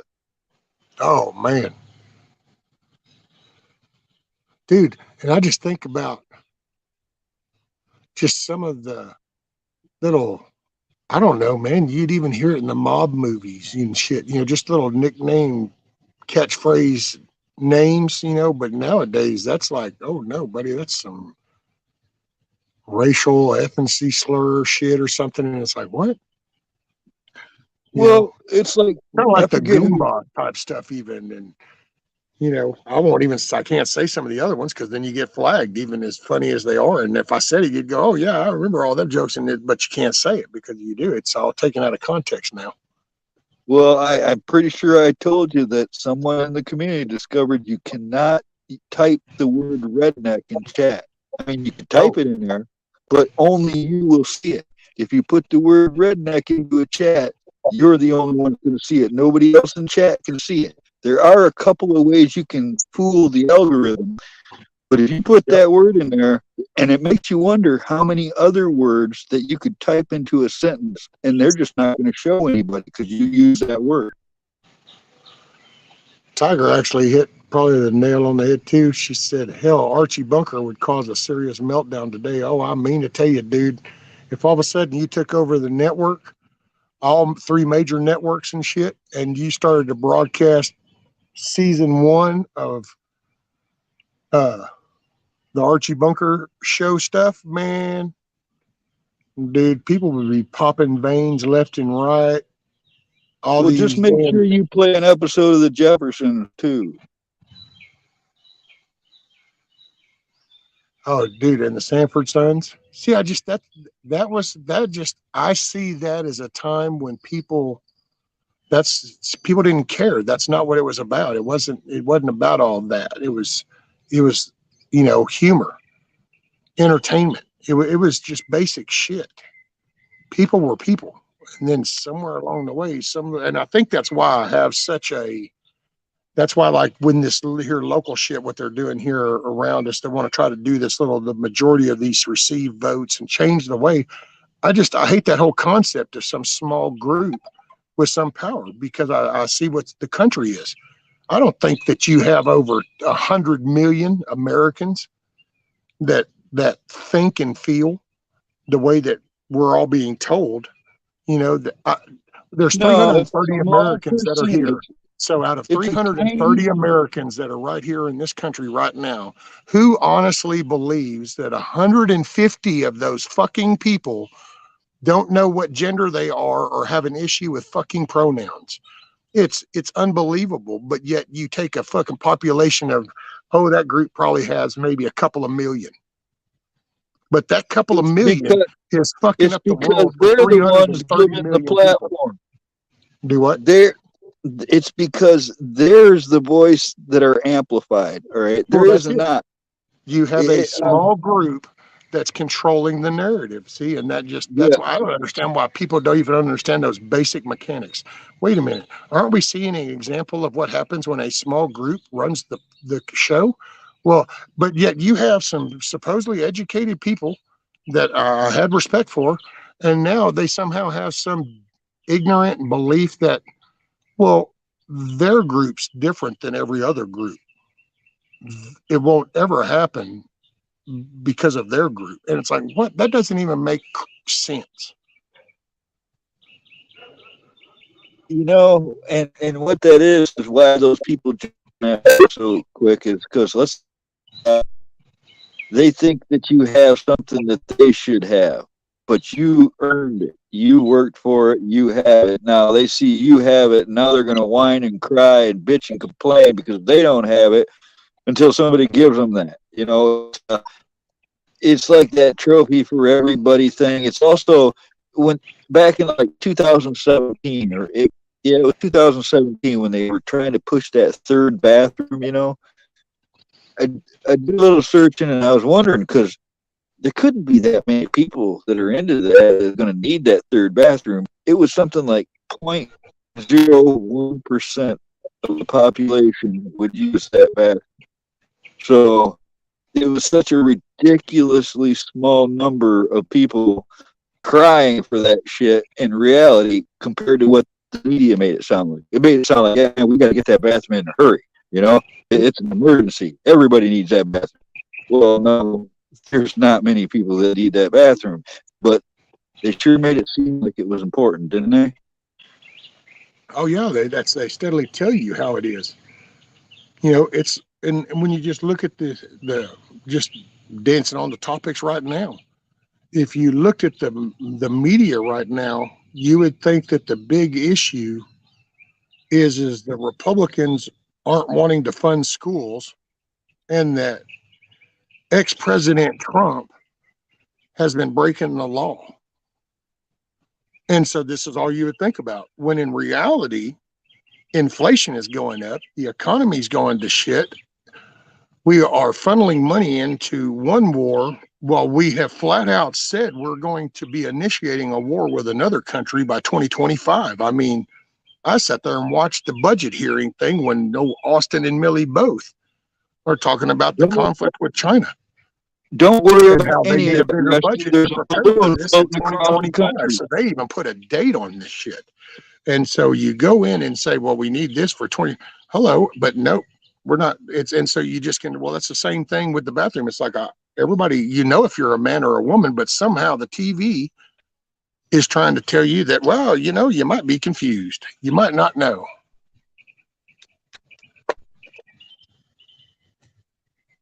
It just, and people are just so naive, man. They go, oh yeah. Yeah, it's a distraction game. It's misinformation, disinformation, propaganda. It's all of man. I don't believe anything the mainstream news puts out. I mean, any of the Mockingbird media, anything that they're going with, I call it all into question. I've seen them play out acting in front of green screens. I've seen crisis actors. I've seen all of that stuff. I'll never trust again. I can't imagine why somebody would even fall for their narratives once they've seen it exposed. It's like once if somebody lies to you over something small, they're gonna keep lying to you. They're likely to lie to you about something important. Well, if you're a liar, you're a liar. I mean, think about it. I mean, we dance around different versions, but if you lie, you lie. I mean, that's that it is what it is. And if that becomes the norm, and that's what their norm is, and now it's even been, that's what, man, really blows my mind, because it's so, they are so out, they will stand there in the rain and tell you that it's a sunny day and dare you to question them. And if you do, these little mobs want to show up and scream at you. Right. If you You don't know, agree with them, you're the enemy. and it's like, wow, but then I turn around, like I said, I sit here and I listen and I read some of the shit that the people right here by me post, and the way and I can see it. What I've been seeing for the past few years have been just the city versions, but now I can see it right here, because it's the control, and everybody's got the solution, and everybody's got to be the one. Nobody just wants to do them and focus on their shit. You would think this is where I'm at. To be honest, if you had asked me 6 months ago about if we were here, matter of fact, you can probably go look at some of the older streams, even where I would brag about kind of being around here, thinking that, well, no, it gets so bad.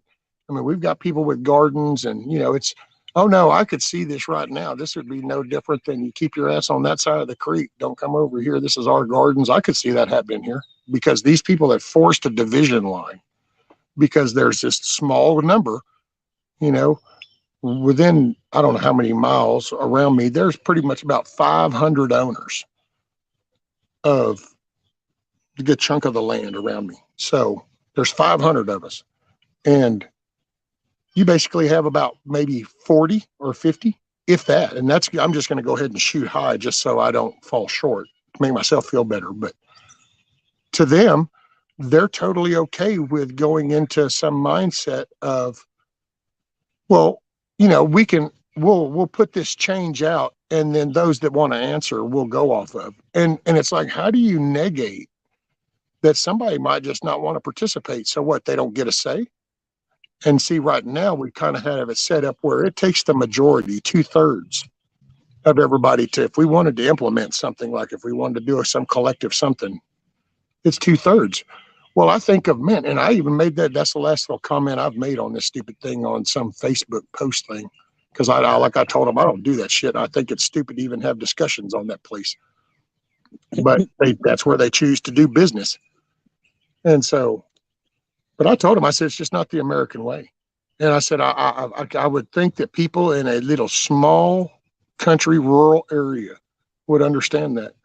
And you know what I got told back, actually, by, I believe the lady is the wife of the guy who down here got arrested for going up for J6. That very woman is the one that told me that the American way is that every vote received is counted. And it was like, I wanted to respond. See, there's one of them little emotions where, oh, inside, buddy, mentally I responded going, are you shitting me? What are you, a Biden, follower? You're going to tell me it's not American way is the votes that are received. It's like, that sounds like it's not who votes, it's who counts the votes. And it's like, wow, of all people to tell me this, it's like, and I wanted to respond and I didn't. I just let it go, because those are those kind of people that like that shit. They just like to argue. There's people that like to come and they will question everything you say. Even if you were standing there at noon and said it was noon, they would argue that it's not, because they really just want to argue, because they're just so unhappy in life. You're absolutely right. There's nothing you can say or do to change their course. They're just, it's like talking to a wall. You're not going to change it. Hey, good morning, Moonchild. Hey, Moonchild. Awesome, Moonchild. She said, good. Finally got my chicken coop and chicks. Awesome. If we all die out, the chickens are going to inherit dirt. The last part broke up, Carl. I said, if we all die off, the chickens are going to inherit the earth. Yep. see that you would think around here, man, this would be. I'm like, so is nobody really paying attention? I mean, why aren't we just kind of like doing some more gardenings? Why aren't we having some community meetings on teaching some gardening and, shit like that? Instead, no, let's drive a little line through Rescue, here so we can create division through here and we can, it's crazy, dude. there's still people out there that think everything's going normal. Yeah. I mean, But see, these are there's some people out there that don't even conservative Republicans. These are supposedly people that are educated and they're political. They know this stuff. Hell, that's I think somebody around here is probably even some ex-judge or some shit. Hell, the neighbor was in the radio business and shit. And so you would think it's like surely you. But then that's why I kind of go, okay, so this is basically the same as a rhino, basically. So, it's. I just heard you mention the J6. Right when that happened, I mean, I spent the whole day watching it on lives and little videos people did while they were there, right up to when it happened, and then at least half a day into the next day watching the results, right? And I saw where there was officials that escorted buses in. I saw where people dressed in black got out and changed their clothes into patriotic clothing in the bushes. Yep. I saw where they were all egging the crowd on as they approached the barriers on the outer perimeter until the crowd was built up, and then the guards out by the barriers just opened them up and let the people in. And then when they got to the building, they just let them in the building. There were sticks and handles, looked like broom handles or something, handed out of windows. There was a lot of stuff I saw and spoke up about, but all the videos were gone and taken down. Now, I've been seeing those videos coming back. Well, yeah, because some of them now are coming back because that's part of that release that got done to Fox, to Tucker Carlson. So a lot of that's starting to come out, and then people already had some of that shit was still sitting over on places like that Bit Shooting Odyssey or something, or shit that people just had from back in that day. Well, all the ones I saved, my favorites and stuff, disappeared. Yeah, the ones on YouTube and stuff. Some of those are even coming back. Well, they could have just that the way that they were hiding them or something, or maybe the people are re-uploading them. Because I mean, I will say, what at one point how do you keep justifying shutting people's things down because they showed a clip from another channel? Because that's kind of what happened like that. If you're going to so Tucker Carlson has been given these, are you just going to come out openly say you're going to suppress them? Or if he shows them, then how do you stop the other person from showing it? And so I think some of that, they're backing into corners. But then again, I think that's why like that CEO resigned, because they're not too comfortable with where shit's headed. Well, there's political prisoners involved. That's just evil as shit. Those people need to be out of there. This is ridiculous. The whole thing has been a lie. That's why, in all honesty, if we can change the Senate, at that point, that's when I personally would hold the Republican Party accountable, because you now hold both seats. You now have the power control for that area, the capital area. You now have the say. And so if you can't go over there and open those doors, because I've kind of, at first I used to think, well, okay, Kevin McCarthy, how come you ain't doing something? Because that's how that kind of generated was Pelosi. Pelosi controlled those grounds, her and Schumer. Well, then I kind of thought, well, it does take both of them. And right now we don't have Schumer. He won't even give. So, but yeah, just to look on Pelosi's face during and after J6, just to look at her face, I know she was involved. If she wasn't orchestrating it, she was being told. She had somebody filming there. So I've seen all rescue. It's ridiculous. I knew it was a setup from the get-go myself. because, and I can even tell you whenever I realized it, and it was whenever it dawned on me how the Republicans, they kept saying that. They kept, after everything went crazy, then they kept saying that, okay, in January, we're going to send those electorals back. In January, we're going to send those back. And then they would be on some other news thing. And then they'd be going, so, well, about this, well, in January, we're going to send those back. And they just kept broadcasting that for a solid month of what they were fixing to do. And it was like, so I'm not sure that you ought to be saying this over and over again. And sure enough, come that day, the minute Ted Cruz stands up to back it up, that representative with a senator, what happens? Ray Epps leans in and whispers and goes, and then there goes the gate. Here comes it all, and everything breaks loose.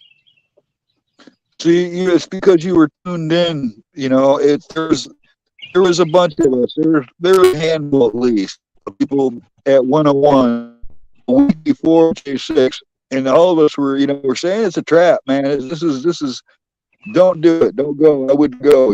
All of us were saying that. And then but the thing is we were tuned into it. We were better informed. We were more suspicious.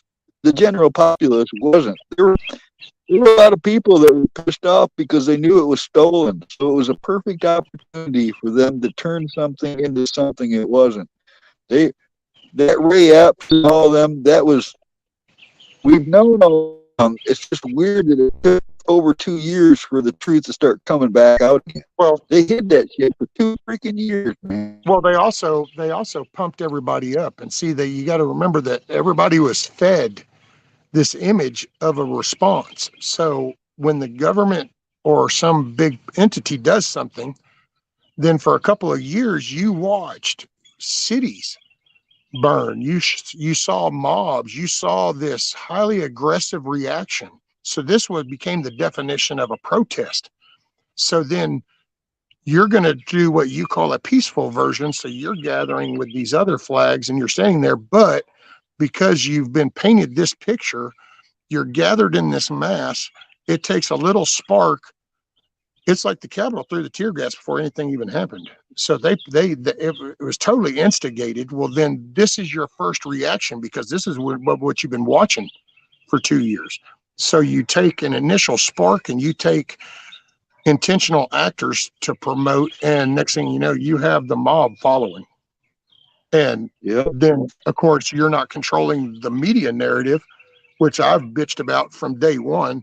If I'm going to bitch about anything at all about T-Man, was, you damn it, you dumbass, you should have grabbed the FCC when you had the chance, because it was like the good old days when all of a sudden you can take over the network. Well, that's what they did. And if he had gained control of the FCC, he could have kept some of that shit in check. But oh no, because they had control of that media narrative, buddy, they got to paint whatever picture they wanted. They still use that stupid ass word. And I just, anytime somebody says that to me, I just want to know about July the year before, because there was the city was on fire then. What the hell was that? If that was an insurrection, then what the hell was that happened in July the year before when it was all on fucking fire? I'm curious what Kissoff was talking about. Were you talking about Ashley Babbitt's mom? But keep believing it. I'm personally not. What? I don't know. I was thinking she was talking about Ashley Babbitt and her mother. That whole thing is strange too. The day that her mother got arrested or something for jaywalking, there was a news story about her before that ever happened. It was like they were advertising she was there, and then when they arrested her, it looked like it was all staged too. I mean, there's really some suspicious looking stuff going on rescue. Oh yeah, they're talking about the J6, the prisoners.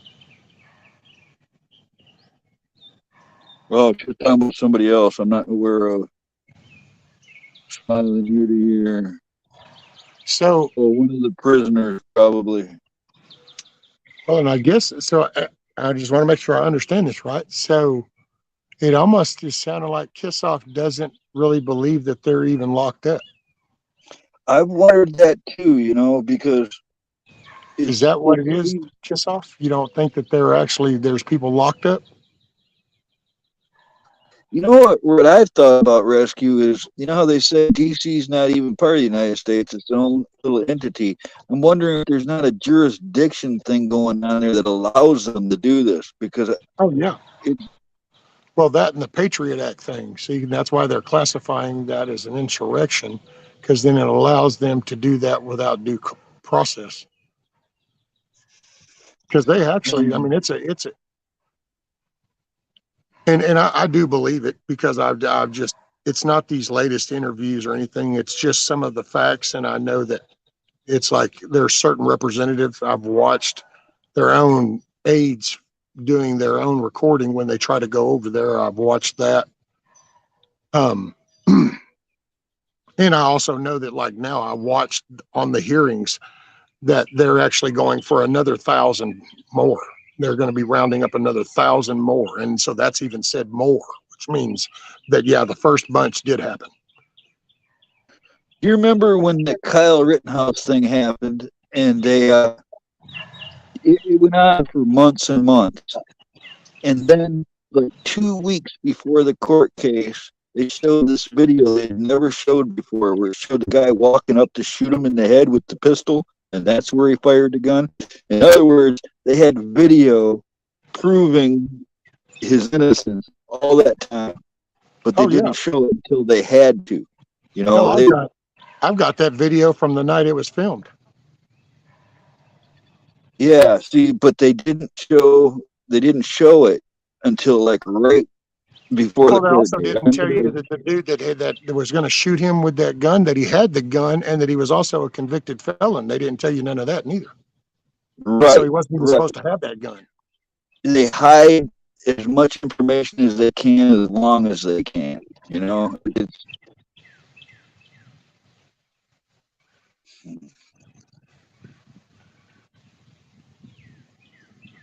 No, who that I know of, they never got in. Uh, I say that I think that Marjorie Green lady, she got to meet with a couple of them when they were meeting with their attorneys. But there's even been attorneys that have come out that haven't been able to go in there and see their clients. So I can understand people thinking maybe it's not true. I personally believe that. I don't know if the numbers you hear are accurate, but I do know that there's people locked up without due process. well, here's the And thing: I know is that what they've even admitted that they're going to round up 1,000 more. So I know that when you say the word more, that means you did it before because you're adding to that. So there has to be something to that. the only thing I would say is I've come to realize that I only know what I've been told or what I look up, and then it's like, really, I wasn't there. I didn't witness it firsthand, so I'm getting, maybe even if I get three people's take on it, I'm still not sure unless I see it for my own self. You know what I'm saying? So it's like, we only know what we're told. That's all I know. You know. Well, But and I will say that I watched the behavior like we talked about a while ago with people when, if you're a liar, you're a liar. Well, I watched these people that have been accused of doing that action of locking those people up. I watch them to this day sit there and lie on a committee bench. And I watch the other side even call out the bald-faced lie. Matter of fact, I think Friday or something, Chip Roy, I think he's a dude that dude's fixing to blow a gasket because he's so fed up with this just imaginary bullshit, the bald-faced lies that they do. And he's like a so I hero. watched that behavior. So like I said, you watch this stuff and you kind of Between go, him well, and Jordan, I like those guys. oh yeah. Let's see. So Kissoff said, let me ask you something. All these Biden orders, how has that affected you other than inflation? It hasn't. Can you still go outside of your home? Yes. Can you go to work? Yes. BS. Well, I see, I could say that, yeah, it's affected because that inflation has been caused because of these other ones, like, oh, I don't know, like promoting taking care of the pension of Ukraine people. sending millions over to Pakistan so they can figure out what gender they are. So I know that there's been several things. I know that there has been total mismanagement for whatever reason they happened, but I know that wasn't handled right.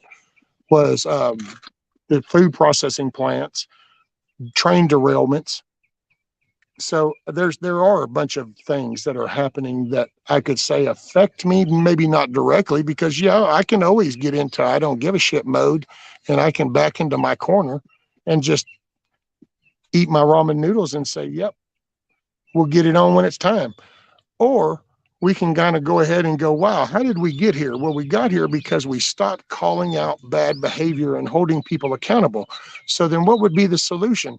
Well, we might want to start with calling out people and holding them accountable. Well, I don't know. Well, you got to start somewhere. And so that's kind of why I say it for what it is.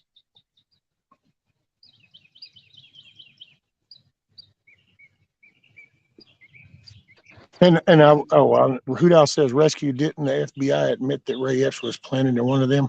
I'm not sure if they openly did, but they pretty much, to me, they did by their actions. I'm sorry, but you put up a thing on your website saying that these are the most wanted people. Whoa.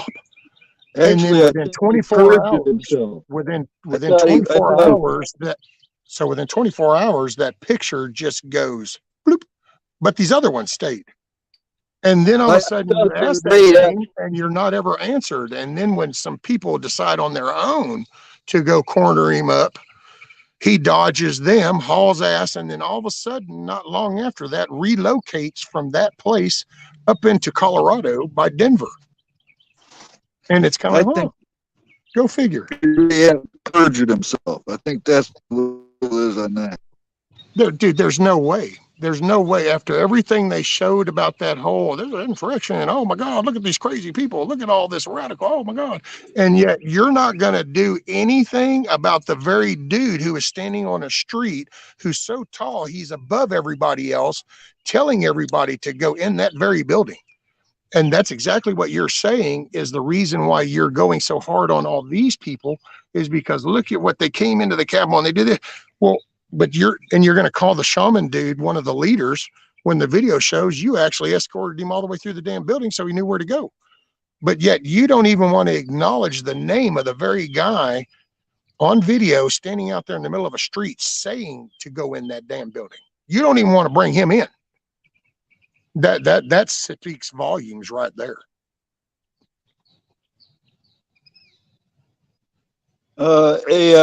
Emir, did you ever see the government Q1 that he bought with tax dollars in the during the nomination administration?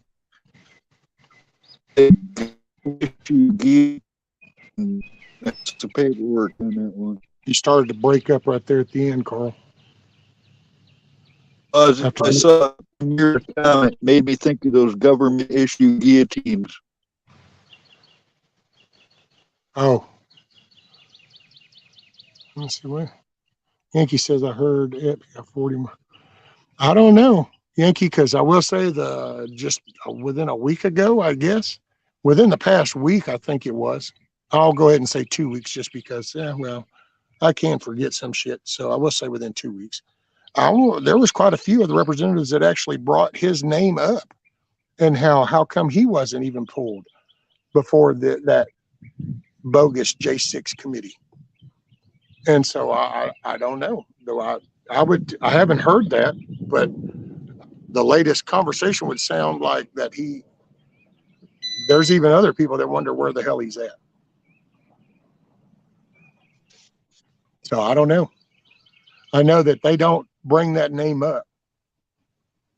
They don't, not on that side, the political side of that aisle. They don't bring that name up. It's kind of like a Nadler thing. Whenever you say the word Antifa, and Nadler just kind of goes, and yet it's like, no, there's like, oh, look at the people holding the sign saying that name. That's imagination. It's kind of one of those. How many things have the agencies been, well, at least it looks like they've been involved. How many things are they involved in that it looks like now? I mean, like the Whitner governor, when the kidnapping plot was foiled. They found out, I think there was like 5 of them that were planted in that group. Then there was the where they've shown that the agencies are directly connected to the Mockingbird media. They even have their own offices and stuff. But beyond that, they have all the texts of people telling them what to do and what to censor. Then you have, what else was there that they've been, there's just so many things that the agencies have been, it's pretty much proven that they were involved in it, you know? So the Twitter files, well, that sounds so funny, and I crack up even when I say it just because I go the Twitter files. And it's like, but, you know, in this digital age, that became a very pivotal thing because that became the digital evidence. Now, the one thing they thought they could hide from, and all of a sudden that got disclosed, and they didn't count on that particular file cabinet ever getting looked at. They had looked at the bigger game, the whole office layout, and they had that all laid out, and yeah, it was working. They forgot about that back door going into that file room, and they told that dude, sure, go ahead and clean that room up. And it was like, wait, did anybody ever bother to think of what's in the file cabinets? Nope. Damn. And it's like, yeah, well, he got the files. So, and it you know, because they call those out on the hearings. That's what I watch a lot of. I listen to the hearings a lot.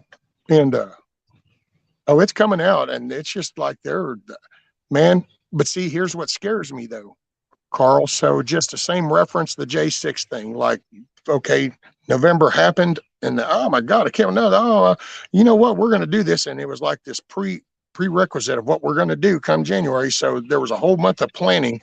So then we saw what the outcome happened when that day came.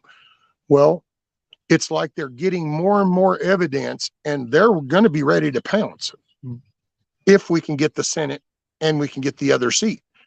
That we have all 3, then we could actually probably address it. But here's what scares me. As the closer we get to that, you're going to end up with the votes don't matter. It's all the same. You know, they're all in it together. And so what you're going to be discouraged, and we're not going to get those seats. And then the one little bit of steam that we've got to go through and to clean some up won't be there anymore, because it'll just get whitewashed because we won't hold the line. They dilute it. They're out to dilute it. They do it with everything. It's just like anything that they're guilty of. They'll deny it. They'll censor it. They won't ever admit to it. And then when it's absolutely proven, they'll say, well, yeah, we kind of did that, but we did it for this reason, so it wasn't bad. You know? So it's like, eventually they'll say. But do you think they'll still be able to say that if we, like, say we had somebody like a Jim Jordan in the Senate, and say because I got to say, you know, you got to give old T-Man one thing, human nature says that if you screw somebody with long enough, they develop a retribution mentality, and they want payback. So you kind of got to, if you could hand him a few things, that I think he'd be more than willing to sign some of those orders, going, sure enough, I'll sign off on that. So if that's what, do you think if we got all those power seats that we couldn't do anything, or they wouldn't do anything? This is what I think. All right, I've noticed something. It's like, all right, when it first happened, we had the pillow guy. We had, you know, release the Kraken girl. We had, you know, this demonized general. All right, I don't say their names. I don't want to get you in trouble. Anyways, we had these few people, and you know who I'm talking about, that were exposing what happened. And you know, there was a lot of talk about it in the beginning. They released a lot of very convincing information, and I went through it real good, and it was all real to me. But then it just went quiet, like they disappeared. And I've been, you know, for a long time, those 3 disappeared, and you weren't hearing much. You'd see the pillow guy doing his thing, but it was always about pillows and making money. And after a while, I find out that what's really going on is this guy, the pillow guy alone, took out a $10 million loan to pay for his legal fees, because he's being sued by so many people over standing up and trying to expose the system. They attacked him. They're using lawfare against him. And what makes me realize is that anybody who's ever had anything to do with a court and had court cases knows they can be drug out for years. Well, they have not one. I mean, it's not one court case. There's court cases flinging in all directions behind the scenes. We're not really aware of. They're using those systems to slow everything down, and that's why nothing really is happening, or it looks like nothing's happening. But you're right; it's going to catch up to itself. There's going to be a moment where everything slides into place, and it could very well happen that way, you know. But at least now I understand. What if I told you there was some good news out of a court? Well, that's always welcome. Do you know about Kerry Lake in Arizona? Yeah, I do. I do know about that one. Yep. So, but now I got to tell everybody because the chat might not know. All the media portrays it like she lost her appeals to the Supreme Court, but she didn't. They chose not to see 6 of them, but they sent one back and said, no, this wasn't handled right. It needs to go back. I think it's the verification one, right? Yes, it was. And it was about 130,000 signature verifications. And there have been actual people that were doing that very job now come forward saying we didn't have enough time. So that's now there's been more even come out. So that, you know, do you hear something good and go all of a sudden try to, you know, say that that's the solution to everything? I don't. You know, I could see where it would be easy to do, you know, and then that becomes a false hope kind of thing. But I see that as there's a chink. You know, you take a mountain down by one shovel at a time.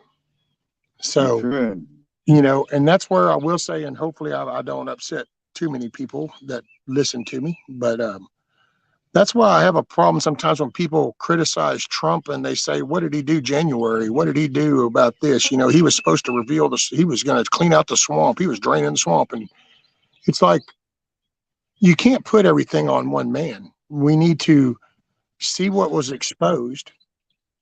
And then we need to now participate as an active American citizen in correcting this clusterfuck of a system.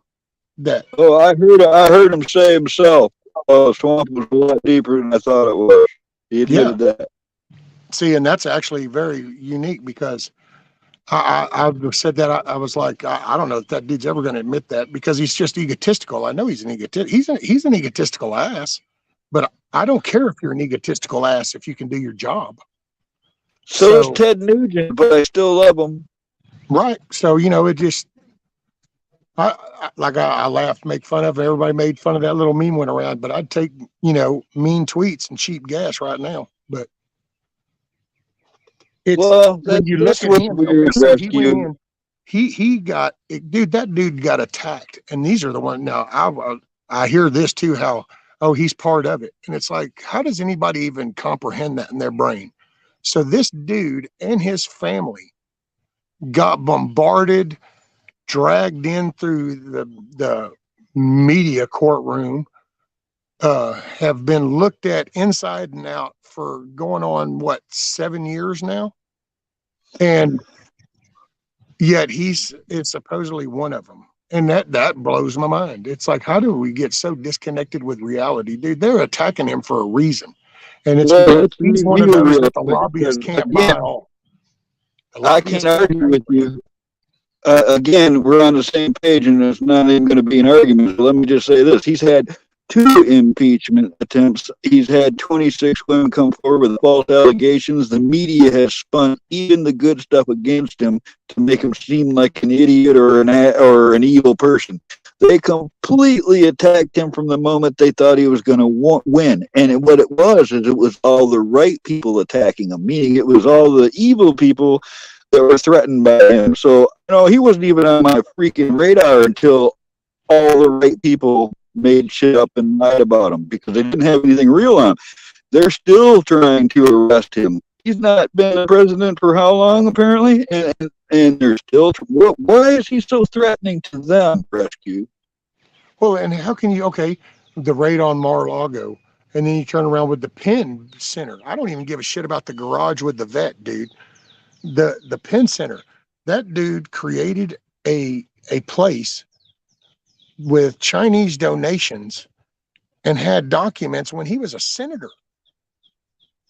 If that doesn't raise shit, but oh no, it's supposedly that they're all in it together. And it's like, wait, what?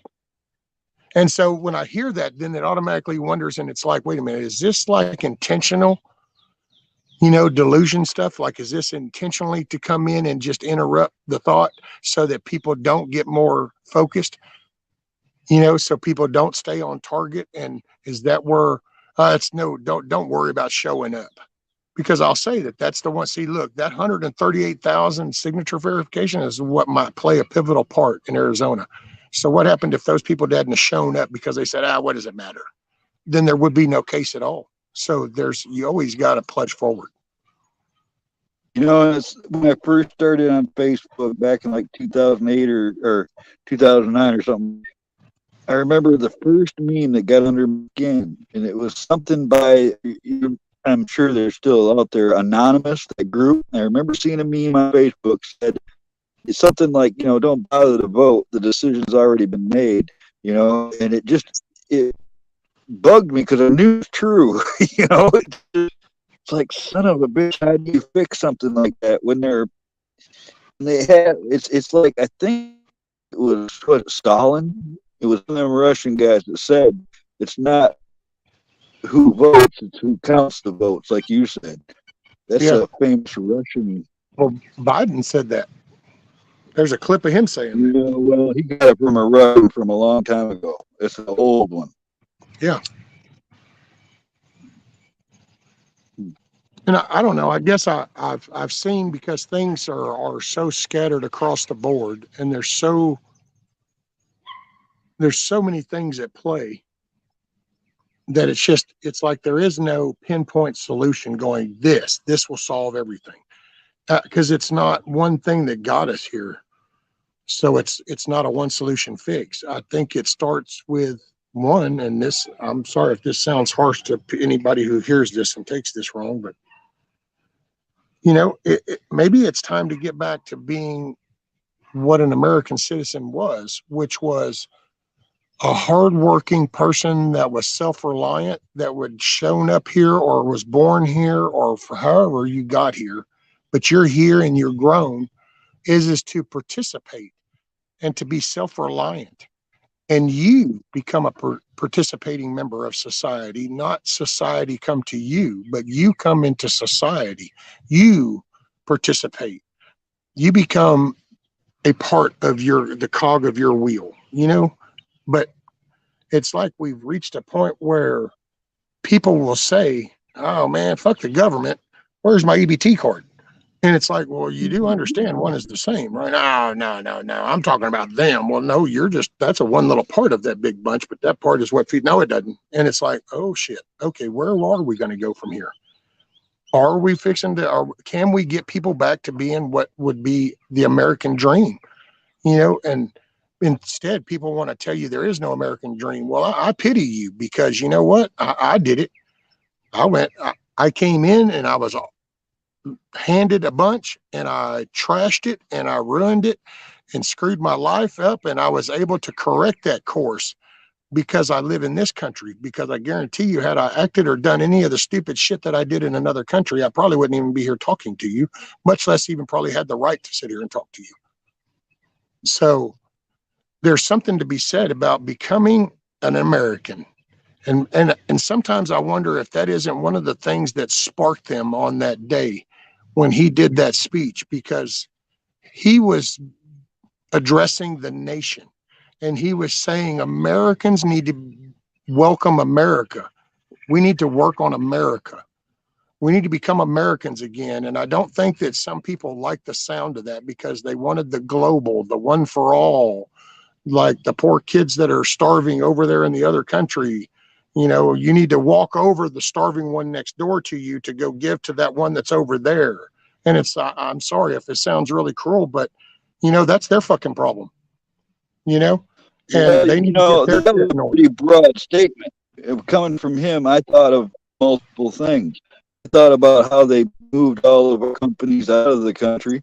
I thought about how, you know, these countries get everything from us and we never get a penny from them, and how he tried to change all that. You know, it was we had a bunch of raw when he got in there, and he switched it around. It was to the other side. That's offensive. You know, so oh, you can't. We can't do anything patriotic. You can't. MAGA is bad, man. I mean, you can't. When did it become a bad thing to love your country or want to? You know, it's. I When we don't know. let It's these just, loudmouths tell us that the red, white, and blue in that flag, and that being a patriot or a nationalist that believes in your country is wrong. And the minute we well, let yeah, them have volume to their voice, we gave them traction. And so the minute we can get louder than them, then they can shut the fuck up. Pardon my French. yeah. We're steadily running out of time for being nice, aren't we? Well, and you know what? See, here's the thing too, and I'll be clear on this. There's, you know, to stand. Oh no, I don't know how to say that on YouTube. I don't know how to say that on the internet. So there's a time and a place for everything. And to call somebody out on bad behavior and to hold them accountable doesn't necessarily mean you have to step into the same pool of shit that they're in. So that's where I don't know what the word would be, etiquette, critique. I don't know what the proper word is, but you learn the finesse, you know, to until they push you. I mean, it's kind of like what we were talking about earlier and getting into those confrontations. You know, you do your damnedest to prevent that, but you know, hey, when shit happens, you know. So Yeah. you got Once they to try to hit you in the head with a bottle or something, that's on. man, What's you up, know what? Moose? I raised my kids with this one philosophy. When somebody gives you another alternative, but to get physical, when at that point your main goal is to be the motherfucker that walks away. So whatever that takes to do, whatever you got to do to achieve that, you be the one to walk away. And I don't mean walk away like a peaceful. I just mean you be the one to be able to go home. And Yeah, so whatever that absolutely. takes. You know, you know, especially you get older, you got less time. You know, you got to end it faster. Well, you just but it is. It's time to stand up, and it's time to, you know, remember the good things about our country, and we need to, you know, promote the good things about our country. We need to outshout the little loudmouths that want to talk about how bad the country is and how bad America is and how screwed up it is. And well, you know what? Well, now I there's can tell another you right thing now, when I Trump was brings raising up. my kids, I love my kids 150% beyond a doubt. But I can look back on their life and tell you that there were so many moments in their life. If I could go back and change, I would. That, but I'm not going to beat myself up about that. I can learn from that. Well, it's the same as I see it. Yes, this country might have made some bad decisions. We might have some corrupt, crooked politicians in play. We might have a power structure thing going on. But I know that the foundation of this country is rock solid. And I know that we have established freedom. And regardless of what other people want to make shit up, I know that people were under a tyrannical or kingdom style living until we were founded. And when we were founded, we introduced freedom. So that's We've had a governor on our, you know, prosperity. The pursuit of happiness has been hobbled. All right, all of our life has been getting worse. It's not easy to live the American dream, and that's by design. All right, the rich get richer, and we stay right where we are. That's their plan. I mean, I really feel that was intentional, and that's the outcome. And when Trump was talking about stuff like that, I think I also hear him say, you know, we're standing on liquid gold. They've made so many, you know, EPA, all these restrictions and regulations for us here in the country for a long, long time. It's going to get more. There, we have more oil, we have gas, we have coal, we got everything right under our feet, but our government keeps us from using it. You know, they'll incorporate the land into a national forest, or you know, they just will outright take the land in some cases. But they will not let us do these things. But all the other countries can do whatever the hell they want. They can poison whatever rivers or lakes or whatever they want. Nobody's regulating them. But here we are with our hands tied. And I know that he tried to cut some of the red tape and set us free in that regard. If we were ever to get back to that, where we had our factories and our own resources, we would all be doing real well, you know. But this is all by design, Rescue. I don't know where it's going to go. Our infrastructure is crumbling around us, you know. Where does it go? Some is by design on their perspective. See, it's all in the look of it. I kind of see things. I mean, I definitely were in a screwed up place, and I didn't really play a big part, but I think that overall, I mean, in a way, I guess I did, and that's what I think. As long as people could understand that, like, they didn't forcibly take this. So at some point, we kind of got to own up that we kind of either became complacent or, you know, for whatever reason, just got lazy. But we gave them that control. So we've been shystered, man. But see, have we really? Because see, I look back at the industrial age, and people were coming out and they were doing and they were developing. But you did have these locations that were starting to produce things, and you have greedy people from other countries already know how the money game works. So they came over, and it's kind of like I think we saw a glimpse of it with the oil thing, you know, and then they said, oh, no, wait, you can't do that. That's monopolizing. You're going to have to break that up. It's just, oh, shut up. See, out of nowhere, he decides to do that. But with the oil. Yeah, you're not a Rockefeller. You can't do that. Well, they said, oh, well, wait, no, you can't monopolize that. You need to break that up. You can't do all that. And they said, oh, well, okay. And instead they broke it up amongst family, but nobody ever paid attention to that. And so it was really the same. And I think that it's happened over and over. And then there's people that just know business. And if you know that government and lobbyists and regulations will help drive your business, then that's where you're going to focus your money. And so it's like, that's why I think they do these regulations. And that's one reason why we went outsourcing. Because once you make it so expensive for a business to operate here, well, then it's like, well, what are my alternatives? And you get told, you know, to go over there. They'll do it cheaper. They don't have those same regulations. They don't have that. It won't cost as much. So you do that. And what we were doing on the bigger end, and that's one thing that the T guy brought up and everybody started to freak out, because those countries would tax us and our people making these products over there. So they would pay that country taxes. And then when that country would send their shit over here, we wouldn't tariff them. So they would tariff us, but we wouldn't tariff them. And he came in going, well, this is about business, stupid. See, that's why I don't see him from the same eyes, I think, as some. I see that dude as a business dude, whether he did, you know. He apparently was successful because the dude was a billionaire or whatever. So, I mean, there you go. Like a lump it or whatever. And he saw shit and said, well, this is bad business. So all of a sudden, China was going to have to pay tariffs.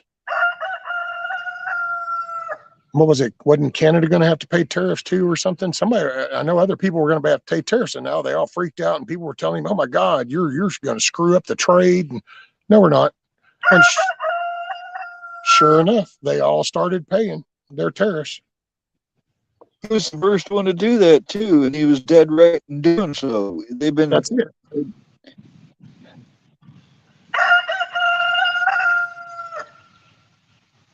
And that's what kind of gets me, because see, that's the basic stuff. We need to focus on that. And that's like with these representatives, you know, it's Washington type stuff. I would say email those representatives like the Jordans and the Chip Roys and stuff that are pushing, just to let them know.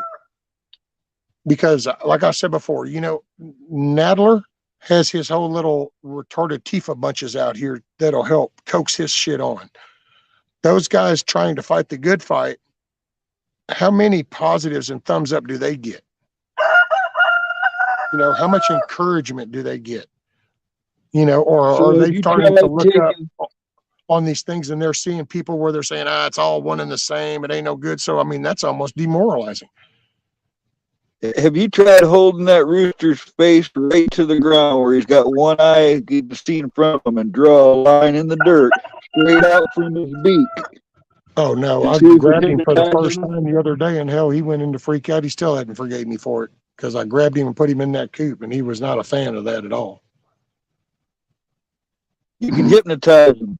Some are hypnotizable. All you gotta do is hold their head down to the ground, draw a line straight off in the dirt away from their head, and he'll just sit there for a long time.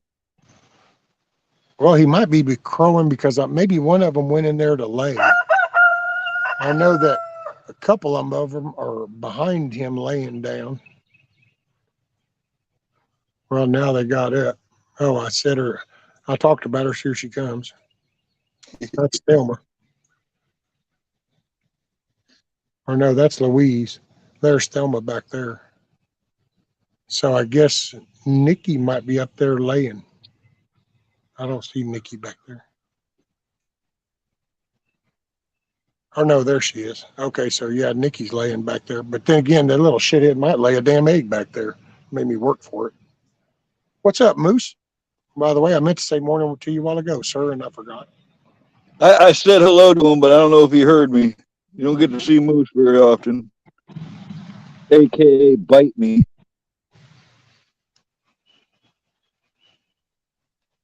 Didn't he change his name to Bite Me once just so him and Kiss Off could go back and forth? Yeah. Hey, little squirrel. What's up, little buddy? What's up, mate?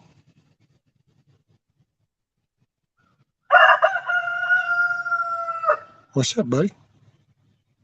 I got a little squirrel that's come up right by me. I'd turn this pad, but he might run away. You'll see him to the left of the rabbit there. I mean, the chicken. There he goes.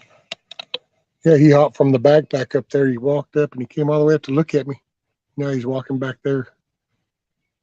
It's funny because a lot of them have gotten to where they'll come out when I'm sitting on the porch up there because it's like they know I'm defending their ass. So when one of these little ferals come creeping out the bushes, there's a lead line defense. I'm kind of surprised he's not on the highest perch he can find doing all that crowing. Well, I don't know if he's doing it because they're laying down right there. And so he's just, I don't know. Effing chickens. Is this the first chickens you've had? I mean, in your adult years? Oh, yeah. Yeah, this is the first time I didn't even know what the hell a chicken tractor was up until, 6 months ago or 8 months ago. I didn't know what a chicken tractor was till you made one. That's man, chickens up until I did this and got into these right here. I was a teenager. When I was young and up until I was a teenager, we had chickens, and all I had to do was I went out there and I picked what eggs I could find, and I threw some feed on the ground out of a damn 55-gallon drum, and then I'd go on about my business. And then I'd be told every now and then to go get one of them roosters or a hen, and then I'd go out there and chase their ass down, grab them by the neck, spin their body around, pop it like a whip, let them run around, it'd be done, and go out to pluck them, give them to Mom, and she would cut them up, and next thing you know, we'd have supper in a few hours. I was trying to think of how many I might have killed in my life as a kid, because we had like 100 chickens at a time, all the time. And I remember killing and plucking and cleaning so much that my hands got raw. You know, I killed so many chickens. I got to be well over 1,000 chickens. I probably responsible for their death. Huckleberry, he says, do you eat brown eggs, Rescue? Huckleberry, I eat the light brown, the darker brown, and the blue. I'll eat green duck eggs. You got them. Green eggs and ham. I'll do it. As long as when I Oh, crack did they that do egg, that? it ain't green or brown. Hey, I got a question here now about prison. 'Cause when I was in the juvie, they would make these powdered eggs for breakfast, and they did it in stainless steel pans that literally made us green eggs. Did they ever do that in prison? No, we didn't have powdered eggs. When I was there, it was actually Texas was a natural, self-sustaining farms. So like when I was in Texas in the 80s, it was we had our vegetable farms, we had the hog farm, the dairy, the chicken house. And so like we got eggs, people got eggs, they boxed them up, sent them out to the farms. So farms ate fresh eggs.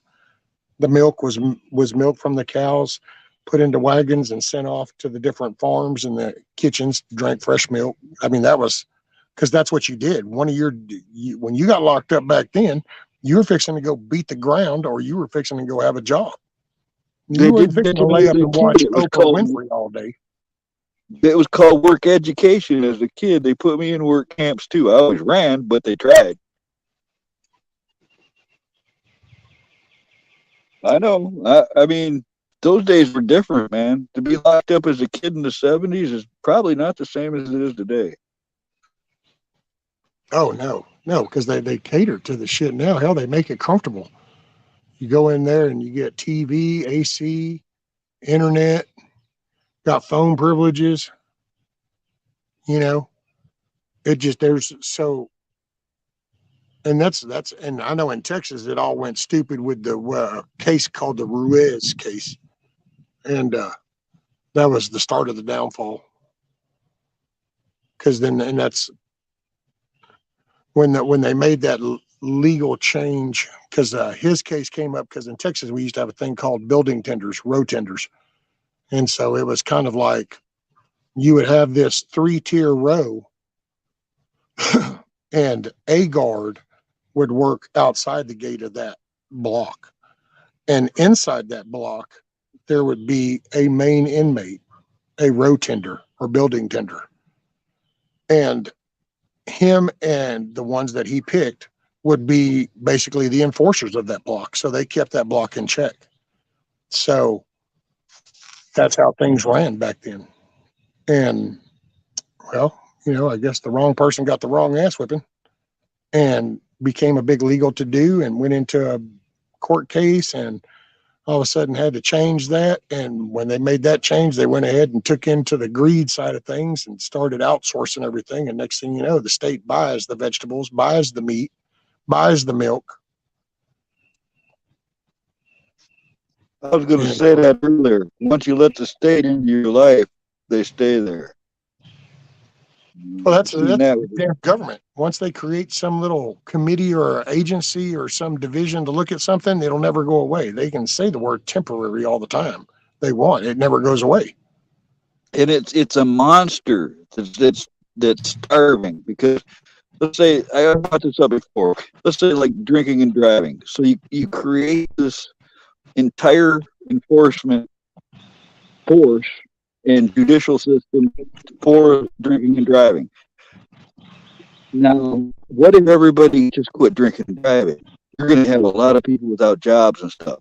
But that system grew. It started off small. They started arresting more for that. And what happens when the system gets so big that it can't feed itself anymore? They start to eat themselves.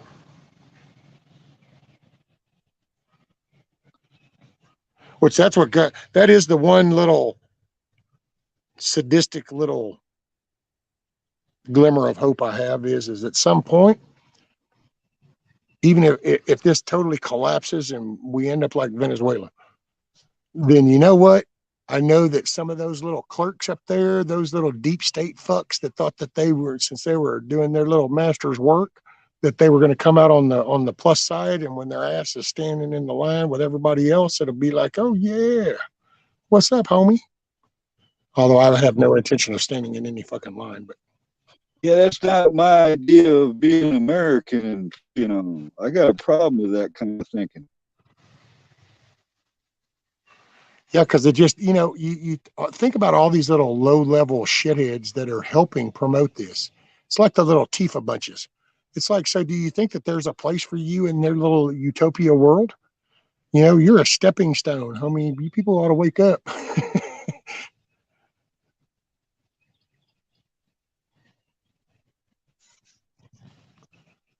What's up, Hutch? Oh, and by the way, Hutch, there's a link if you want to hop up. And damn, brother, I saw something pop up about the premiere on your greenhouse, and so I didn't mean to step on you, brother.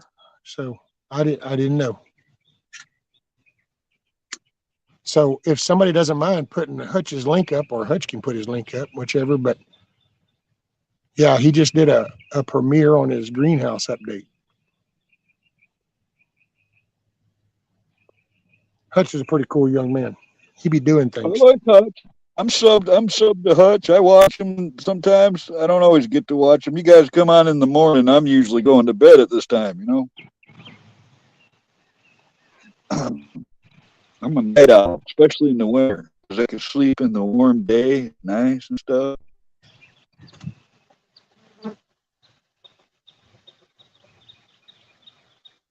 How did I get into the juvie? Oh boy. I think I've told the rest of you about some of my juvenile things, haven't I?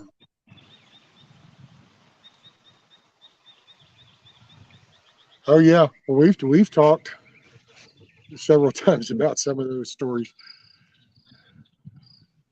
Yeah. Man, and see, and just think, man, if you took your youth, Carl, and you just kind of reached out and grabbed some person in this generation at that age and went, okay, here's this experience, dude, do you even see one that would come out the other end? I don't see I've known a couple. All right. I mean, I guess it all depends on how you're raised, you know. I know a group of guys. They're actually in their like 30s now, but these guys, there's a large group of them. I mean, I know a lot of them, and they travel all over this country. Like you, they all jump trains. They're like modern day hobos or something. I mean, one of them, I know he'll travel from Michigan to California on a regular basis. He might go back and forth 3-4 times a year, and they have this way of surviving. I don't know. You can't really call it the streets. Live in this network where they'll tell each other where the best places to see, where that train's going to stop, and hey, if you need some food or something, go to this church on this corner. You know, it's like there's a network of them.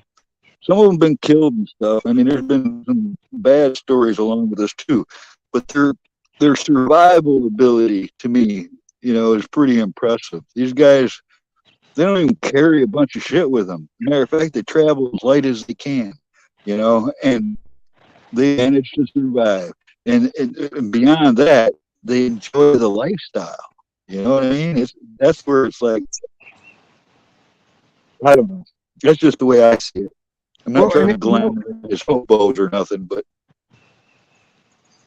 no, and I'd hopped a couple of trains in because they would pass through Beaumont, and it was just one of them fun things. But then that was one of them things as a kid, you'd sit and watch the trains go by, and you'd do the penny on the tracks or some shit, and like hell, we would line up caps on the track just to watch them go off as they'd go by. Just weird shit, as kids, because you weren't distracted with all this other shit. That was just like a temporary entertainment type thing. Or like as I got older and younger and I was hopping them for a ride through town or something, it was just one of those things, but it was never. And there were people that, were trained hobos. And I guess somewhere along the way, though, that went from being a very small minority of people that would choose that to, well, what's the point? I don't have to have nothing. I'll just do this. And it became like a way of life. It's, to me, I think that's where some of this homeless shit's even going. It went from homeless from bad times or, bad events in life, putting you on the streets, to where there's actually a generation that chooses homelessness. And so it's like, wait a minute, now that's different when you're choosing that way, but yet you're being grouped into the same people that didn't choose to be there.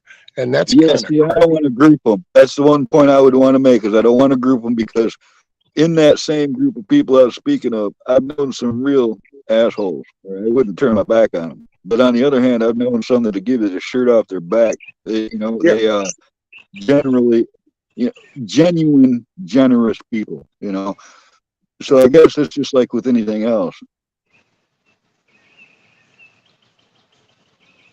More than one side,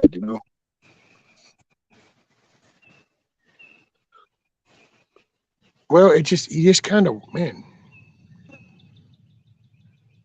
because you just look at I don't know. And I think I've said it before. I know I've said it before. You just kind of go back and, man, I remember being a kid, and it was exciting to get a job. It was exciting to make a paycheck.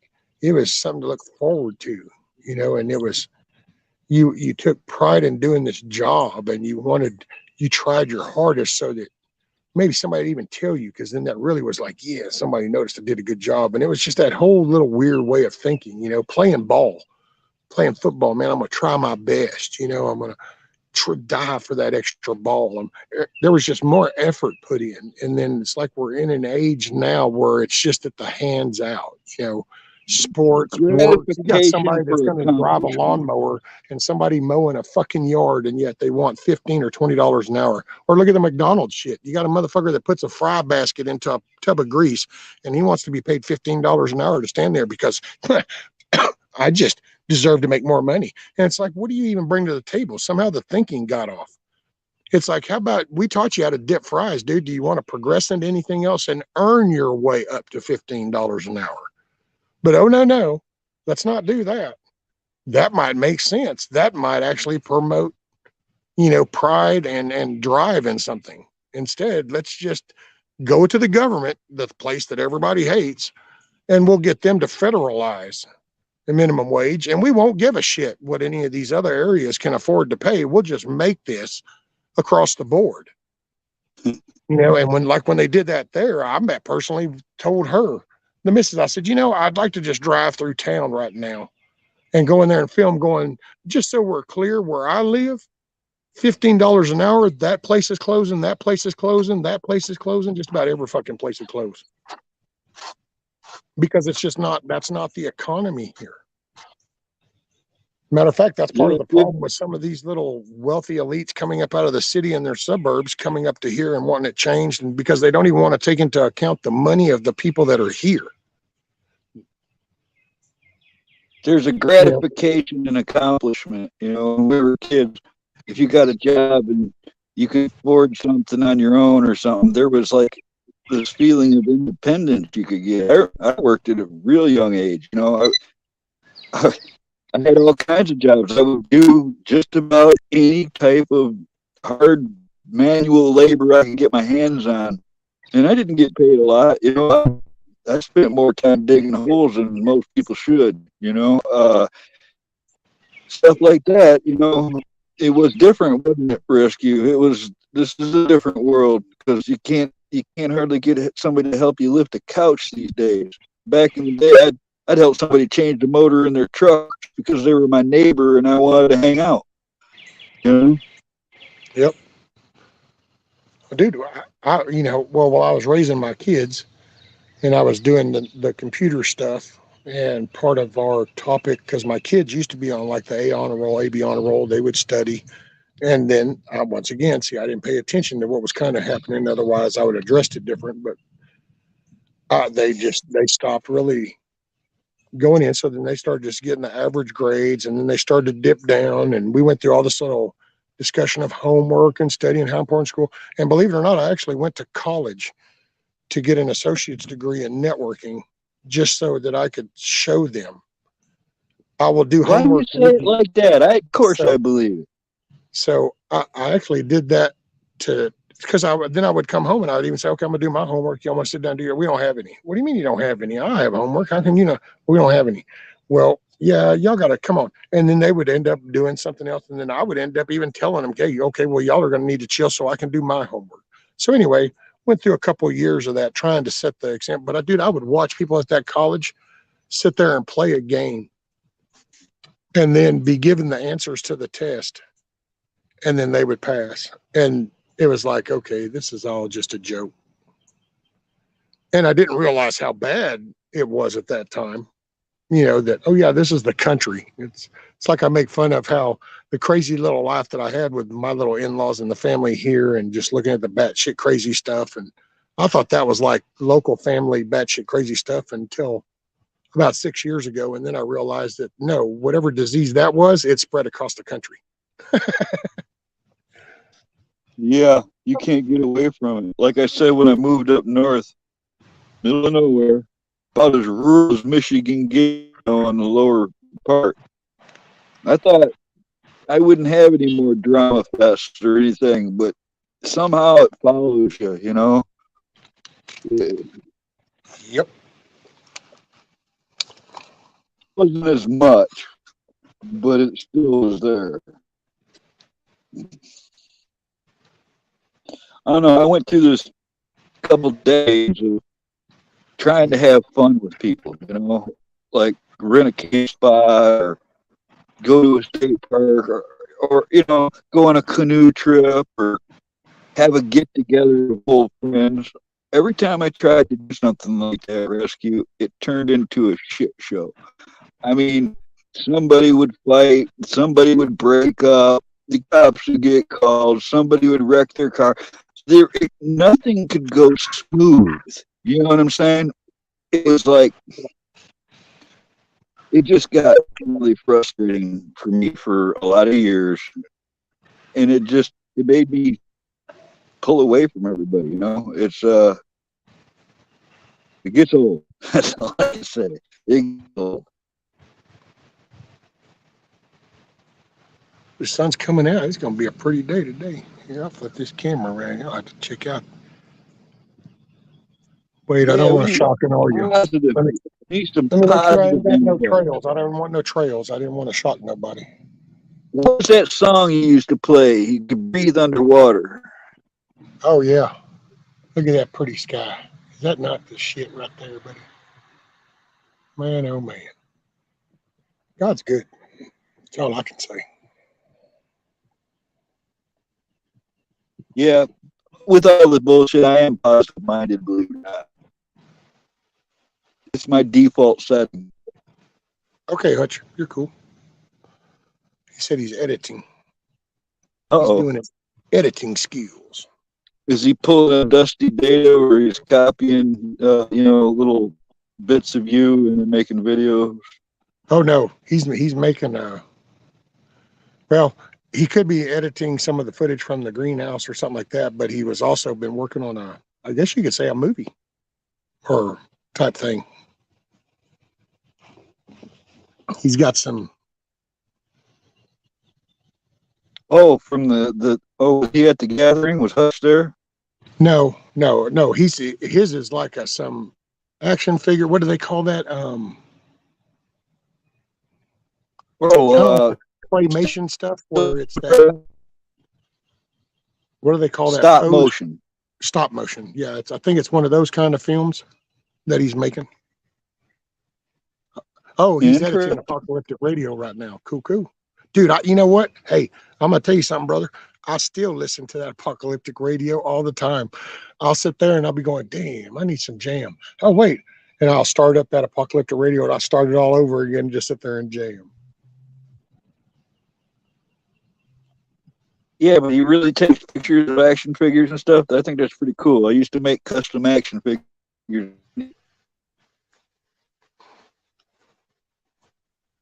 Kiss off. OMG, are we on Rescue's channel? I don't know what that was for. I mean, I thought you knew you were here, but. Oh, is my Duck Commander hat your favorite hat? I like the black hat you sent me. I just didn't want to wear it out here and get a sweat spot on it. I got hats I don't want to wear too because I value them too much. Oh, Firefly's back, heading to the parents. Alrighty, Firefly, be careful. Did you ever see my Trump hat? No. I got one that says "Elect that motherfucker" on it, and it's signed by Ted Nugent himself.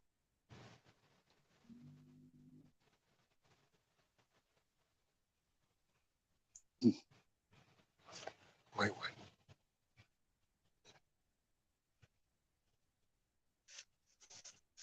Give me the show side. You can kick me in the ass. I can get the size from that. What? What are you talking about? I don't even know if she's the shoe size. Oh.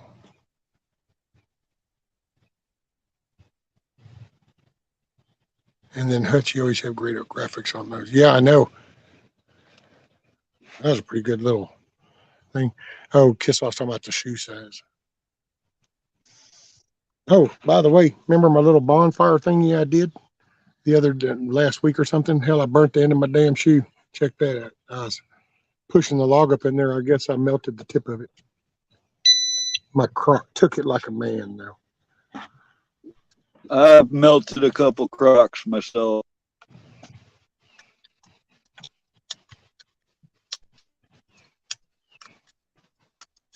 Oh, she lost her meds. That's what it is. Okay. I'm on my like fourth set of camouflage Crocs. Oh, by the way, Kiss Off, I just showed you the shoe. So now you know.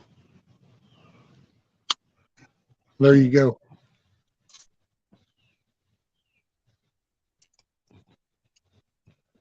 Oh, and then what is this? You're a piece of meat. Oh my goodness.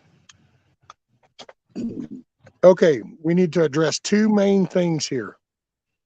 We have two main issues to deal with. The first, you need to find your meds. That is vital and important. And the second, you need to find your glasses. That's the second important thing. Okay? Okay. What does that bear says? Are you tracking? Tracking like a tank bear. There you go. Tracking.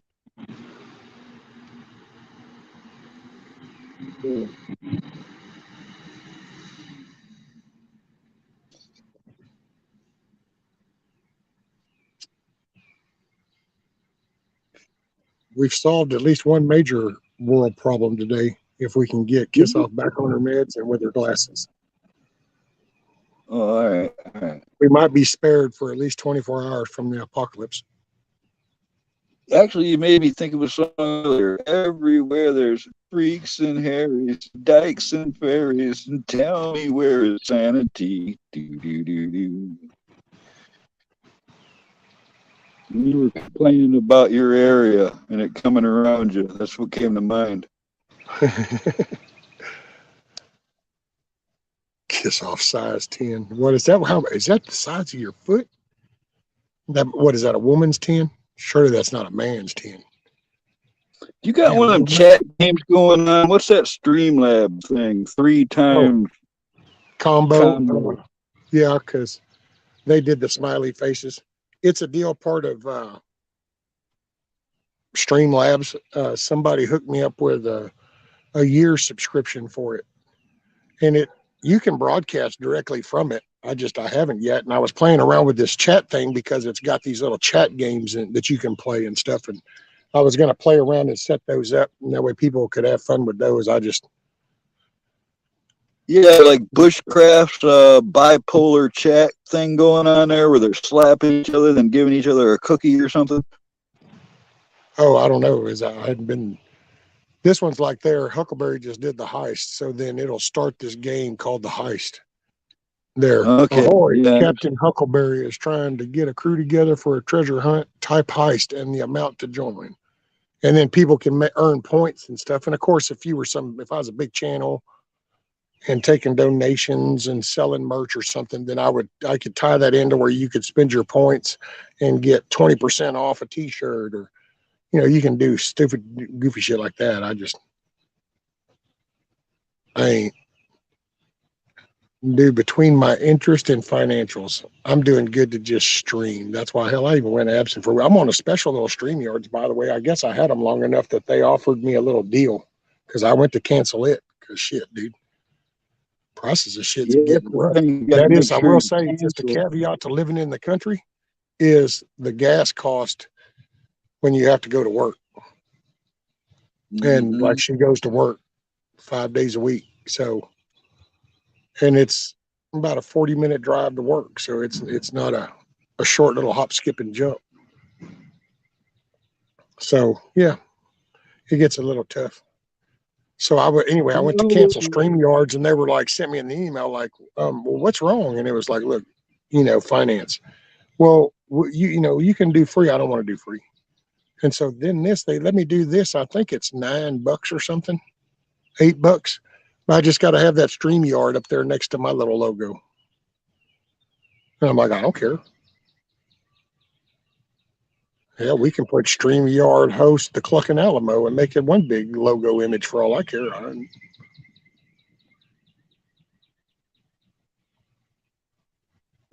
Amir, well, because I'm on my phone now, I don't know, it wouldn't be that easy to do streams from the phone. Unless you were by yourself, I wouldn't know how to add people to a panel. I can only see so much on a phone. But on top of that, Amir, every live I did, they gave me a strike and took it down.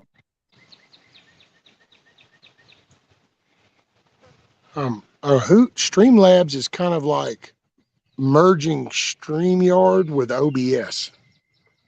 It's kind of like putting those two together. It's like, I know with that Streamlabs, I think I can have up to 2 guests up there, but then it turn around and it will let me do like the transitions from screen to screen and incorporate stuff like OBS does. So it's kind of like a merging of the two. And then it's got all those little add-ons you can do for modding your merchandise, because like a lot of that's, I think a lot of the streaming got designed behind gaming too. So there's a lot of this gaming stuff. So you can like host this and do this little theme layout, and I could sit here and play a game and show y'all playing, or I'm playing the game and shit and stuff like that.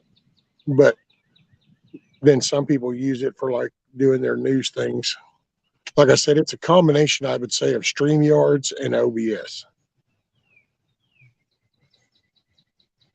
And then they actually partner up with another program like StreamYards called Melon that you can incorporate into the Streamlabs.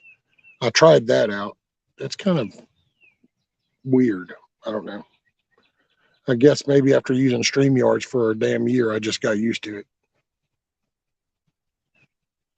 When they locked me out of my account here for a couple of weeks, if somebody sent me a StreamYard link through Messenger or email, I could still go on a panel asking Carl, but I couldn't log into my account, so I couldn't be active in chat, which means I couldn't hit a StreamYard link in chat, which means I couldn't like on a video or anything because I wasn't signed in. And that was a pain in the ass. Yeah. Kind of felt like they did that to me on purpose, actually, And you said, no, you don't have a computer. All you have is your phone, right? Yep.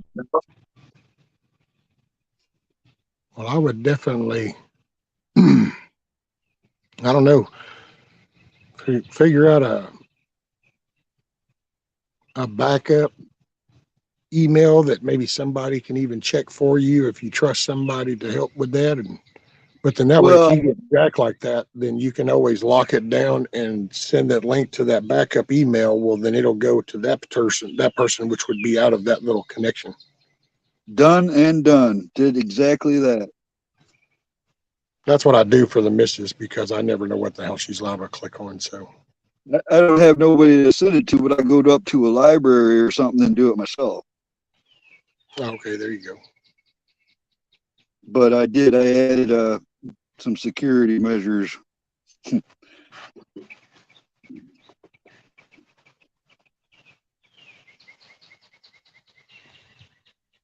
You know, when I started doing YouTube, it was a long time ago, but I was never active. And I thought at least my second YouTube was the one that I started being active. I thought that was the one now. But when this happened, they switched to a different old account that I didn't even use anymore. 2010. Oh, wow. So now actually I have two YouTube up. I just haven't done anything with the other one yet. All it was, you know, old 70s rock and roll and stuff. I was looking at everything I liked back then. It was all about music back in them days. Yep. Dude, music was always my saving grace.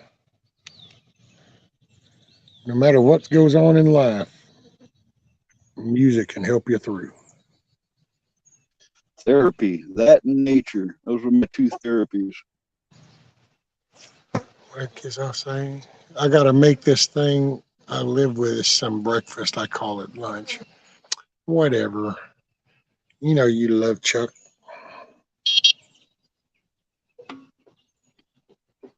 Tell Chuck, though, that I said that he needs to stop watching all that damn Fox.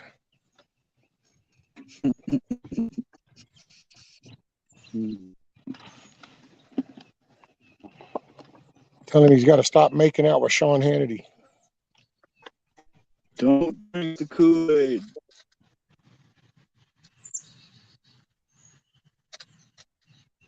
I have a feeling though Tucker Carlson probably won't be on Fox. Probably about he might make it through the year. No, the way that he did the first show, they jumped on him from all different directions, and then he did the second show and they cut it right during his live show. He came on later and did it again, but you could tell from that event that happened that they're against him in a big way. Oh yeah, dude. Hell, they're all getting them phone calls going, what the hell are you doing? All right, what did she say? She says, rescue, hugs, you need anything, ask the babysitter. I'm joking. Have a wonderful day. Bye, chat. God bless. All right, kiss off. Have a great day. Make it one. And quit being mean to Chuck. I'll see you later, troublemaker. Huckleberry says you mentioned Tucker and Do Stuff with Nikki will be up there. I know, man. That's her favorite show. She tries to act like it's him and she can't stand it. But, you know, what is it? You talk shit about the ones you love. Isn't that what it is? So sounds like she loves that Fox. She loves that Tucker Carlson. Isn't that the laugh? I will say, man, when you kind of dig into some of his little offbeat interviews and stuff that he does when he's just talking and stuff, to hear, dude, he is so just disconnected, but yet connected. He doesn't watch TV, you know,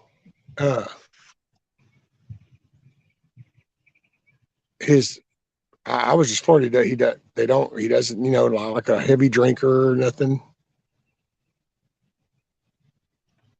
It's pretty cool. He's a trip. And see, and that's why I say sometimes people might have done stupid things in the past, but I think what's going on will be changing some people for the good and for the better. I mean, for the worse. I mean, some will have what would you say, a changing of the heart, and then some will harden their heart. You know, it just, because there's some evil shit going, I can say that. You know, if I go back and think about 2020 and what I saw, the people that were supporting him and how many signs I saw, like here in Michigan, I saw out in the countryside, there was thousands of signs, stickers, people wearing hats, there was flags and stuff. And I did see some Biden signs. I'll say I saw at least 100 Biden signs, but they were the rich folks' houses up by the waterfronts and stuff, and they seem to be like grouped in an area. I'd see 5, 6 Biden signs in a row or something, but then you get out of that area and it's all Trump, you know. And then you saw any gathering that Biden had, there was a few people there, mostly camera crew. And then you'd see a Trump gathering. There'd be thousands of people lined up, couldn't even get in there, you know. So back then, when this was all going down, I was so sure that Biden didn't have a chance. He stayed in the basement. He didn't even campaign. Everybody knows the crap going on. Why would anybody vote for him? I was so sure that it was going to be a red wave. Then we watched what happened. Boom. It was like they pulled the rug right out from under us. And the reason I'm mentioning this is because I really think we way outnumber them. I think it really is loudmouth that the media is promoting. It's like I'm just not as sure of the the early estimates were that it was like 80% of the vote. I don't know. I just think there's a lot more of us than there is of them. Oh, there is. I think that's why you hear stories like, oh, they're all the same. Oh, he didn't do anything. And you hear some of that negative is because just think about it from their viewpoint. So you've pulled this off, but then you had this gathering up here, and boy, was that massive, and that's loud. Okay, we have a scenario that can diffuse that. That's going to flip it. Okay, but what are you going to do after the fact? How do you as the dust is settling, how are you going to keep that distractions and all that fracture going? And you start with fear. So then you had people that were worried to say anything because of the censorship or, FBI coming to you or something. And then you had the media with the repeating of those names, making that sound like that was such a bad event. And then I think you have the building burners that, because there's not a building to burn right now, but what you can do is go into chats and you can go into groups and, the Instagrams, the Twitters, the Facebooks, YouTubes, Odysseys, BitChutes, and all these places. And you can start to spark that same fractureness so that now, no, don't gather. We saw what could happen if you guys gather. Don't gather, because in all reality, if you let the facts of all that show, what you saw that day would double or triple with the reaction of the regular other populace if they knew what really had happened. Divide and conquer. Yeah. So you go, hey, okay, well, we got to keep the fracture going. And I think that's why you see some of the big push towards getting into an engagement, because if we can get into an engagement, then they'll try to play that on, well, you need to just support this administration because we're already here. We're already in it. We know what's going on. You need to just back us. Oh, yeah. A war will erase all their corruption. Yeah. And so as long as you can keep people kind of going and back and forth and all this, then you're really nobody's building the damn raft. Everybody's trying to grab a tin can and say it's the one. And, it's time to focus on building the raft, because shore's not far as long as we stay going in that direction. Otherwise, we end up even farther out going, well, wait, what the hell happened? We've been trying to tell them all along they're poking holes in the same boat we're in. Yeah. That's why, the dude's not perfect, and I'm not behind any single person. But I would say that if you give me the landscape, I would like to see somebody like a Chip Roy or a Jim Jordan or something that was in the House and the Senate. And then I personally would love to see Trump back up into that seat, because not only would he come with a vengeance, but some retribution and payback. And it couldn't happen to a more deserving bunch of people. So, that's what I was going to say earlier, is there still is, like if you start talking too good about him, the people start showing up in your chest, telling you things about what he did wrong and all these evil things that even he has done, and he might be the Antichrist and all these things, that there's still this negative agenda or narrative about him. circling all over the place at all times. Yeah. I've seen so much stuff made up about him. If they had anything real on him, they would have used it years ago. This guy must be probably the most looked over individual on earth by now. Well, dude, and then everybody's even acknowledged it. It's just in a different avenue. But the treatment of him was way different than ever in the past. Yeah. So, I mean, everything has been, and yet there's so many people that lose sight of that. And it's like, so it's like the Major Green lady, and they go, oh, there you go. And it's like, really? Do you realize that for the first year she was there, you didn't even probably see or hear from her unless you were actually directly connected to her, because they silenced her that much because Pelosi was in control. And it's like, but yet she's supposedly one of the bad people too. What? See, and so then that's when I start kind of going, okay, so is this intentional? Is this to go ahead and keep people totally fractured? It's kind of like the plan thing, that there's a plan. No, there's no plan, dude. And if you ain't figured that out, I don't know, because you can just obviously look at the millions of people that have died, the rate our inflation's going, our economy, that you just don't go in and flip a switch and correct this. So if you waited for a moment, you definitely don't balance the damn world economy or American dollar on that pivot point, because you don't get which plan you're talking about, because I can think of a couple.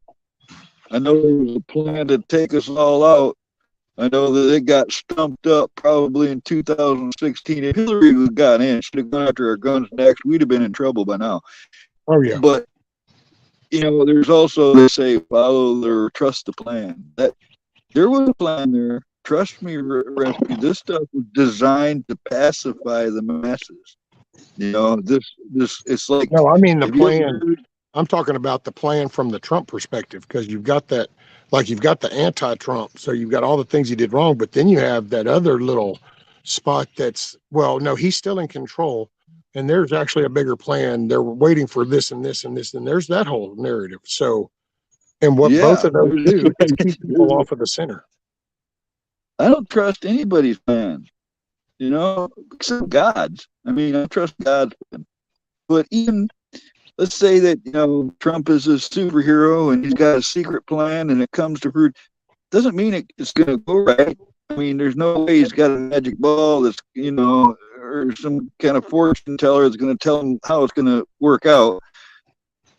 It's kind of frightening, really, when I think about that, because look at the masses, the way they've got their faith in him. What would happen if we didn't have him now?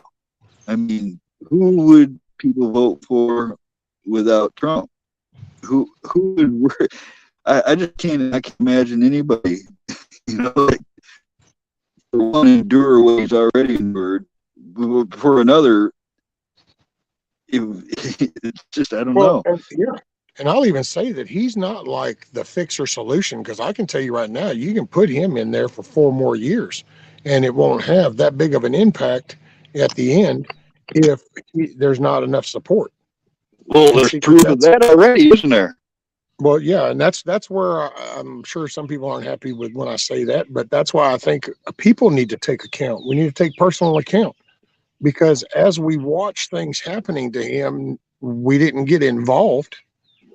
Like, we didn't write senators or representatives or anything, and so there was no big outpouring of support for him. Like, we didn't even write local TV stations saying, we want different airing. We don't like you trash talking like this. There's been no public response to the very behavior that everybody kind of bitches about. So, well, there has been a little talk about, but it was met. Position, some senator, representative, the president. There's always some other person that needs to fix it. And it's like, but at what point do you just sit down and write your damn letter to the damn TV station going, hey, I don't want to hear your shit no more? Because you know what? If you're in a town of, say, 100,000 people and you get 50,000 of them people to say, hey, I don't want to hear your shit, they're able to close the doors or they'll change the narrative. So you just kind of look, and then you just, I was going to ask Hutch if he ever heard of the book. I think it's called Adventures of Barron Trump or something. There's a very strange book out. I can't really respond to that. With it, I would get a strike on YouTube for sure. Not that I would probably get attacked by so many different out groups and societies and shit, because I will just say I find that humorous. Just and then there's a funny backstory. I just can't say it out loud on the internet. But I'm as soon as I read that name and you picture it and you go, yeah, I'm not seeing that. And there's a reason why I would say that. I just can't say it on the internet. And it ain't even probably just on YouTube. I think if I said it anywhere, it would, yeah. Well, this monster of thing called government, they demonize anything good. Anybody that stands up is a target. You've seen the Clinton list. You've seen, persecution on a level like, Roger Stone and General Flynn and stuff like that. They have resources behind them, and it's like they've changed the laws and rules to suit them, and it's like they made corruption legal or something, because they've been getting away with it for a long time. And anybody that does stand up against them, well, maybe not as much anymore, but I just can't. I can just imagine a lot of whistleblowers that just disappeared, if you know what I mean. Yep.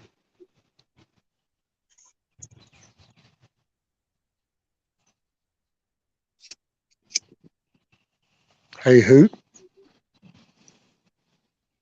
Just kind of point out, but if you weren't going to talk to somebody, then you might not really want to talk to them. You know what I'm saying? Just trying to keep it mellow. That's all. But see, I don't know, man.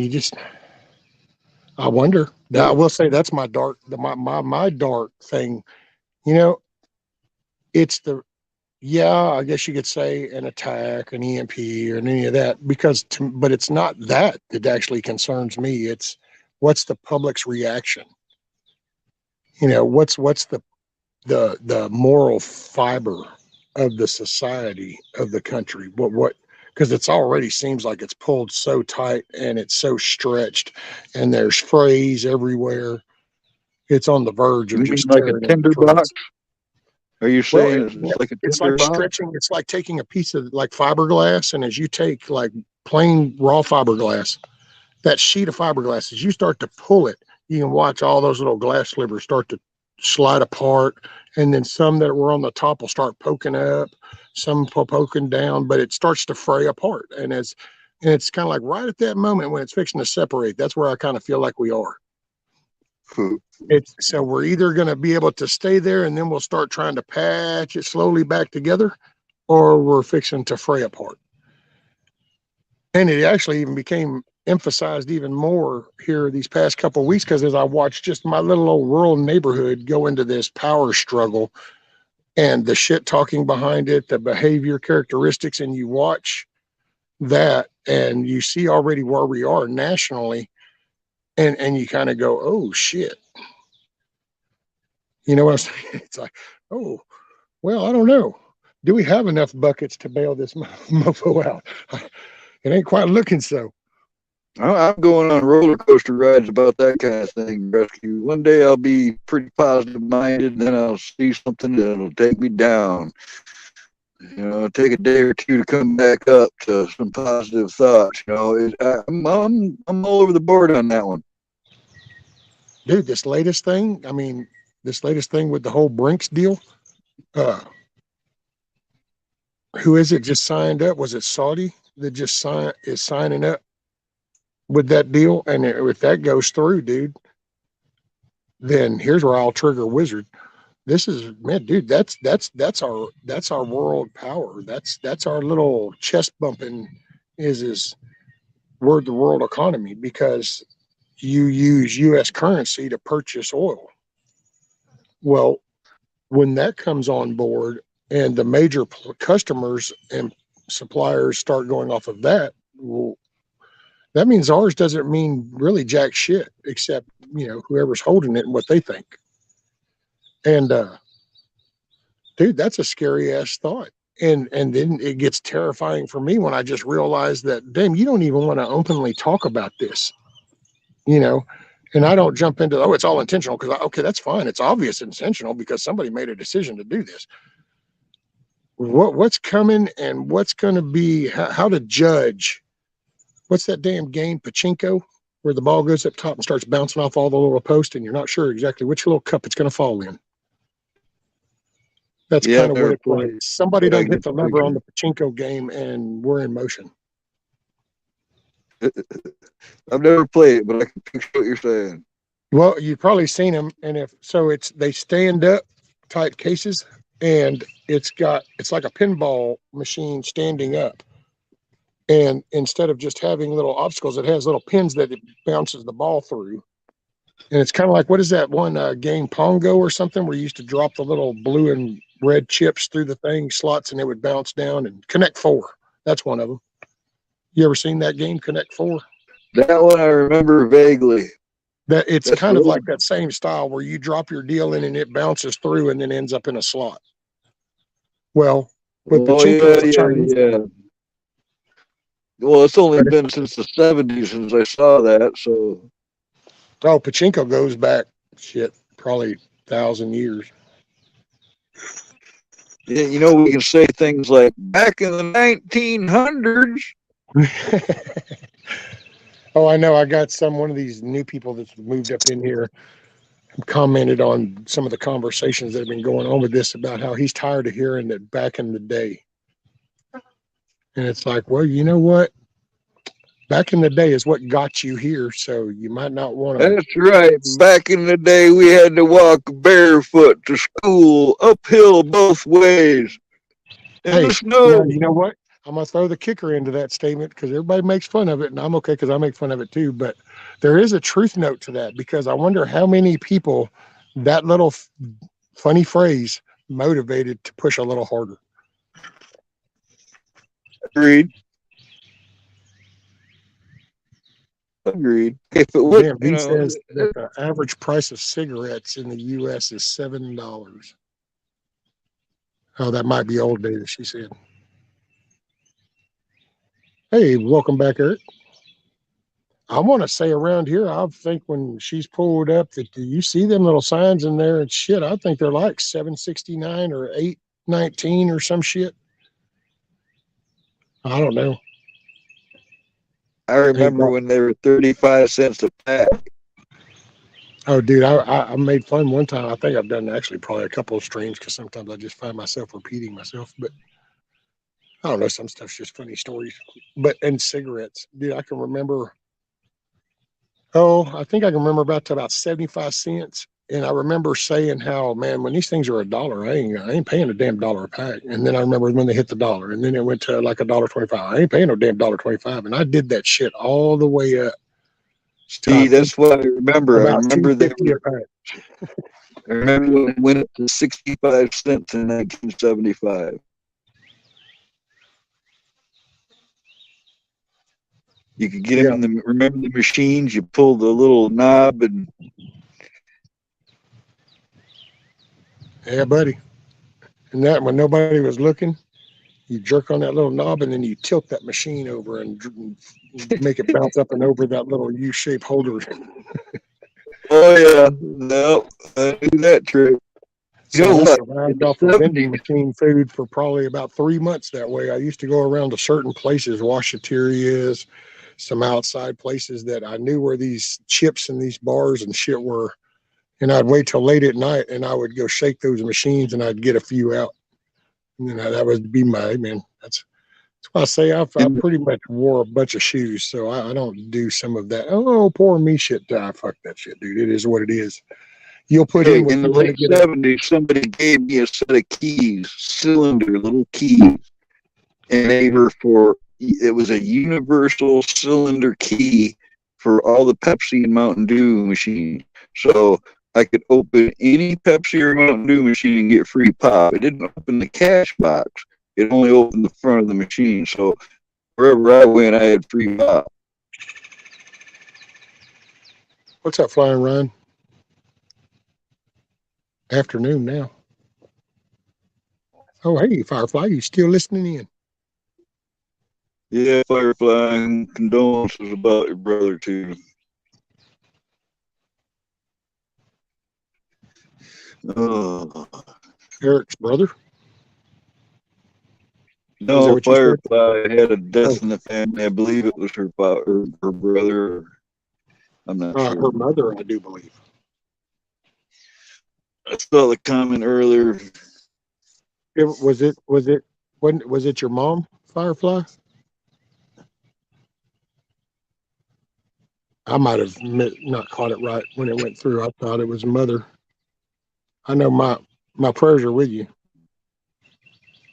Pray for the strength. Yes, right in here. And I can pick handcuffs and all kinds of sneaky stuff. Huckleberry I said he can was a do juvenile delinquent with keys to the pop machines. To the pop machines. the mirror. I actually have taught cops how to pick their own handcuffs. I even taught them how to do the Slim Jims in the cars easier. Yeah, Firefly said, yeah, her mom passed away. She's headed up to the clean out the nursing home room now. No, that's rough. Prayers, ma'am. Thoughts and prayers. She ain't got to I go up reflect there on. I went alone. through it, and I just there's no. I know I reflect on mine, and it's just that's all I can say, ma'am. Is I pray for strength for you.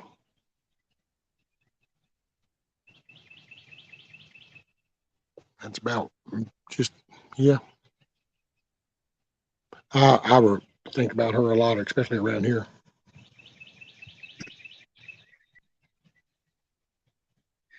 I don't know. I've experienced losing a lot of people, and you never really get over it. And it's like every time that somebody else passes, it reminds you everybody else has passed before that. So it's just like it just seems it feels to me like that kind of loss just Oh, accumulates on you. hey, Moose. So, Moose, did your mom pass away? Moose says mine did too. Firefly heading to Florida for a few months directly.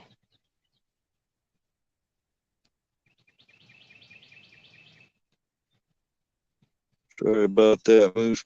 Man. Hoot said, V, that's awful. I had a friend at work who used to buy 2 cartons of cigarettes a week. Oh, I did too. Hell, I'd go out to the Indians to the reservation. Hell, there wasn't nothing. Whenever I was a smoker, hell, I had a backpack. I had basically like what you could call a bug out bag. And I always had 2 cartons in that. That wasn't even the carton I was smoking out of in the truck, but I always had 2 cartons in that bag. I never knew what was coming up, and I was going to have my cigarettes. Which I can't say I really changed behavior much because if I was going to go anywhere for long term side, I'd have some kind of vape with me. Yeah, I don't know. There's something. I smoked cigarettes a long time, rescue, and there was just always been something like, okay, I cut myself. I have a cigarette, I feel better. Oh, my girlfriend left me. I'll have a cigarette, I feel better. The Oh man, cops and are after thinking, me. I'll have a cigarette, I feel better. It's like it was always something to run to. yeah, It I was don't know how like, many problems got fixed and how many things got worked on with cigarettes hanging out of my mouth that I didn't even probably smoke 3/4 of. I just sat there until it developed into an ash and fell off. But by God, it was there, and it let me think a little bit harder on this amp or this line extender or that particular. I will say, see, and that's one of actually that's when I told her decades ago. I'd always been told how this smoking was addictive, and having an addictive personality. After I was getting sober, I used to say, oh well, this is just one of those habits I still have. You know, addicted to this damn nicotine, this tobacco. Went to work in a refinery, and as I came out of that refinery, we had put out there was one little unit in there that had a spark, mild flame, but in a refinery it calls for a big response. So we go do that, and man, that was an all day event. That was like about 12, 13 hours. Constant just there, man. You're in your seat, you're just geared. And I walked out of that gate of that plant after about 13, 14 hours, and I realized that I hadn't smoked a damn cigarette since. that whole damn time. I never thought about it. And then that's when it kind of clicked to me that, oh, this is all a mental shit. And then from there on, I spent a good decade making up excuses, trying to figure out different ways, Nicorette, the little patch shit. I'd do those little pen vapes. But then I finally wanted to quit, and I happened to see a big version of the vape. And whenever I tried that, it's like, okay, I feel like I'm doing something, but I'm really not. Okay. And now, believe it or not, I don't do this for the nicotine. I do it for just the flavor. It's like snacking. Like this is a strawberry yogurt, and then I have a blueberry yogurt, and you get the flavor. So I don't know if I could ever quit smoking pot. The only time I've ever been able to stay away from cigarettes was I had a lot of weed. I mean, that's the one thing I'll say, Carl, that still gets me is burning that side because I'm still burning a combustible. Might not be a cigarette, but it's a combustible. So I'm still. I've now. Oh man, I've recovered so much. I sleep better, eat better, smell better. Everything is better by not coated with the other. But yeah, I still feel the difference whenever I hit those. If I could figure out a nice, smooth way to do that through the vape, that would be awesome.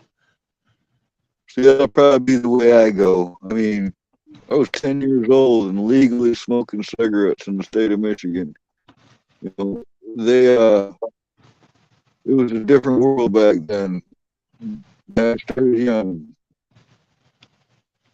Oh wow, Moose, I'm sorry, buddy.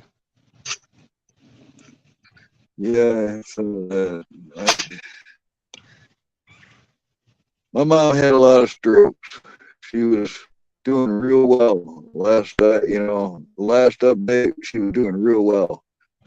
And then they forced her into a hospice on May 1st of 2020. She was dead on May 3rd. They put her in a place where we couldn't go and see her. She died alone in that place, and I don't know what they did to her. But I seen lots of people that had the same experience, where our governor, Witchner,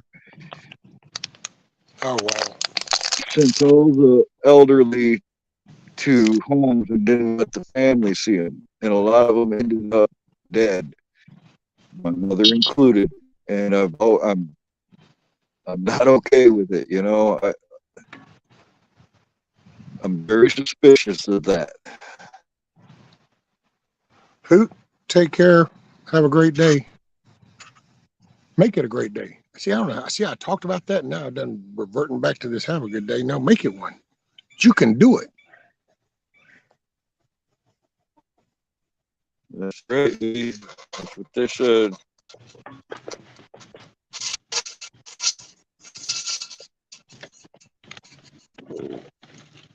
I mean, she was no spring chicken. That's the 90s. She was in her 90s, but I just feel like they accelerated the process intentionally. Well, during the medical field totally flipped switch. Well, not all of them, I guess, but the majority of it did. The flip switch, and all of a sudden things weren't being addressed the way they should have been. Actually, when it first started happening, within a couple of months, I'd heard that a positive in the test got funding of $35,000. If somebody would use one of those machines, the hospital would get $75,000 for funding. And then if there was a death, they got $125,000 in funding. So the whole process was gaining them funding from the government. Oh yeah, they were making money. It came out last year. It's just that I got totally suppressed, but it was if I'm not mistaken, it was Blue Cross Blue Shield over in Louisiana that got caught with a few fingers in the cookie jar over some of that stuff. And it was one of those people came out as a whistleblower. But of course, you don't get to hear anything about that, or so that went away. But yeah, Oh my goodness! You see Firefly's comment? Her mother. you won't believe they see me coming in the building and they're like, oh shit, here comes the wrecking ball. So she said, we didn't hear from my mom at one point for a whole week. Find out she was so sick after they gave her the fourth in the fridge at home without telling. Oh, wow.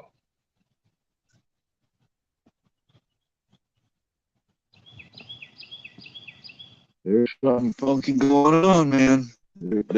No, I mean, I don't, and I'm, damn, man, it's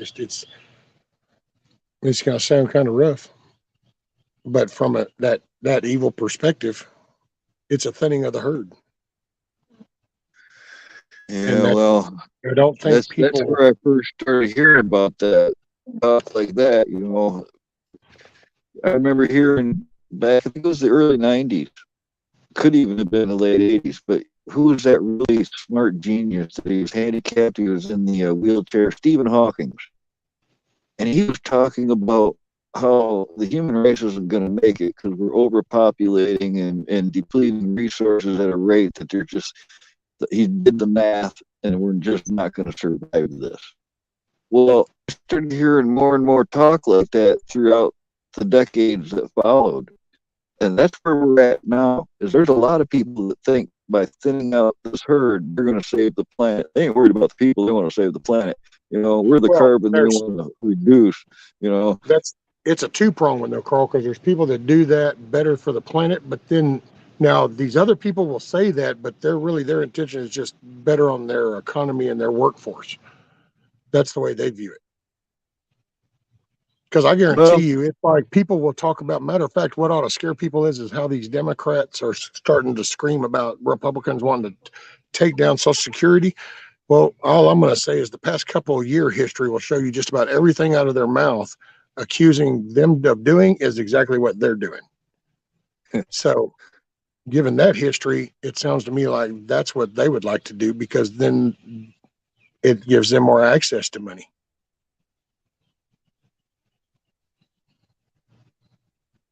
And you can do that by thinning the elderly herd because that's who mainly relies on the Social Security. So between this little thing that got thrown out here that we could deal with for a couple of years, they've also been. That's why, dude, they don't raise this. I mean, think about the common sense. What finance business person with any simple math? Oh, damn. She just come bailing up out of there. But I mean, what simple math? I mean, simple math says that it's you can't do that. You guys are keeping me company. Oh, hey, Firefly, cool. Now, are you driving, Firefly? You're not driving and talking? Oh yeah, okay, talking into the phone. So I know what trick you're doing. The missus does that too. Just talking on the voice part. oh yeah, voice actuated things. I've also seen where people say, that's not what I said.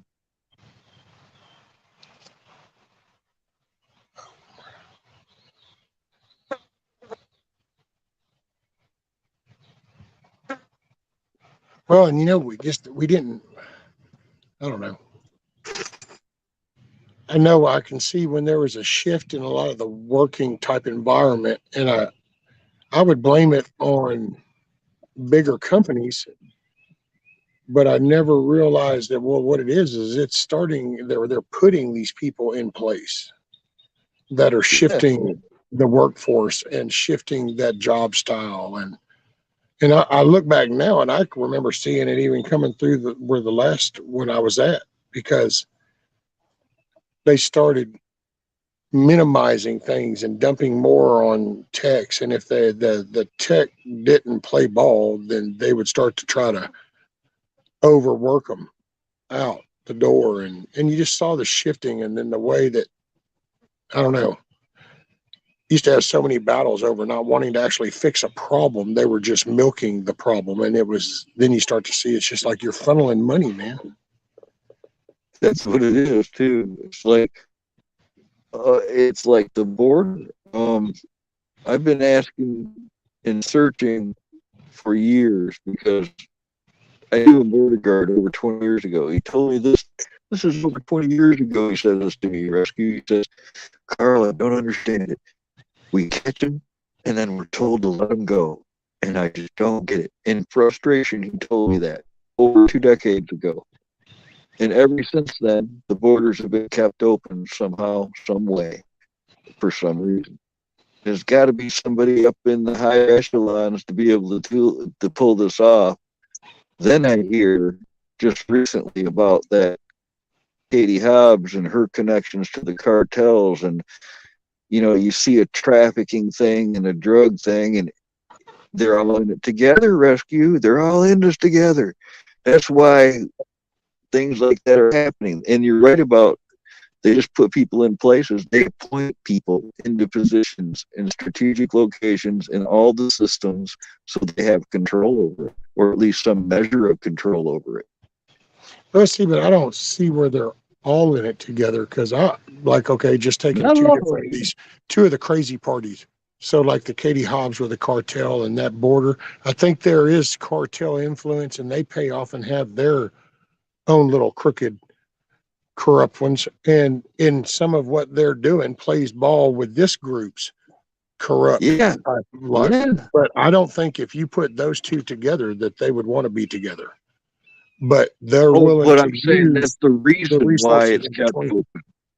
But I was just meaning that that's why, because I just never understood why they didn't close it up, finish that wall. Why did they fight it so much? Why would they want to leave us in a bubble? That's a voting base too. The whole thing had to have a purpose. Well, I don't mean any offense to any of them that come across per se, because I'm not trying to categorize, but I see what I see, and to me, they're playing on the weak-minded that believe that shit. How if you'll just walk your ass over here, then everything is given to you, and in a sense, they're doing that. But we all know it's not. It's not lasting. This is just all bait on the hook. So, I'm all for somebody coming over legal. I mean, I'm all for that. And it's illegal. But see, for them, it plays on their voting base. It plays on their political, because some of these cities, you don't even, they just got through trying to do a thing up in Washington itself where you don't even have to be a legal resident in order to vote on that city, the city. Yeah, that's it. If you have other places that are willing to kind of fudge green cards and justify these people saying, all of a sudden you end up at places like Houston and Dallas and El Paso and Los Angeles, and because you end up with people that it's like, oh, so if I'll vote this way and as long as you're there, then nobody's going to come knock on my door and ask for proof of being here. Nope. Okay, I'll vote that way. And there you go. You got a voter. And then, as long as you're silent and you keep track of who counts the votes, then you can do what you want to do. I've even heard where they say they're going to outnumber Americans. That's what their plan is. They want to put such an influx of foreigners into our mix that. Oh, dude! After they've just decided that, over here you got dumbasses like Lindsey Graham that talk about we need to send our military over to Mexico to deal with the cartel. You got the damn Mexico's going on. I think y'all need to stay your ass out of Mexico. And now they're talking about joining that Brink system too. Well, what happens when your neighbor doesn't even want to deal with your dollar?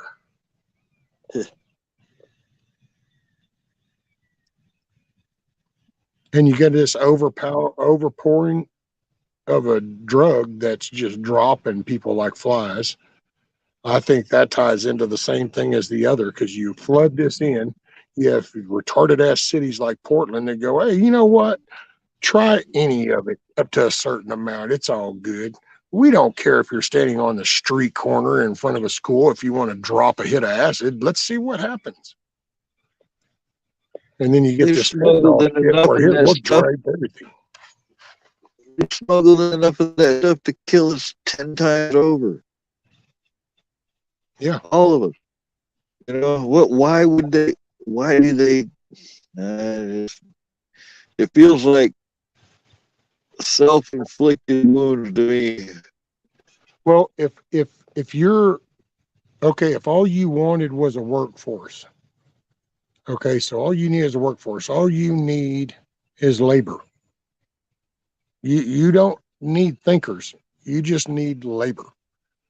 So I just need the shovel hand.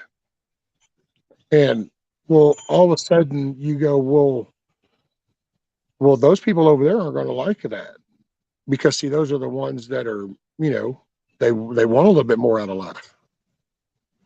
Well, I don't know if you've ever They've been seen told this anything. dream called the American dream. And so, well, yeah, they're not going to like that. Well, okay, well, we need to kind of get rid of that threat.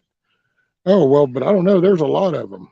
And, we kind of have this amendment that kind of makes this going to be real difficult. Well, you know what? If we do this, and we'll lose some because they'll drop from this. And then if we flood this amount of people in, then the ones that are participating in this type of environment, this will affect those. So this will start creeping in through that little chain of society and start dropping. And all of a sudden you go and hold people, call them names when they actually stand for the very thing of this country stands for. Now they're labeled as something. They're attacked. Okay, well, you're shifting the paradigm. And all of a sudden those people are your labor force because see, they're cool with living in your house. And if they get a truck that comes by and throws a box of food out, that's 10 times better than what they came from. So they're cool with it. I saw this thing a couple months ago. It's got to be the worst job I've seen. It was they're sitting right on the border. I think it was Tijuana, so it's the California border, and it's on the Mexican side. And it was these guys that worked. Well, it's a mausoleum, but it's not a permanent mausoleum. All the bodies that they find in the desert, all the unclaimed bodies and stuff, end up in this place, and they put them in a. If they think they're going to be there for a while, they put them in a more permanent type sealed thing. Some of them come in just bags and stuff. But these guys sit here at this makeshift mausoleum all day long. People coming and looking for their loved ones that have turned up missing or they're murdered by the cartel or whatever the instance is. But these guys, they'll take the bodies out of the mausoleum and put them in bags. I mean, they're not wearing protective gear. They don't even wear gloves. They do this all day long, handling rotten bodies. And they actually have, and this is what I just blew my mind, they have a famous lunch that goes on there at this place that they're known for. They make vulture soup. And if you were to go to work there or something, it's like an initiation, or you get, because the vultures hang out there with them all day long. And it's just some horrid stuff, children and everything. It's just that border has created so much suffering. It's unreal. When you dig into that a bit, it's nasty, dude. It's like when one gang wanted to go through another gang's territory, ride through. You had to kind of come up with a deal. Sometimes it might even be paying homage, paying your tariff to go through. You just want to ride through. It's a scenic ride. So whatever that club is into, that's you pony up that price. Well, you have people that are basically filtering through the world's largest gang, basically called a cartel. We just think our little mobs are big. Ain't shit compared to the cartel. And those people are so they devalue life so much that's why the fear works over there, because it's a reality for them. We could talk about the feds kicking in your door and cuffing you, and then we'll talk about like things like when we pulled out of Afghanistan. People went in there and got taken out because now that we were gone, these other people weren't protected. But that's a day-to-day, everyday life.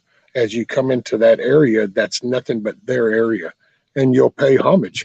Rather, that's promising a kid a money, whatever. And that's, I think sometimes people over here are so complacent and lazy that they've lost sight of just the ugliness of humanity. And the ugliness of humanity happens right over there. It hangs on little trees on the other side of that river. That's why they're so brazen that they'll pop shots and stuff. They don't care because they run that. And that's their hood. That's their clique. That's their little turf. Yeah, if you want to dumb it down into just that little click type stuff, but it's just on a very large, ugly scale. That's why they have the shit that our military has damn near. And they'll use it and they don't give a shit. No, they're not educated. And the people calling shots ain't educated very much, but they're all about the money and they know that brute power will fear the shit out of people. Over in Somalia, the warlords used to do that back in the 80s. I was in the army, but they would gut somebody, put a stake in the ground, and use that person's intestines to string it across to an area to another state to let the other tribe know, don't you dare come over here. That was a warning. Yeah. You can't even visualize that happening around here. Can you imagine if your neighbor threw up somebody's intestines as a border on their property? I mean, that's what I mean. That whole disconnect of no, there are cultures and societies that do live that way. Yes, there is. Cool shit. It's cruel as shit. That's why I think that's one reason the thing kind of sets me off when the whole anti-American kind of thing, because you know what, you get the comforts right here. While it's uncomfortable by my choice of life and what I would like, but I'll tell you where I'm at right now. I'm not happy with where I'm at, but I don't blame anybody but myself. It was the choices I made that put me here. Hey, what up? What's up, Mayhem? What's up? Yeah. What's up, buddy? How is how's the old hand and wrist stuff? Are you feeling better? You back in the swing of things, or want to come up? Hell, I can throw an invite up. I mean, do this and this, because I'll be on for just a few more. What time is it? 11:35. I've been at 6.5. Yeah, I can go another 30, I guess. I really ought to be doing something, but the physical side. I didn't plan to be up here that long. I was coming up here just to say, hey, look what happened. Hell yeah. Oh, I appreciate you hanging out with me, brother. It's been a good little conversation. I always appreciate you letting me up here. I didn't expect to spend hours up here with you. Unplanned. I guess that's the best time, right? That's it. Spontaneous. Yep, that's me. I'm still spontaneous. And I'm creaking and cracking as I'm moving around. Spontaneous. I guess the chickens decided to come back out and get in the sun. Let's see. Oh, I said that, and the rest starts walking away. You little shithead. There she goes. She'll come back. Oh, yeah. That's all right. I noticed every time a dog learns a trick, he'll do it for you every time when it's just you and him. You try to show it to somebody else, he sits there like, oh. Okay, he's back at work. Cool. Oh, Firefly Mayhem, that float you built, it was really cool. Yeah. He's a little handy dude, wasn't he? Was it like the one on Animal House? The Christmas float.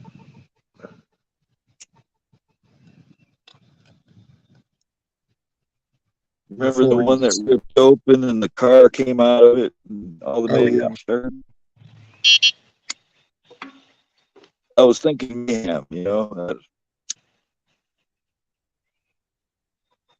Them chickens are as bad as my kids. They always want what's on the other side of the board. Look at her running down the thing. She wants on the other side of the board. Like there's something magical over there, and it's like you're walking down all the grass that's right in front of you. Wow, it's almost like we're watching society. You're looking over there thinking that's better while you're stomping all over what you have right under you. Social experimentation with chickens. Or is she gonna go in there and deposit an egg? You know, though, Rescue, if you were to put a live cam on the chickens where you can see them up close and what they're doing all day long, you could run that camera 24/7 on your channel, and there's going to be a lot of people that'll end up watching it because I see it. I see other people doing similar things. I don't see it for chickens, but I see it for other animals.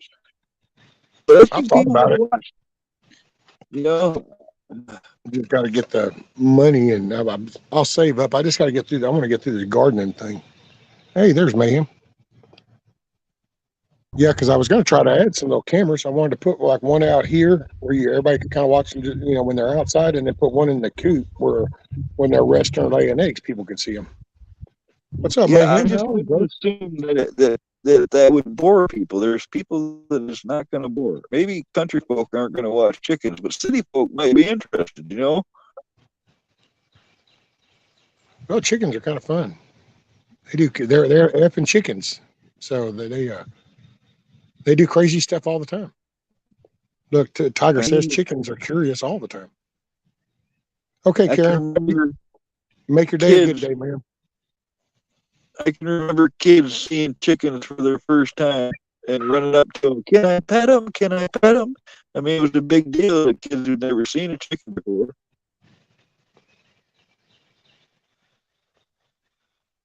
Yeah, they're a trip.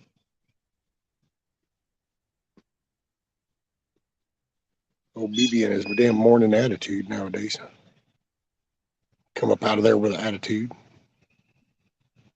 Little Mr. Horny young man hitting puberty, I think. Is his microphone off? Have you said anything, ma'am? Ain't We don't nothing hear a coming out. word from you. We don't hear nothing. No, Nope. sir. No way, Muted. no.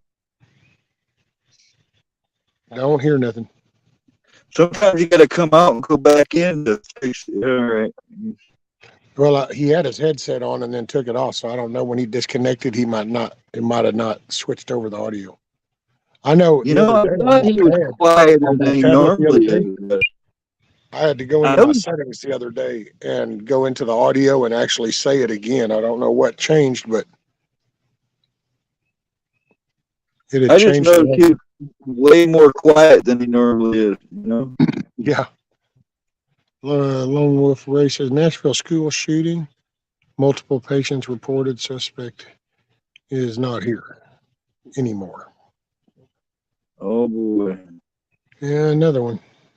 Hey, wow! Now I ain't seen that young man in a minute. There's Guardian prepping. Howdy, Gary. What's up, buddy? Fit as a fiddle, huh? I feel like I haven't seen a lot of people in a while. I've been locked out of my own account and all.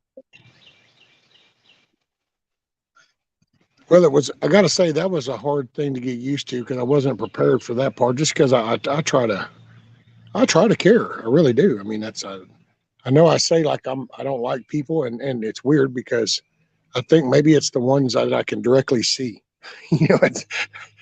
but because I mean I like it. I've enjoyed the conversations, and then when you don't see names, all of a sudden you kind of go, oh shit.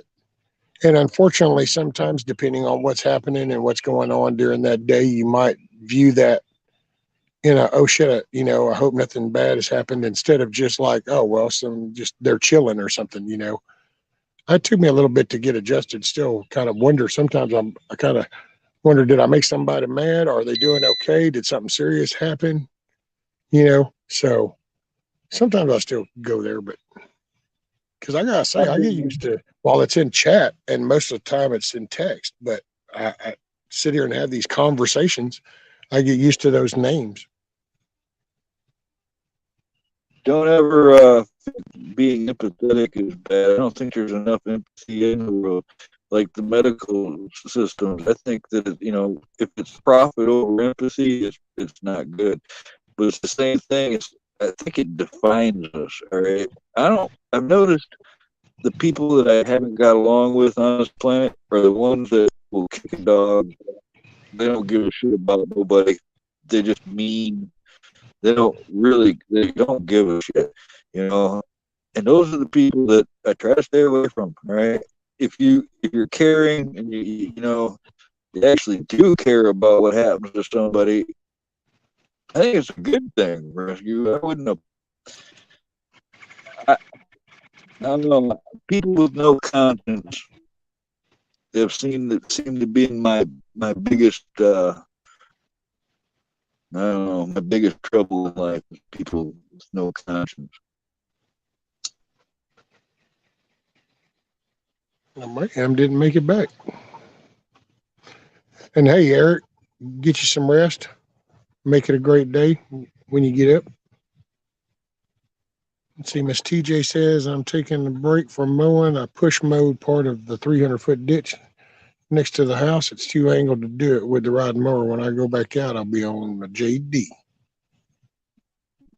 Man, I heard something about some John Deere plant that blew up or something. I didn't hear about that one. Well, when you're out of panel for hours and hours, you lose track of what's going on in the real world. Yep. So what's up? Does your mic work now, Mayhem? Susie Snedhead. Well, he hadn't said nothing, so I don't know if he can hear us. Okay, let's see. We're going to go in here. There's no telling what we might see. There's a sleeper. Can you hear us now? Can you hear us? Oh, now his mic shows muted. Hold on. Let me see. Is that on my end? Unmute. Can't unmute your guest. Their mic isn't connected. It says your mic's not connected. Check the audio in the StreamYard setting. See if it has that selected. Well, I don't know why I was telling him that. He can't hear me. You can hear me? Okay, well, we can't hear you. Check your settings in the StreamYards to make sure that it's poking to the right device. Did he just say I love juice, or did he say I love you? I couldn't read his lips. I think he was saying that he loves us. It could have been I love how juice. affectionate. He's just a little mushy green lovable guy. Can't hear a thing. You're still showing muted on the screen. So there you go. Now, hey. Oh, I heard something. Dave. Hey. You heard something? Hey. Yep. Now we hear you. Now you hear me. All right. I had to wiggle my butt. I had to wiggle my butt. All those compliments and stuff that you were doing. Oh, I said I can hear you. Not I love you, but I do love you. I heard a guy. Somebody told me, a lip reader said that olive juice, it looks exactly the same as saying I love you when you're a lip reader. Yep. Who would want some olive juice, though? Hey, I'll say anybody too. Guardian, he does these daily workouts, and that young man is man. I don't know. He's inspiring. That's all I can say. I'd say check out Guardian Prepping's channel. People already sub. Be sure you do that all notifications because he does his daily and I don't want to butcher that saying because he has a name for him, but he's putting in the work every day. I think I overdid that once, Rescue, where I used to just hit the bell on everyone that I subbed to, and I wasn't seeing any of them. I had to like mellow out with the bell thing there a little bit just to get the notices that I wanted.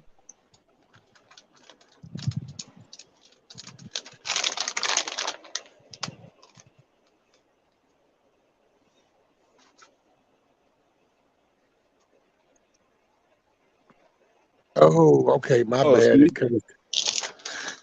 Yeah. Well, he calls them Guardian's Quest. And like yesterday was day 85. There you go, his fitness channel. That might be why I might not be subscribed to the fitness channel. My bad.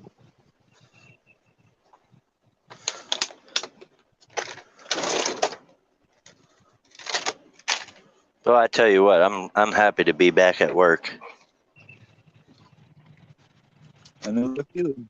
I'm hoping to be back for the poultry business here real soon. Oh wow, StreamYard sent me a thing saying that I've got access to some um overlays or some shit and stuff in there. Well, that's cool. Oh, some of these guys know all kinds of tricks and gizmos, rescue. There's all kinds of stuff you can do. Well, yeah, but no, they're apparently adding them in, and so it's like, oh, that'll be cool. Cause see, that's dude, that Streamlabs thing. Yeah, that's why that does so much. I would need to actually pay somebody to do like a graphic package because that does that whole window border, the logo, all the little label boxes, all that. You can have them spin in. I can bring Carl up and have you kind of zoom in at them, and you can do all those weird effects. And like I said, that's for those channels. Me, I'm a redneck in the woods that talk a lot of shit. You mean you could put like dog ears on Mayhem or something? Oh yeah. That would be sweet. Should do it. Well, hell, you could do that if you want to do it so much, man. Just wear the dog ears. Yeah. Put a unicorn horn on. Yeah, but the wrist is healing up pretty good, man. Look, see? Good deal. Have you noticed whenever like you go to grab something and you feel that pull? Do you feel that pull? Yeah, the muscle right here. I could only bend this wrist about yay far and Yeah, how retarded of me. I'm sorry. that I far said, here to back. go like this, and then I just realized you can't even see me. You're looking at the chickens. But it was like, so when you pull something right here, and do you feel that right in here? In your Actually, wrist area? on the back side, I do. Oh, okay. Right here. And At then, least you knew what you were talking about, rescue. yeah, we knew I knew what he was talking about. I didn't have to see it. I was just sitting, boy. I looked down and realized my brain processed. It's like that one little cell left was going, hey, yo, dude, do you know what you just did? It was like, oh, yeah, that's right. Right? Hey, morning, Miss Ellen.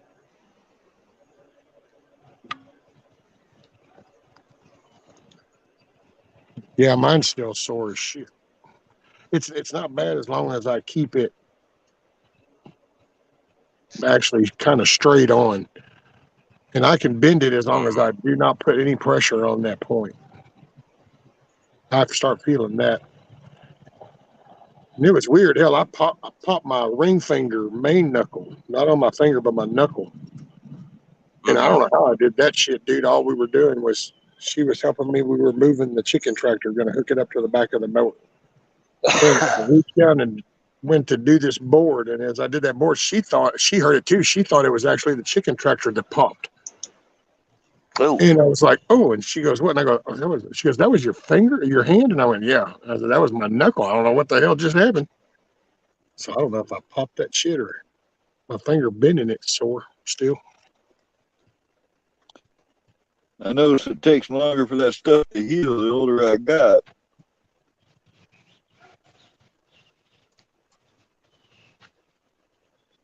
What's up, Beaver Valley? Hello, D. I don't have a phone holder anymore. It fell off. Uh-oh. Yeah. But I got a new phone. That's all. A new I just see iPhone? 3 notices flash over my screen, something to do with that shooting. No, I'm not an iPhone person. There was a shooting? Yeah. Where did he say that was?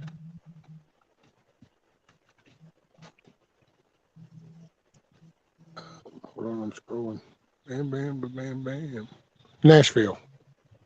Oh, Nashville school shooting. Multiple patients reported. Suspect is deceased. Not here. However, I can say that. Tiger, morning, Tiger. Afternoon. I'm sorry if I didn't say that earlier because you were here and I can't remember if I did or not. I just had a guilt wave hit me, so I figure I better say it now. So I'll just say good afternoon, morning, evening for everybody that's here. Appreciate you being here. And it's weird too because now I can see the number. She got here. I'm pretty sure Tiger got here when you stepped away. yep. She says, working in the garden this afternoon. How's yours going? Well, I haven't got started on my garden yet, but I'm getting there. I got the lumber taken down from the porch. So I've got it stacked up. Now I just kind of have to go over and deal with them damn bushes that are going to be in my way. And then I start putting the fencing up and start building the boxes. I haven't quite decided if I can, depends on how next month goes. If next month goes okay, I'm going to try to get these hog panels.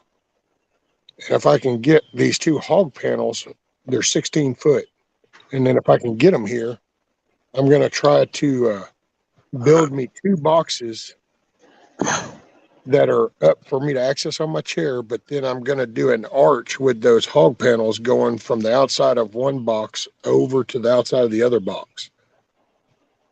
So then I'm going to grow like some peppers and some tomatoes and stuff, and I'm going to just vine them up through that. And then I can put some hardware mesh on top of that to keep the birds and squirrels and shit all up out of them. That's my illusions of grandeur. Because like the porch thing, I was like, yeah, I'm gonna go out there, I'm gonna finish them boards. Yeah, dude, about that first day I got done, and oh my God, dude, I was so swole up and inflamed back there. My damn left leg was numb. Couldn't hardly get in the damn shower. And I was like, oh shit. So I didn't do nothing for like 2 days. Just chill and let the inflammation, the swelling go down.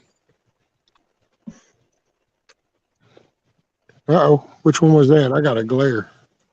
That was Daisy. Come here. Come here. They're both up here. Got Oh. Hey, there they are. they're shiny. Itty bud. And then there's where are you at? There's Daisy. Hell yeah. Where you at and where you headed to? I'm at Fort Worth right now. Gonna be heading to Arlington to drop off, and then once I'm done there, I go to Terrell to drop off at the Walmart DC, and then I go up to Rogers, Arkansas, and pick up and head up north.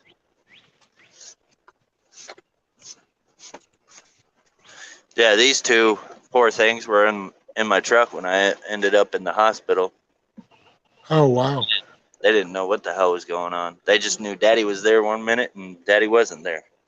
Strange men came and picked up Daddy. But but your wife came up to where you were at? Oh, yeah. Yeah. She drove about 4 hours to come bring me stuff. Wizard just said something about they're reporting it's a prank gone horribly wrong in Nashville. What?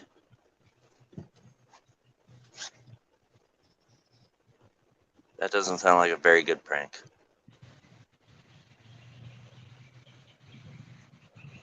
Yeah, he put a link in, but on this tablet I can't do no kind of share screen stuff or nothing. Oh, Kiss Off says, Mayhem, you sexy thing.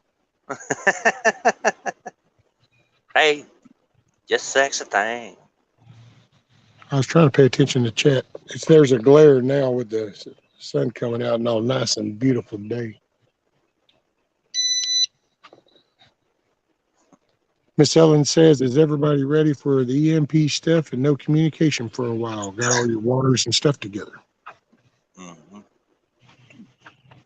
Hell, I'll Yeah. miss talking to you guys. I'll say that. So, but if it does happen, my brain's going to kick in that it's an event. So it's not like I'll sit and kind of go, oh man. I'll just kind of be processing stuff and working stuff here, and might have to kind of go more Cambodia style on some shit around here instead of being in Saigon. But I'll send you some smoke signals. There you right. go. I thought about getting, one of the radios, but shit, dude, I don't think it'll have reach to hit anybody that would matter for me. So what's the point? Yeah, I'll hit you up on the old timey Twitter. Pigeon carriers. That's the old timey Twitter. Homing pigeons. That was Twitter before there was a Twitter. You're like, hey, what's up, buddy? How's it going? Okay, here you go. Off to mayhem.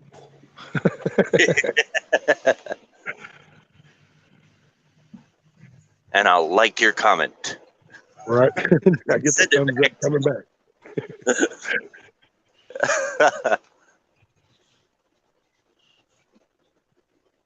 Yeah, because there is I will say, to be honest, man, I don't know how to say that because I don't mean this like in some kind of bad way and shit. I used to think text was bad, but I've realized that hell no, I can look right in the camera and even say it doesn't matter. It can still be taken the wrong direction.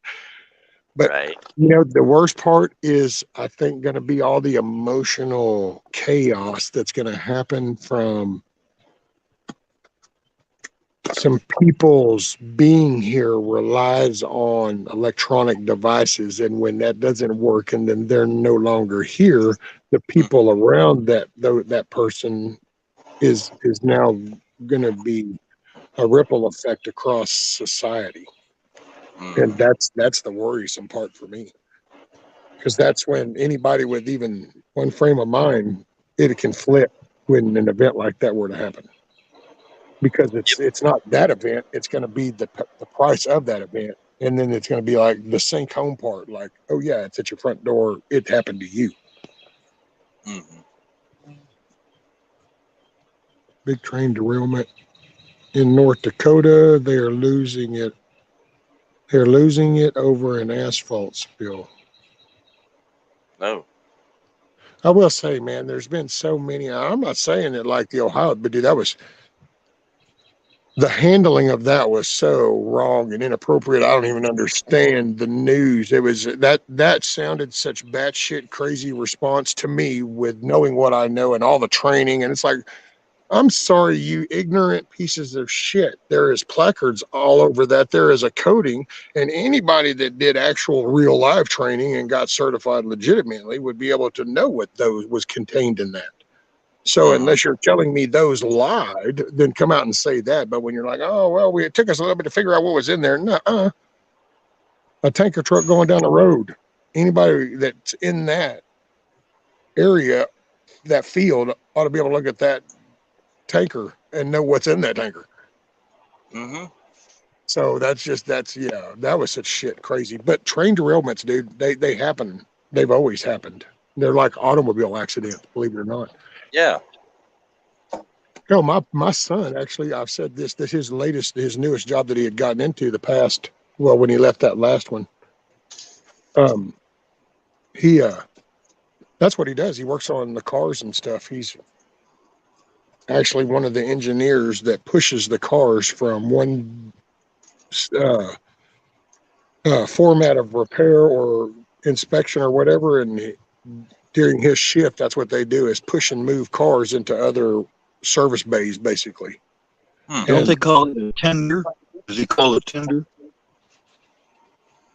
Oh, the job of doing it? Mm-hmm. No, for him, he's an engineer. He's a yard engineer. That's what he's got him titled on. And matter of fact, they've even cut back the work because they were doing 3 shifts. Now they're only doing 2.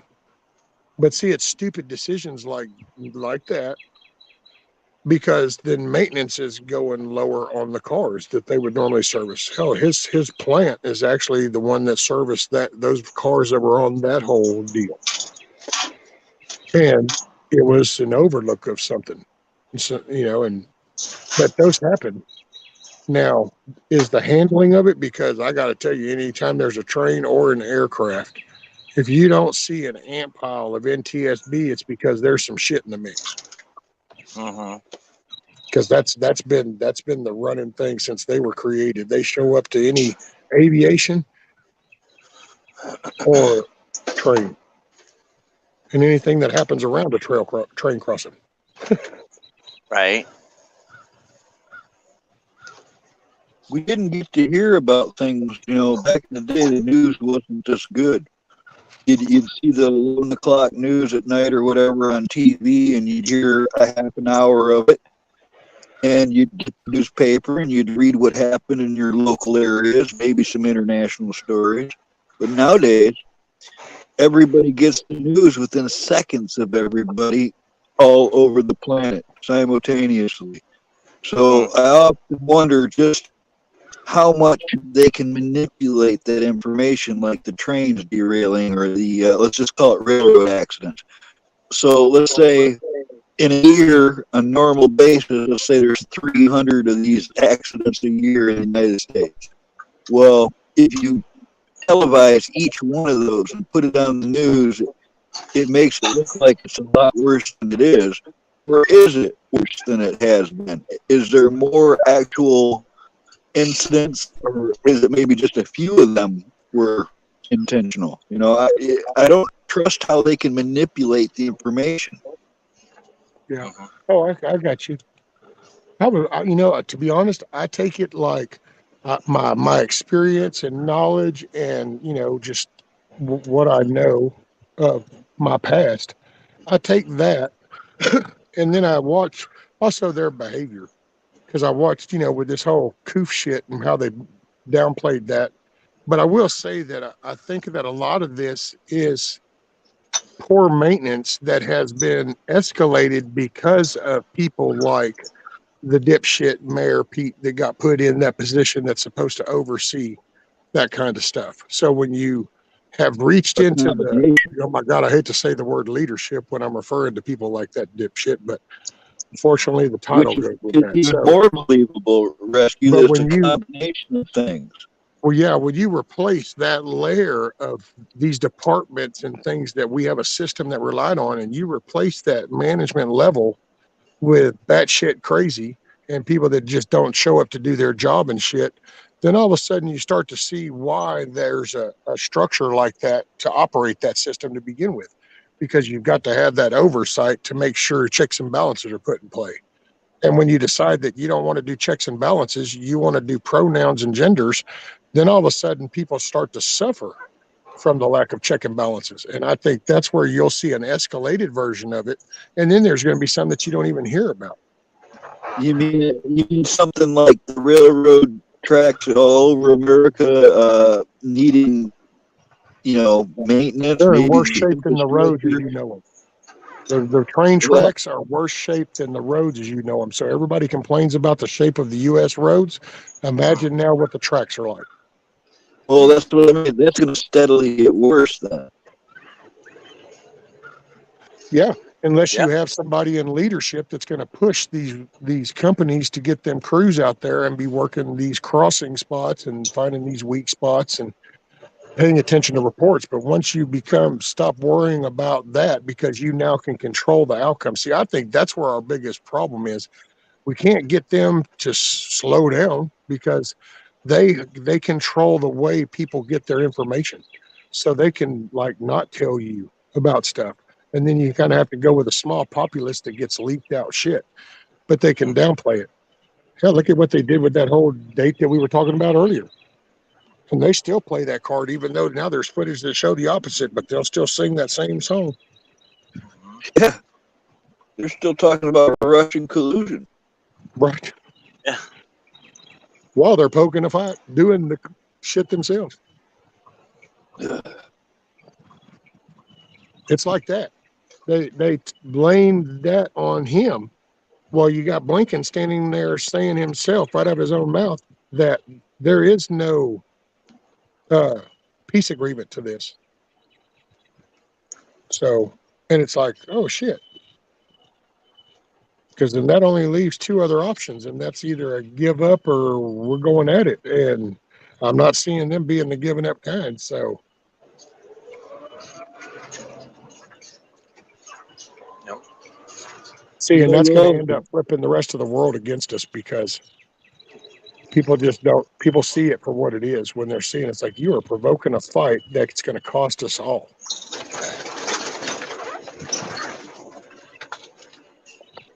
Yeah, it all feels intentional to me. It seems like everything that side does is meant to damage us or weaken us or punish us or something. Seems like everything they do is against our best interest. Well, it's to feed the war machine, dude. You gotta have engagement somewhere. You gotta have some. That's how you can generate the war machine fundage, and that's where all these people have slowly been sucking on the war machine tip, and so they don't want to let go. Talking about the military-industrial complex. Yeah, that's a major part of it. Because you have a whole, think about everything involved, from personal items that all in the engagement level. So we can talk about like the actual pews and the freedom seat stuff, but now what about the ramifications of it? See, so this damage is going to come in to do this. That means there's going to be a replacement of stuff. So then there's a whole nother market that gets generated because you're fixing to create the conflict. You're fixing to create the event. And if I know that I'm fixing to create something that's going to make you need a bottle of water in about 3 months, then you know what I'm fixing to do for 90 days? I'm buying all the water around you and I'm stocking it up behind me for when you come knocking on my door because now you need me. Now I've got the thumb. And if you're really good, like one of the big families, you'll sell arms and everything to both sides. Oh, yeah. I mean, that's you can play off the market. Go ahead. I'm sorry, man. Oh, no, I was just going to say, yeah. That would be me, selling to both sides.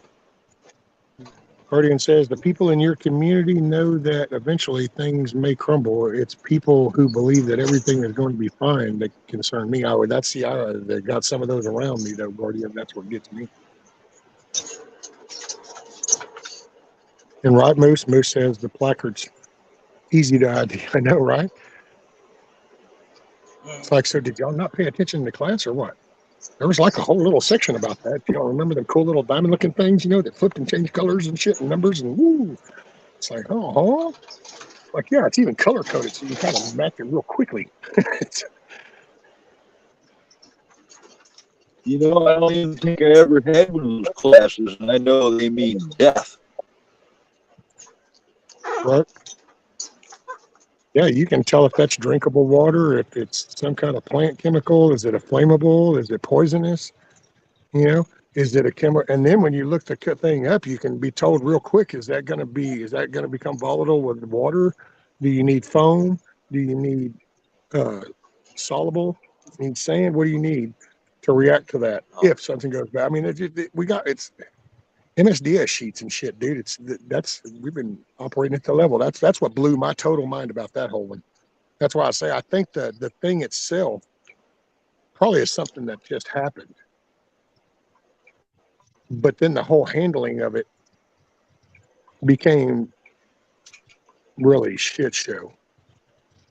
And I will say that nobody's really paid attention to why that train was even going through there. But I will say there was a young lady that has a channel, and she brought it up, and I went, well, I'll be damned.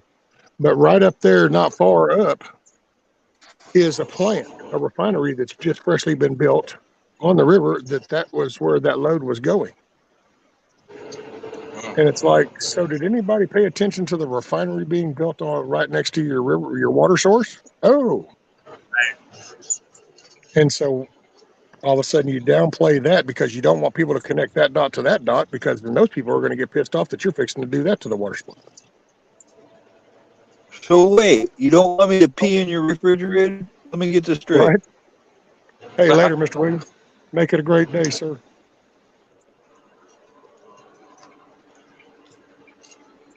Miss Helen says, oh, gotta block this shadow glare. Yep, the train tracks are bad, so I won't ride a train nor planes. Pilots are falling out of the air, and I won't get on a plane either. And it's even scarier just to be in a vehicle on the roads nowadays. It does. Man, I was listening to oh my God, that totally floored me too, dude. I was watching one of the committee things, and they had the aviation guy up there. Basically, like when they do that whole interviewing for the job, although they're really not, but because majority is going to put them in with whoever that is.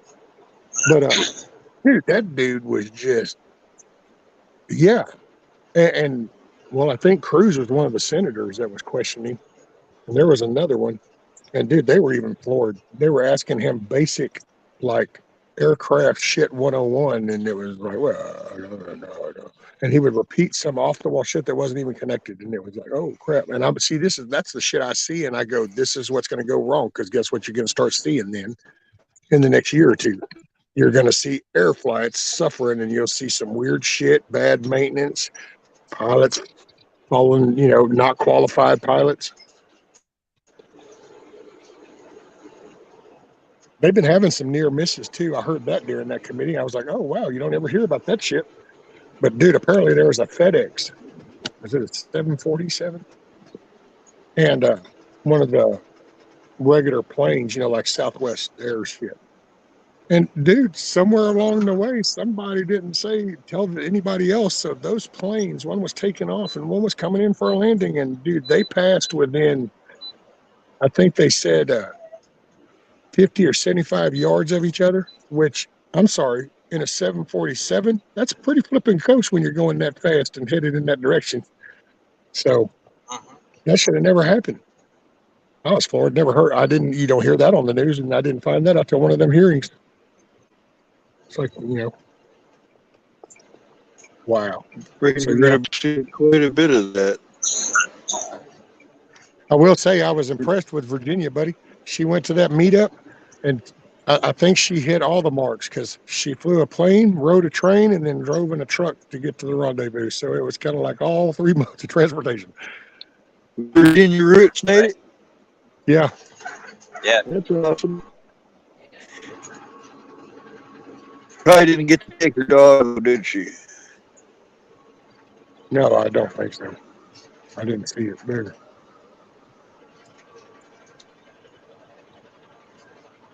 Ellen says we've already got unlicensed pilots up there already because of the mandate thing, right? Well, see, that's what's coming out about school, too. I don't know, Rescue. I've been around here a while. Like I say, I don't remember people dropping dead like this. Oh, no. And, actually, I was talking with the missus and another friend just yesterday evening about that very thing. Is going, at what point do you think that the media might want to start to kind of let maybe the cat out the bag? I mean, how many of your coworkers do you have to see fall out before you decide that, hey, I might be up on here and fall out on camera. Hey, maybe we ought to say something. But stop it. But no, they just keep promoting the shit. Yeah. Well, I was fixing to say something old school shit, but I better not say that out loud. But now he'll be taken wrong. But anyway, they just tell their boss, okay, and they just keep spitting the same story. So here's a little accidental insight into some of it. Are you familiar with the site called Gateway Pundit? Oh, yeah. Okay, I've been getting news from them, I think, from their creation when they first started. So I've been sharing news stories about from their site, their own personal website, for a long time. Right? And I have yet to see them put out fake news of any kind. All right, they have said corrected stories and stuff, but they're no. Well, anyways, I'm sure a lot of people know the Gateway Pundit. I was at my friend's house, and I was telling him, he was asking me, he said, where do you get your news from? I said, oh, I get a lot of it from Gateway Pundit. And he says, okay, spell it out. He's searching it up right in front of me on his computer. And when he hit the search, a freaking warning came up and said, "Warning, you're about to enter a website with some kind of warning on it." And then he clicks out of that and says, "Okay." And then following his search below it, there's like 10 in a row search results saying that the Gateway Pundit is a right wing, radical conspiracy theorist website. I mean, the whole page was anti-Gateway Pundit, and since I've always looked it up from my devices, I never saw any of that. But then I think back to myself how many people I told about that place and how many people got those same kind of warnings and thought, "Oh yeah, well Carl's he's on some radical right wing site."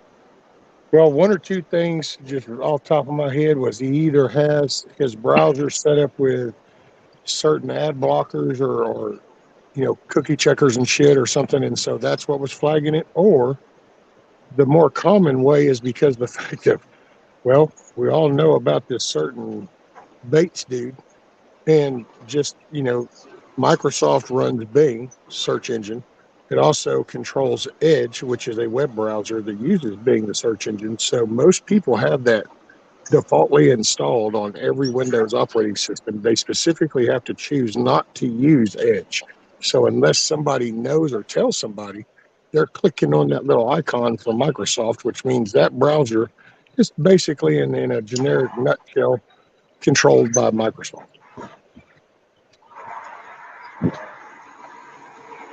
I don't really know, Amir. I could ask him what it was. I remember what search engine he used, but I just thought it was really strange. It made me feel like they swayed any outsiders. Anybody who's not already aware of that could be dissuaded by their accusations. Because I don't think of it as I've never seen them do anything like that. They don't even put outrageous stuff out there. Dude, if you go in there, you're going to die.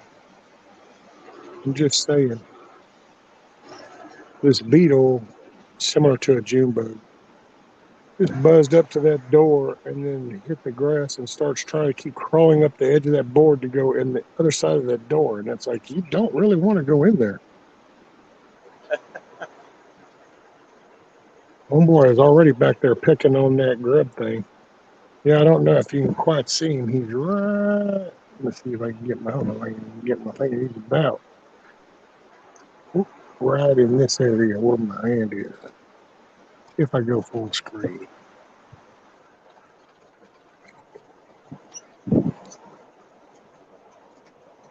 Oh, didn't do nothing. Come on. There. Oh, yeah, there it goes. Oh, shit. I should be acting slow. So where'd he go? Yeah, he's right there by that silver hook. He's trying to work that blade of grass to get up right. Oh. He'll even flipped his little wings to fly up. Dude, you're crawling into your death. Oh, now he's trying to go under, I guess. Oh, That June bug has no fear. it's not going to go good for him, that's for sure.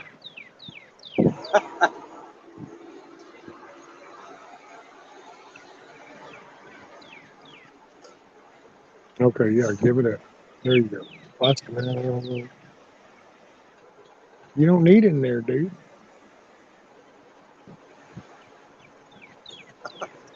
I don't know. He's weird. He's shaped like a June bug, but he's got a green tint on his back wings. So I don't know if I hadn't seen a dung beetle with the green on the back. Usually they're dark too, and plus they kind of got more of a armor type shell.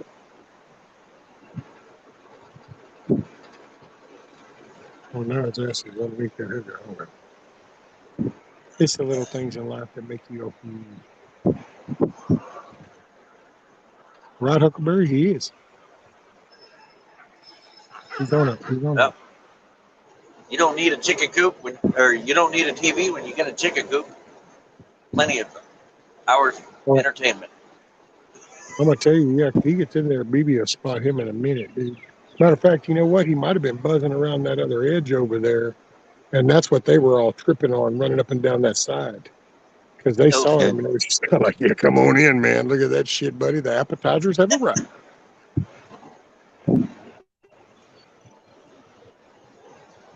Oh, Miss Ellen says sounds like a Japanese meal. Okay. Okay, and Ellen says she's going to go fly around. Y'all have a great, good, wonderful day, and God loves you all, and so do we. Thank you, Miss Ellen. Make your day a good day. Yes. I guess I'll jump down from here too and go look at the news. And it was fun up here though. And good talk as well, and Oh, it's okay. always entertaining. Oh, yeah, I Yeah, it's appreciate always you good hanging for out. you to see. No, It was It's good always seeing good you for too, Mayhem.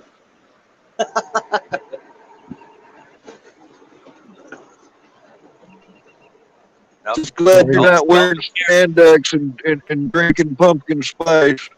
I'll do that next time.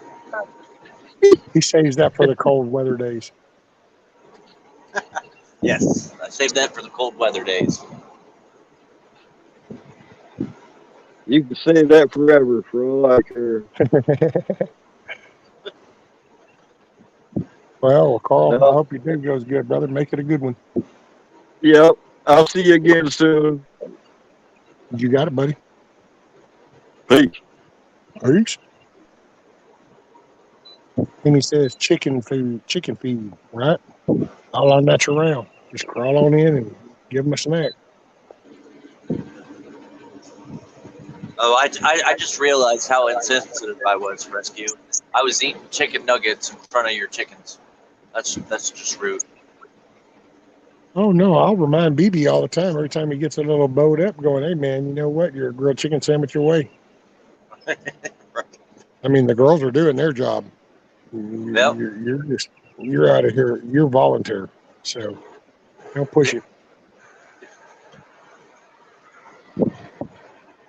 He's gotten a little testy, but that's cool. I'll let him be testy as long as he doesn't get too testy. Which usually, like this morning, whenever I let him out, he was all cocky, so I went in. It's on the stream too. I went in there and he got a little stupid, and I went, "Boy, I took my hat off." Well, then he went to the back of that food tractor. And it's like, there we go. You can go on and be the main stud of that little yard. That's cool. Not when I walk in it.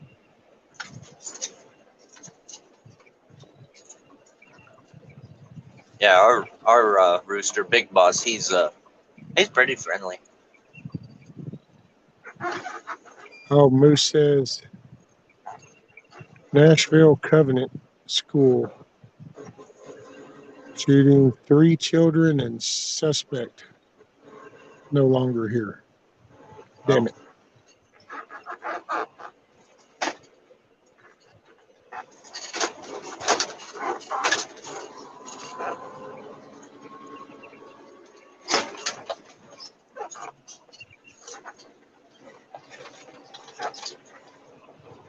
It's getting a little bit warm. So you're headed where? And I'm sorry, sir, because I totally. I'm on my way to Arlington right now. Oh,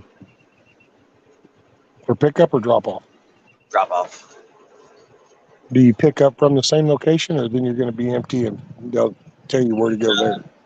I go from Arlington over to Terrell to drop off at the Walmart DC there, and then I'll head up from Terrell to Rogers, Arkansas to pick up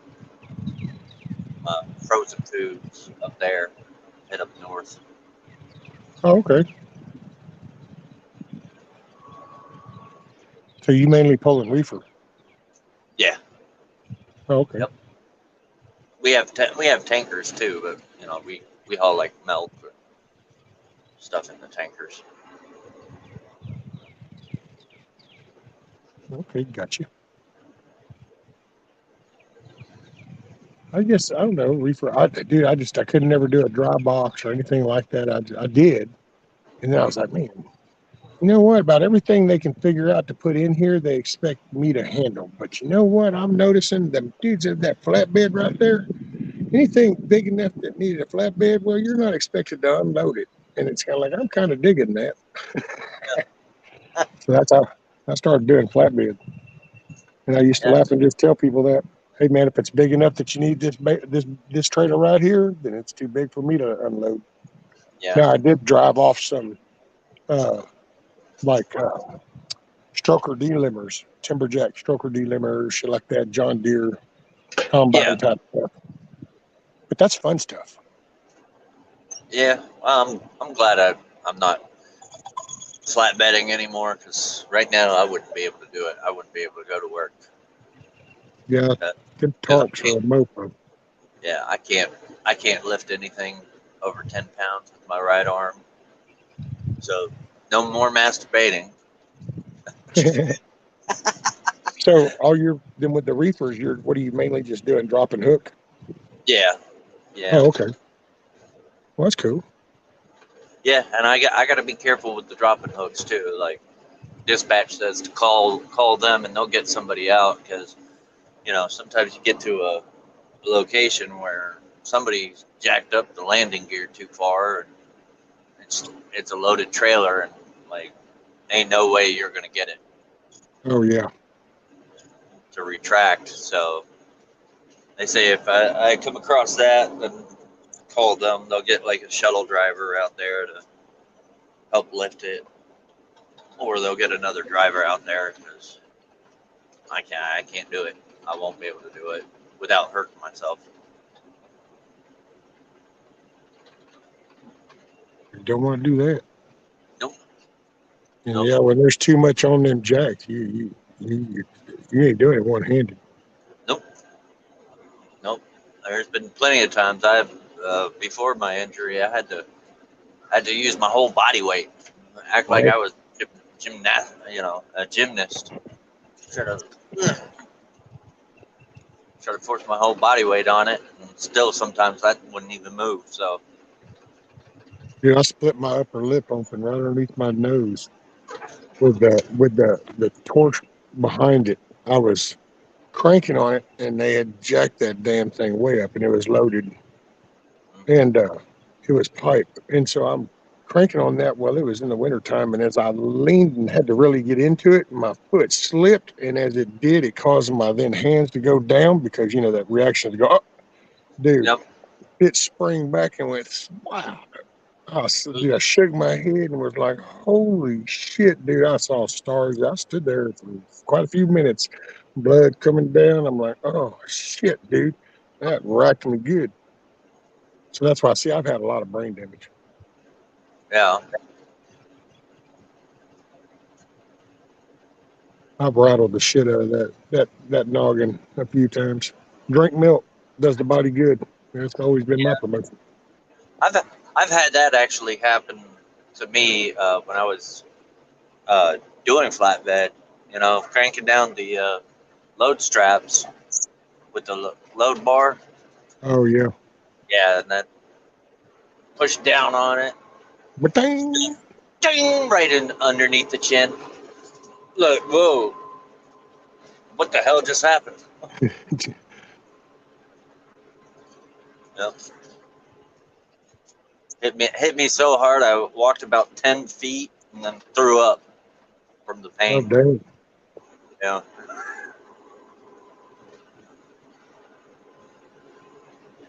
Yeah. Uh, oh, Moose said the shooter was female. What? I'll be No. damned.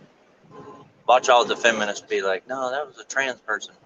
Women Yeah. aren't. But What you know what? Watch them be reporting it that it's a female, but in reality it's just that.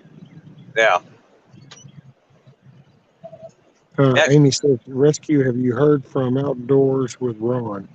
Not actually, not in a little bit. I'd gotten an email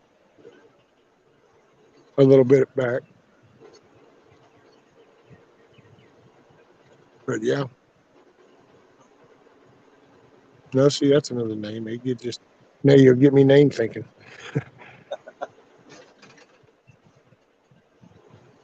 Look at there. There's an awesome lady, Miss Dana, barefoot in Alaska. Good morning, folks. Much love from Alaska. Just watching and listening, but wanted to say hi and I miss y'all. Awesome, lady. Oh. Hey, I did. I just want to. That was awesome news. I was just going to leave it at that. Hmm. Oh, Higgal says that the female they're saying was 19. Hmm. Mm-mm. Man, oh man.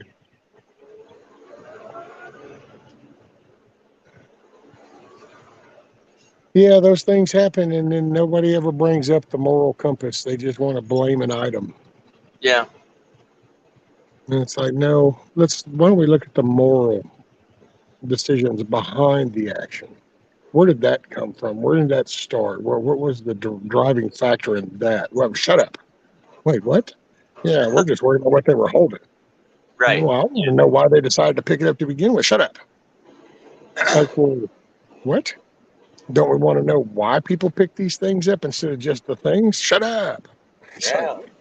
this is crazy. No, I laugh. I laugh every time I hear somebody say, "Oh, it's because guns are easy access nowadays," and I'm like, "You don't remember the '50s, do you? Where you could order a gun through Yeah. a Sears and Roebuck catalog." Oh, and it's been that way since the 1900s. Oh, that's the catalog I had, the 1902. I think and the other one was like 1908 or something. Yep, go in there and order all kinds of pistols, shotguns, Yeah. rifles. Yeah, all you had to do was send in a money order. Yeah. They didn't. Well, They that's didn't even back. ask you how old you were. There was no That's background when we check. had a real Second Amendment because you Yeah. just ordered it. It didn't even matter if you had been Mm. locked up or anything. Yeah. But that society will deal with it. If that person acts stupid, guess what? All the other people that saw him act stupid, they've got one too. So you don't get so stupid when you realize that everybody else you're looking at has one too. All of a sudden, it's very easy to keep in check. Think about the Right. concept, dude. You literally had whole towns of people that didn't know each other from nothing that would come all throughout our country strapped. Mm-hmm. I mean, whether it was a shotgun or right on their hip, but and look how many fist fights and all kinds of shit went down, and none of those were ever pulled Mm-hmm. because that wasn't the norm. It wasn't the norm until we stopped punishing for it, and then all of a sudden it became acceptable, and then that lines kept getting pushed and pushed and pushed and pushed and pushed, and then they decided to use it to try to remove the whole damn thing. Now that the greed's kicked in, Yep. oh, main oh main. Yep. And then they always ask, "Why is this happening?" I'm like, "Because you closed down a lot of the psych wards." Yeah, that too. Hell, Well, I mean, well, yeah, nowadays it's really obvious the intention with the DAs and the judges and literally watching the two-tier system in play. yeah, yeah, you know, But see, it's like that. That's what cracks me up. I'm about to do is steadily trying to get in that door. Damn it, boy. Yep. Do you, boo? But dude, okay, like the people that fall for this and that you know are pushing this kind of narrative. Dude, so when they take them, you know, unless you're on up the little brown shirt level, what do you think you're going to be like part of that? I mean, then where are you at? That's why I don't even understand why people support this whole one thing and let's just follow these instructions from people. It's like, what? Do you ever start the process exactly where you're going to end up on the end of this? right? And that goes all the way up the food chain to some of these damn politicians at the thing. It's like, so when the dust settles from this, if that were to go through, do you think you're really going to be sitting with all the shit you got right now and the lifestyle you got? Or are you not needed anymore? So you'll be down here with the rest of us.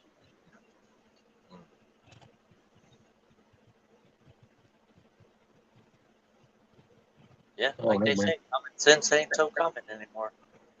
Oh, no. I've always laughed every time I went to a damn accident. I guess I could say this shit. That was long enough ago, but it's like, well, holy shit! You can definitely tell that there's no IQ test to giving out a driver's license because you Yeah. could just see the stupid shit that people would get themselves in with a motor vehicle flying down the road. It's like, so you really don't get how this operates, right? Apparently not. It's like, so exactly what went in your head thinking that you were going to take that curve at 85 and you Mm-hmm. were not going to end up in that pole right there and then down in those trees? I mean, exactly. How did your brain not process that? Yeah, I actually not long ago before my accident, I saw somebody. They were going 80 miles per hour, and they thought they were going to take an exit, cut across 3 lanes, and not, lose control of their vehicle. Luckily, they didn't hit anything. You know, somebody was watching out for them, but I was just driving, and I hit my little camera activated button so I could get it filmed, and I was like, I can't believe somebody thought that they could just do that. Like, oh, my exit's 4 lanes over. Let me go ahead and cut in front of all these people going 80 miles per hour. Take the exit that's got a little bit of a curve to it, and then it also splits off into two. So you go north or south, and man, they about hit the concrete pesco barrier, and then almost hit the other one at the split. And they're just like fishtailing and going all over the place. And I'm like, God dang. And it was a young woman, too. I was Well, like, well, I won't do that again. right. Dude, they hit these, they drive thinking that every road is like some kind of racetrack. And it's like, so we realize when you're doing that kind of speed with that nice little low profile vehicle or some shit, and you hit that little dip in that road, that then you sail for a minute. Mm-hmm. And it's like, oh, and it's like, oh, because you can almost always go back, walk back, and you'll start to see these skid marks, and you start to go back about sometimes 5 yards, 10 yards. And sure enough, there's a lot of times a dip in the road. And it's like, No, yeah, I see your ass was flying and you caught some air and you said, oh no. And you started to jack with that steering. And when you landed, that got that grab and pooh, you were spun you. no. Overcorrection is like one of the biggest issues. Yeah, that's true.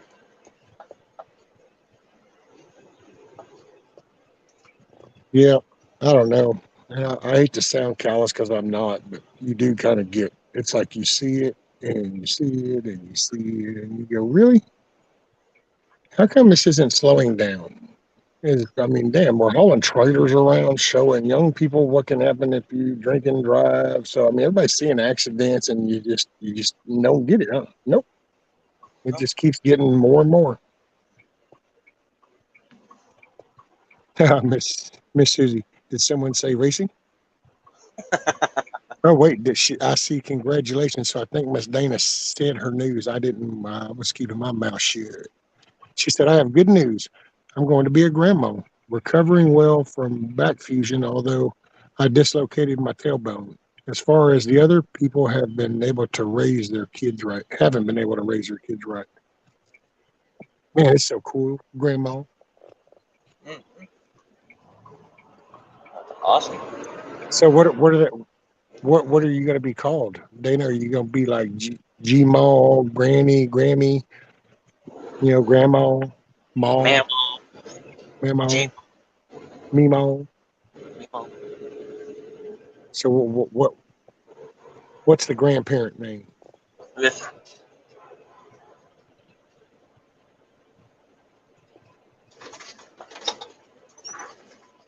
It's glare. I can barely see. I have to wait for it to move.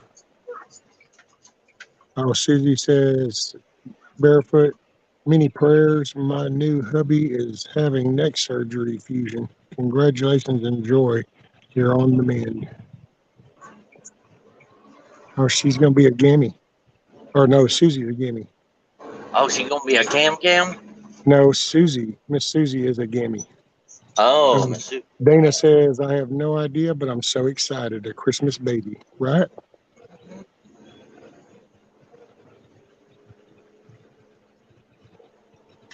Whatever it is, it's very cool to be called it, right, Dana?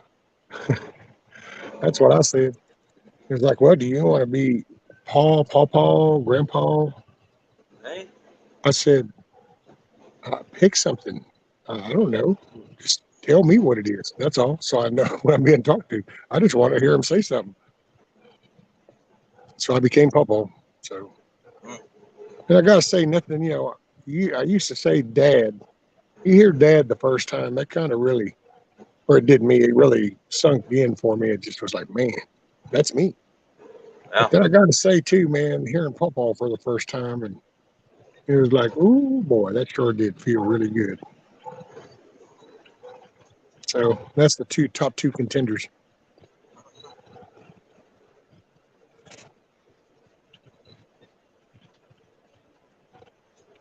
yep.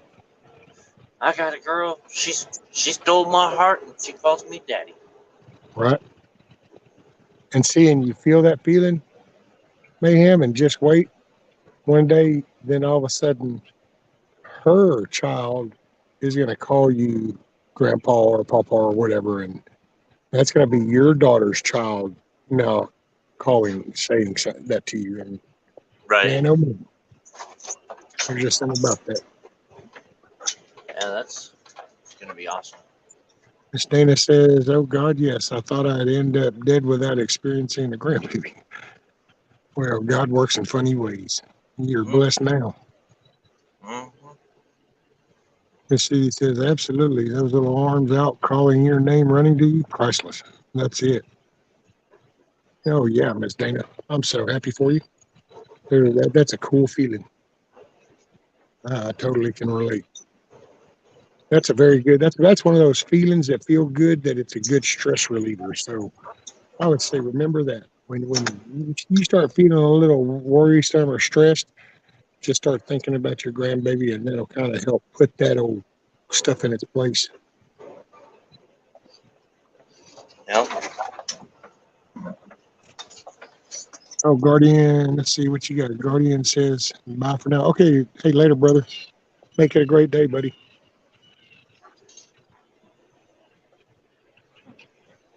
Dana says, it's been a rough morning. When I saw y'all on, I had to get on. I needed y'all this morning. Well, cool. Thank you, Miss Dana. I needed y'all. I started some of my venting and ended up kind of chilled out.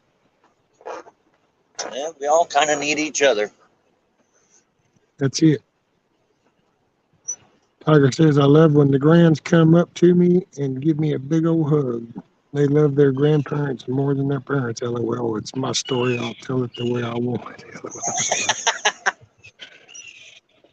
LOL. Yeah. The only thing I don't like about the grandparents is they like to fill my kids up with sugar and hand them right back to me. Right. I mean, don't most people just kind of want to play with the toy while the batteries are fully charged? All right. Hold on, I gotta get out, open up this door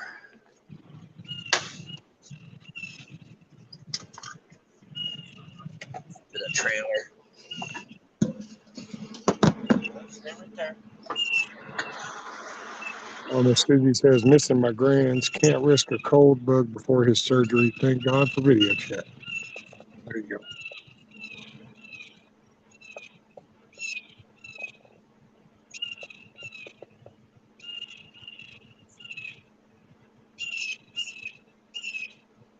Oh, he's a little shit.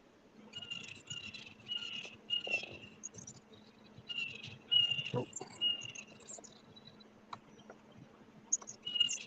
Miss Susie says, not spoiled.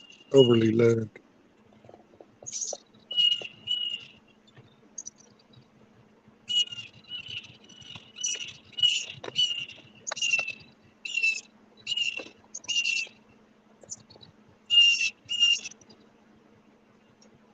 What time is it? Damn, it's 12:47. Going on 7 hours and 48 minutes. OMG.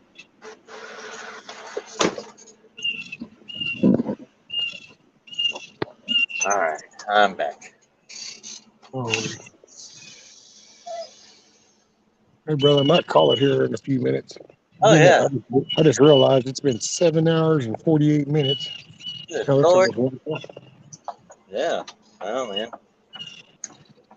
I wonder I was sitting out here getting kind of thirsty. That water just wasn't hitting the spot. I'm like, damn, I need some coffee. And then I need to eat me a little chicken noodle soup, and I'm going to try to get started on. I got to try to do something. I can't just not do nothing, man. It drives me crazy. I feel like shit. Yeah. I just, Oh, yeah. That's I get you, bro. I was like that, man. Man, I'll tell you what. The first week after the injury, when I got out of the hospital, I was like, "Oh, this is nice." You know, I milked it. You know, I was like, "Oh, I can't do that. I'm injured." You know, "Oh, I can't do that. I'm injured." You know, that second week though, the missus was like, "I'm gonna go to Dollar General." I was like, "Please take me with you." She's like, "It's Dollar General, and I'm only gonna be gone for like 5 minutes." I'm like, "Please, I need to get out of here." that's why sometimes I venture with her and go to the store, although I usually regret it by the time we get back, but it's like, okay. And then takes a little bit before I get like, let's go I'll ride with you to the store. Because, yeah, that little car was fun for her when she got it, and that was all cool, but I never rode in it. I didn't ride in no other one really either because I had a company truck. And then, ooh, man, they give no love to the passenger seat in these vehicles.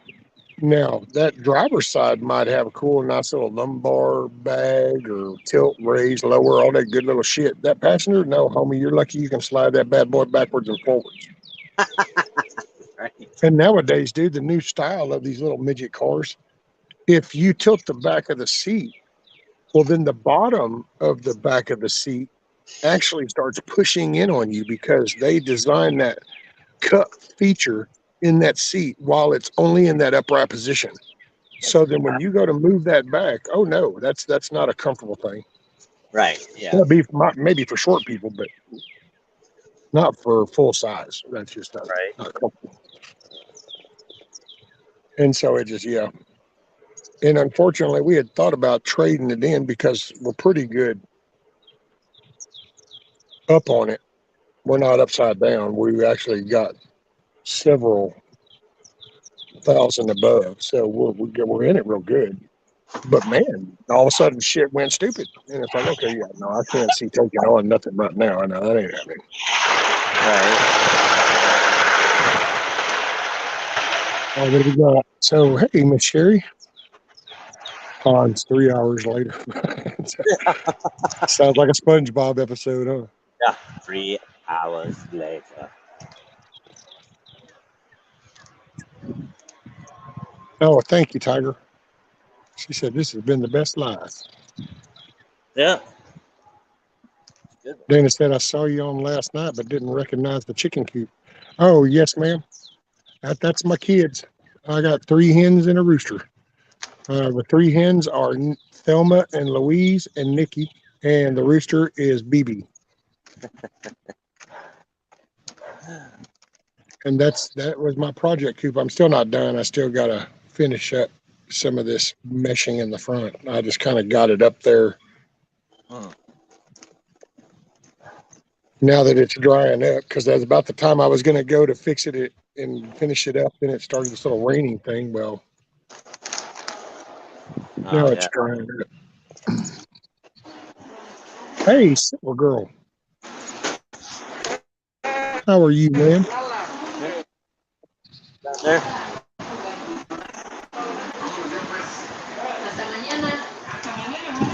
He's not here today? Oh, okay.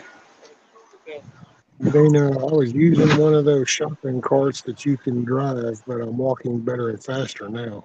Looks awesome, Miss B. Thank you, ma'am. Well, I don't really go in the grocery stores. I have gone into Lowe's a couple of times, but I just take my scooter. And that's usually what prevents me because those little old things at them stores, when they at first, they all wanted me to do that, and I said, no, I ain't getting on one of them damn things. And I finally had no choice. So I went to get on one time, and that little old Fred Flintstone wheel wobbly gear grinding thing could barely even move me. And I thought, oh my God, I ain't fixing to get halfway down an aisle and you quit. Now I got to figure out how I'm going to walk my limpy ass on back up to the door and out to the corner.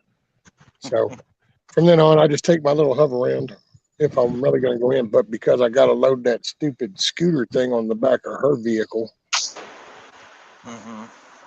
then I wish, dude, they just wanted way too much for that swing gate shit where you can go ahead and leave it hooked up, but still use your back that raises up. You just swing that little arm out the way. Yeah. Yeah, they wanted like $1,200 or some shit. And I'm like, yeah, okay, that ain't it. Yeah. Well, the chair was bad enough. I had to pony up. Think about it. $1,000, $1,100 was my part of this chair. Hell, this chair, dude, is list like $7,400 or some shit because of these motors and lithium batteries. Yeah. But the damn thing will go. I'll give it that, and it's got some push. I can push that damn chicken coop with it. I go put one of them boards that this lip of this foot thing hits up against, and then it pushes against that. I can push that damn thing. And when I first built it, I didn't think I could. Somebody even brought that up, and I said, "Oh well, no, I don't. I won't be able to." Oh yeah, I can move that coop with this chair. Got some torque on them wheels.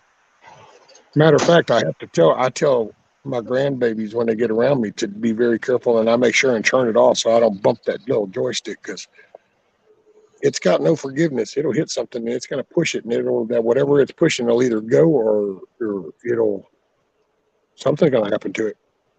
And Mm-hmm. so I'm like, yeah, I don't want it. Them little feet, boy. Oh, heaven forbid, dude, that'd break my heart if I did something like that. Mm-hmm. I don't think I could put up with that.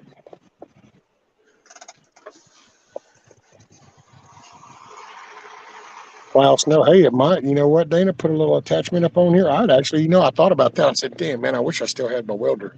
But that was one of the things that went when all this first went down.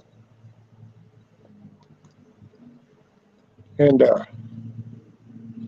I was going to make like a little dirt pusher that I could attach to this. And then that way, as I try to move dirt, I could just loosen it up and then push forward.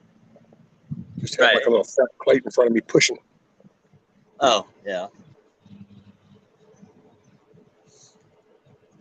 Yeah, because I mean, this damn thing, it's got, It's got I some. guess because my heavy self kind of gives it some anchor because it will go.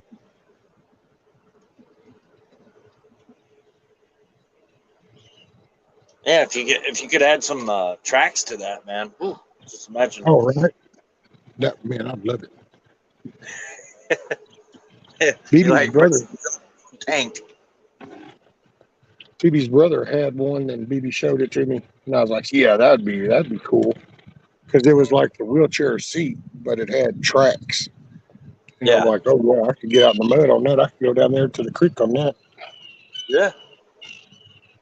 Yeah, I know. I seen a show that they built all kinds of stuff, on the show, and there was a veteran, amputee or something like that. He was in a wheelchair. They built him one of those track chairs so he could go out and hunt, and go fishing and stuff. And he loved Yep. doing that. So There's a guy that I know, a young guy here, that he had a motorcycle wreck, and I've put the picture of his thing up before. It's red. He finally got him. He's been in a chair for the longest time, but he finally got this track chair that will lift him up and stuff. And it's got a brace for his rifle and everything. So now he can go hunting, he can go fishing hmm and do everything. He can just run up to it, and then it'll even stand him up so he can take the shot or he can sit down and use the brace. right, It's wow, pretty badass. It's just very costly. yeah, And it's just like Mama Red. There's another name hadn't seen and missed. Hope she's doing okay. But yeah, it's like when I used to talk to her because she would kind of get me to apply for the VA stuff. And that's one of the reasons why I don't would be a good example is that. Like I would not want one of those organizations to help me unless they've helped every single vet and first responder that needs some kind of assistance. Mhm. If you've covered all those bases, then that's where I feel like I'll fall in the food chain. Right. And that's why I just can't. I don't know. I'll make do. I'll figure it out. Right.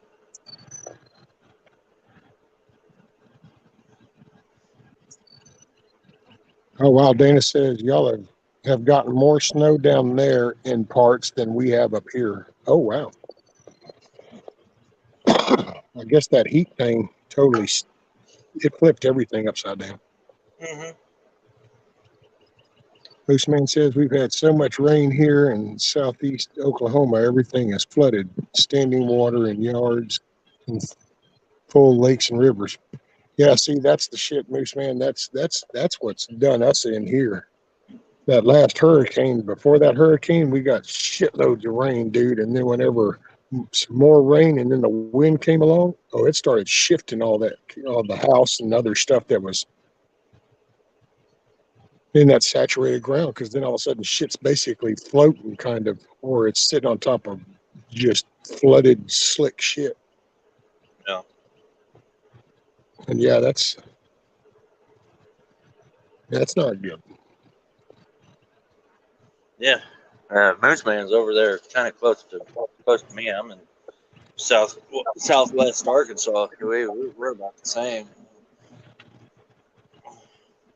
Okay. Rain flooded. No, I can't even really get after it rains. I really can't even get into my driveway.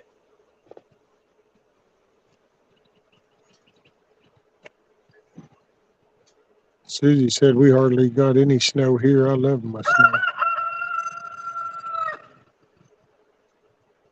Oh, Moose Man said we had hail below holes in my shop roof.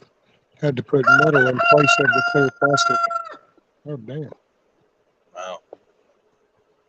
Hey, I think I might be fixing to call it, but it's 1 o'clock. Oh, there you go. And him 1 o'clock. crowing reminded me about being hungry. Yeah. Yep. I think he was reminding you. Time to get off. I didn't catch the last part, Mayhem, because you got rudely interrupted. Yeah. He's just reminding you. It's time to get off. Right? You talking about me? You talking about me? Yeah, I'm talking about you.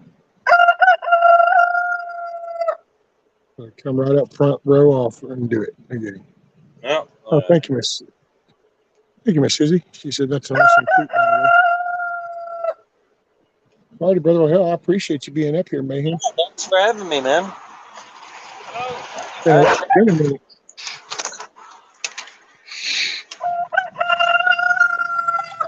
Lord have mercy.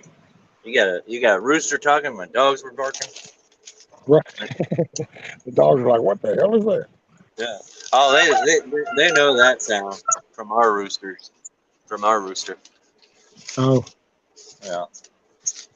I don't Dana think. said, been good talking to y'all. Cool, Miss Dana.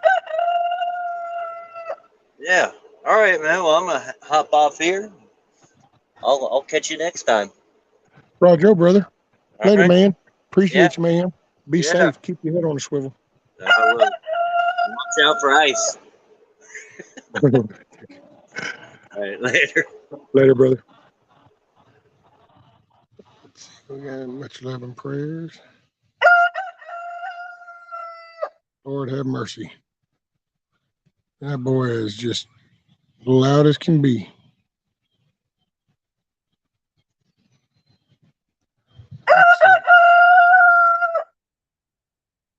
Well, everybody, I appreciate y'all. Well, let me flip this around. Boy, this damn laptop's and the tablet thing is going slow. I guess it's hot being out here in this direct sun. So, hey, much love, everybody. Make your day a good day. You're the one in the driver's seat. I'm going to leave you with looking at the chickens, and I'm going to play you my song. Appreciate y'all. You make it a good day. And you won't have to listen to BB while you listen to the music. As soon as this thing reacts, there we go. Come on. There we go. Thank you for everybody show. Hey, you're welcome, Miss Man. Miss Dana, you take care of yourself, ma'am. Everybody, Tiger, Silver Girl, Miss Susie, everybody, appreciate y'all hanging out. And I will leave you with this.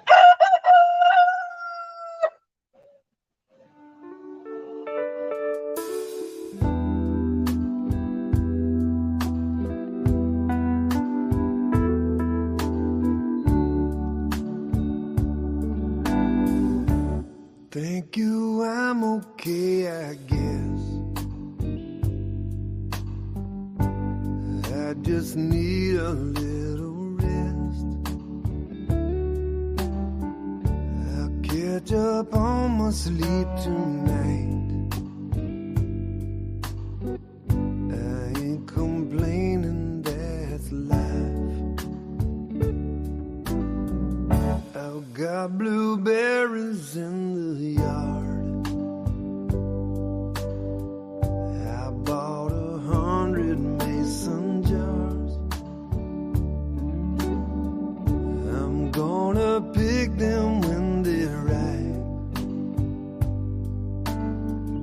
Another season, that's life. Wipe that tear out of your eye. Behind the clouds, the sun still shines.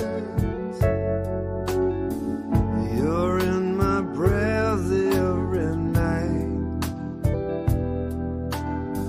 Enjoy the journey, that's life.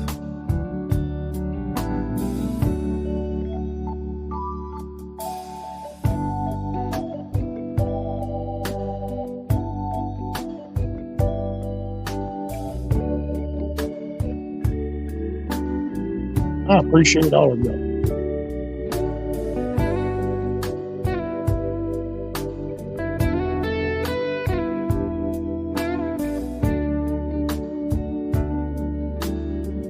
There's a touch of fall in the wind.